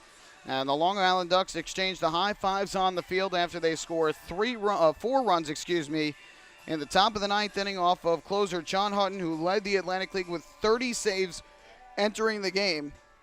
But he blows his 7th save of the year as the Ducks win it 8-7. Scoring all 4 of their runs with 2 outs in the ninth inning to even up this series at a game apiece and the season series at 9 games apiece. And you can now make it 15 of 18 meetings this year that have been decided by 3 runs or less. It's been incredible, the matchups between these two teams. And if this is a preview of the postseason, whether it be the Liberty Division Championship Series, which it most likely could be if the Ducks make it to the playoffs, or somehow an Atlantic League Championship Series matchup, it's going to be another epic series just like it was in the 2013 Championship Series. The Patriots are already in. The Ducks still have to get in, but they helped themselves out tonight by closing to within 1 game of first place in the Liberty Division standings. They're a game back of the Patriots, and they're a game and a half back of Bridgeport pending their outcome tonight in Sugar Land. So let's recap this game here at TD Bank Ballpark. Neither side scoring through the first 3 innings. John Brownell and R.J. Seidel got into a great pitcher's duel, allowing just 1 hit apiece through the first 3. But the Ducks finally broke through in the 4th inning when Anthony Vega led off the frame with a triple to center, and Dan Lyons followed with an RBI double into the right field corner. His 59th run batted in of the year gave the Ducks a 1-0 lead, and 1 inning later, Sam DiMatteo, in his Ducks debut, picked up a single, his first hit with 1 out, and came home on an RBI triple to right by Delta Cleary Jr. Cleary Jr.'s 30th run batted in, 4th triple of the year. Now the Ducks had a 2-0 lead after 4.5, and John Brownell was cruising through the first 4 innings, allowing just a single to Aaron Eggleston in the first. But he fell apart in the 5th, walked Michael Burgess to start the inning, and then the big batter of the inning, Robert Andino, hit a ground ball towards the middle. The shortstop, Dan Lyons, made a diving attempt at it, and if he had gotten it, it might have been 2. It would have been at least 1, but it went off the end of his glove. So an infield single for Andino. Matt Gamble followed with a walk. And then the floodgates opened with the bases loaded, nobody out. Ricky Claudio, a 2-run single to left field, his 2nd and 3rd runs batted in of the year. Adam Donaghy followed with an RBI single to center, his 32nd run batted in. James Skelton then a base hit to center. And that put runners at every base for the Patriots with nobody out still. Nate Spears then hit a ground ball to first that was booted by Steve McQuail. And an error brought in a run that made it a 4-2 game, and then Aaron Eggleston followed with a 2-run single to right that spelled the end for John Brownell. It was Eggleston's 39th and 40th runs batted in of the year. The Patriots had a 6-2 lead. Patrick Kreider, though, came in, got a double play and a ground out to end the threat, and then threw a 1-2-3 inning in the 6th. More on the 6th in a moment. But either way, John Brownell was great for the first 4, then struggled in the 5th. Second time this year that he had a great start to the game, and then 1 big inning, which the Patriots scored 6 runs. So Somerset led it by 4, 6-2 the score, but the Ducks answered right back, partially because of the momentum that Kreider gave them after getting out of the jam in the 6th. To start off this, out of the 5th, and then to start the 6th, Dan Lyons walked Sean Burrows single to left, and Cody Puckett followed with an RBI double to left center field that brought the Ducks back to within 3 at 6-3. And then after a strikeout from Steve McQuail, Nelfi Zapata was hit by a pitch, and Ryan Gebhardt drew a bases-loaded walk. That would force home another run, and it made it a 6-4 game. but DiMatteo flew out to right. Delta Cleary Jr. grounded out to second base. A great play in the hole by Nate Spears to rob Cleary Jr. of what would have been a game-tying single. So the Ducks still trailed by 2, and then the lead went to 3 for the Patriots in the bottom of the 7th inning, when with 2 outs, J.C. Romero gave up a single to Spears, a walk to Eggleston, and then an RBI single to David Vidal. And so the Ducks trailed 7-4 going into the 8th inning. Neither side scored in the 8th, but in the bottom of the 8th inning, Nick Struck took the mound, walked the first 3 hitters of the inning, Antino, Gamble, and Claudio, and then somehow turned things around, got Donahue to pop out to second, struck out James Skelton looking, and then Nate Spears hit a line drive that was caught by the shortstop Dan Lyons on the run. So Struck doing a great job to get out of the big jam in the 8th, and that would fuel the Ducks in the 9th inning. They would bat around in the 9th, as with 1 out after a strikeout of DiMatteo by John Hutton, Delta Cleary Jr. singled to center, and that's got things started for the Ducks. Anthony Vega hit a hard ground ball to first, a diving stop by Gamble, who threw to second for the force. That was all they'd be able to get, but it was a big second out for Somerset. And then the big at-bat of the inning, Dan Lyons found a way to draw a walk against Hutton with 2 out and set the stage for Sean Burrows. Burrows delivered an RBI single to left that would score Anthony Vega. His second hit and first run batted in of the game made it a 7-5 game. Carlos Hughes then went in as a pinch runner. Cody Puckett came to the plate. He grounded a single to right, a hard-hit ground ball that went past Matt Gamble, who tried to pick it out of the dirt. He could not. So the RBI single for Cody Puckett, his 3rd hit of the game, second run batted in, brought home lines and made it a 7-6 game. And then Kevin Byers went to his bench, called upon Mike Blank to pinch hit for Steve McQuail. And on the first pitch from Hutton, Blank was way out in front, just tipped it off the end of his bat to the third base side of the mound. John Hutton went to go field the baseball, a slow roller, and slipped as he hit the grass. And on the play, Carlos Hughes scored from third with a tying run. And the Ducks had come back, tied the game at 7. And then Nelfi Zapata came to the plate, and he grounded a hard single back through the middle. It scored Cody Puckett from second. And for the Ducks, 4 straight 2-out hits, 5 straight batters reaching with 2 outs. And they rallied back for an 8-7 lead against Hutton, who blew the save. Amalio Diaz came in for the bottom of the 9th, got a fly out from Aaron Eggleston to deep center, struck out David Vidal swinging, and then Michael Burgess flew out to deep center for the final out, and the Ducks hung on for the incredible, improbable 8-7 victory over the Patriots. The final totals for the Ducks, they had 8 runs on 13 hits, their 5th straight game with 10 or more hits, 1 error, and they left 9 on base. For the Patriots, 7 runs, 8 hits, no errors, they left 6. Nick Struck gets the win in relief. He improves to 5-3, an appearance that started off nightmarishly by walking 3 straight, ends with a victory after he retired 3 straight to get out of the jam. John Hutton, the blown save, his 7th of the year, and the loss, he falls to 2-4 a night after getting the win. Amalio Diaz, his 9th save of the season in a game that took 3 hours and 12 minutes in front of an announced crowd of 3,859 here at TD Bank Ballpark. Time to hand out tonight's Player of the Game award.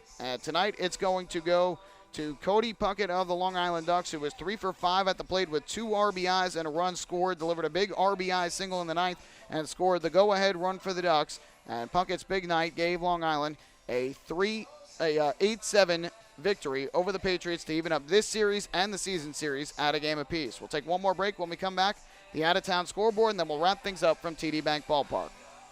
Hi, this is shortstop Dan Lyons. You can follow me on Twitter at @TheDannyLyons, and you're listening to Ducks Baseball on the Ducks official YouTube channel, youtube.com/DucksBaseball. Spring into a new Honda at Huntington Honda and pay $59 a month for a new 2015 Honda Civic LX sedan. $59. So spring into Huntington Honda on Jericho Turnpike just east of Route 110 or HuntingtonHondaCars.com. Huntington Honda, discover the difference. Auto 24-month lease, total due at inception. Civic $31.90 includes bank fee, first month's payment, no security deposit. Taxes, DMV, title fees extra with excellent credit through HFS. Family fun every time. Beautiful evening for baseball. Big action every time. He reaches up, it's gone! Great value every time. And the Ducks have won it 7-1. The Ducks schedule is loaded with new promotions this season. And with an average ticket price of just $10 and free parking, there is no better value on Long Island. For game times and tickets, visit liducks.com. Long Island Ducks Baseball. Good times every time.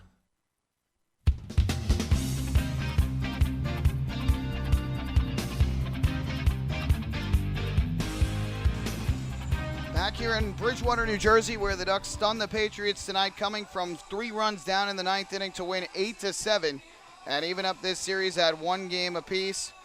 And this should set up 2 exciting games to close out this series as well. But the Ducks with a big comeback win against former Ducks closer John Hutton, and an 8-7 victory to move them to within 1 game of first place in the Liberty Division. Let's take one look at the out-of-town scoreboard before we wrap things up. Camden River Sharks, an 11-0 2-hit shutout of the Lancaster Barnstormers tonight in Camden. Bill Murphy goes the distance for a complete game win. He struck out 10, improves to 4-13 on the year. The loser, Joe Gardner, falls to 7-4. No save in the game, no home runs, but Camden was led by the Guzmans. Carlos Guzman, 2 for 5 with 4 RBIs and 2 runs. Joel Guzman, 3 for 4 with 3 RBIs. So they lead the way for Camden in the win. 2 games still going on. They're in the bottom of the 9th in Southern Maryland. Another close one between the Blue Crabs and the Revolution, 4-4 the score. The starter for Southern Maryland was Brian Baker. Sergio Perez is now in the ballgame. Frank Gailey started for the Revolution. Josh Judy is now pitching. York led tonight by Eric Patterson, who has 4 hits and a run batted in. Andres Perez also has an RBI. Southern Maryland, Zach Wilson, 2 hits and 2 RBI to lead the way. And the score tied up at 4, bottom half of the 9th inning. And down in Sugar Land, Texas, the Ducks are getting help from the Skeeters, who lead the Bluefish 7-2, bottom of the 8th inning. If that score holds up, the Ducks would pull back to within a game of both Bridgeport and Somerset in the Liberty Division standings. Matt Iannazzo started for the Bluefish, and Scott Schumann is now pitching.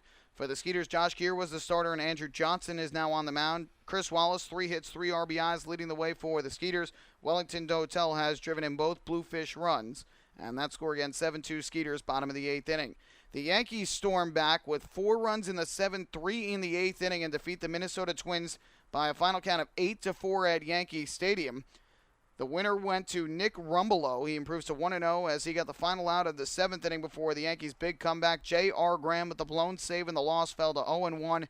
Andrew Miller, his 27th save of the year. And the big blow was Alex Rodriguez hitting his 25th home run of the season, a 7th inning grand slam that brought the Yankees from 3 runs down to up by a run. In addition, the Yankees got 2 RBIs from Chase Headley and 2 runs scored as a pinch hitter. So a big day for the Yankees as they come back and they stun the Twins 8-4. Mets are cruising. They lead 5-1 right now, bottom of the 9th down in Baltimore. Jacob deGrom started for the Mets, went 7 2/3 innings with 1 run ball. He is in line for the win. Kevin Gausman started for the Twins. He's in line for the loss. Tyler Clippard is on pitching for the Mets right now. Brad Brack was the most recent pitcher for Baltimore. For the Mets, Curtis Granderson had 2 home runs to his 21st and 22nd of the year. And for the Orioles, Gerardo Parra hit his 4th of the season. So that'll do it for the out-of-town scoreboard. This series will continue with the swing game of the series tomorrow. It'll be game 3 of this 4-game set. Good pitching matchup. Ducks will send righty Bobby Blevins to the mound, trying to bounce back from a tough start his last time out. He is 2-3 with a 5.40 earned run average. Patriots going with their left-hander Matt Zielinski, who has been very good for them this season, 6-2 with a 2.38 ERA. The Ducks improved back to a game over 500 on the road tonight, 26-25 away from home. The Patriots fall to 37-19 here at TD Bank Ballpark. And overall, the Ducks are now 20-18 in the second half, 66-42 overall this season. The Patriots fall to 21-17 here in the second half, 71-37 overall here in 2015. That's going to do it for us tonight at TD Bank Ballpark. Once again, the final score was the Long Island Ducks 8 and the Somerset Patriots 7. We invite you to join us for our next Ducks broadcast, which will be tomorrow night, when these 2 teams play the swing game of the 4-game set. The pregame show is going to begin at 6:50. First pitch at 7:05. It's the Ducks game of the week, so you can follow all the action on the Ducks flagship radio station, 103.9 FM, LI News Radio, and online at linewsradio.com. My name is Michael Pollock. Thank you so much for joining me on your Tuesday night. I hope you enjoyed the game, the thrilling comeback win for the Ducks. Have a great rest of your Tuesday night. We'll do it all over again on Wednesday here from TD Bank Ballpark. Good night and so long from Central New Jersey.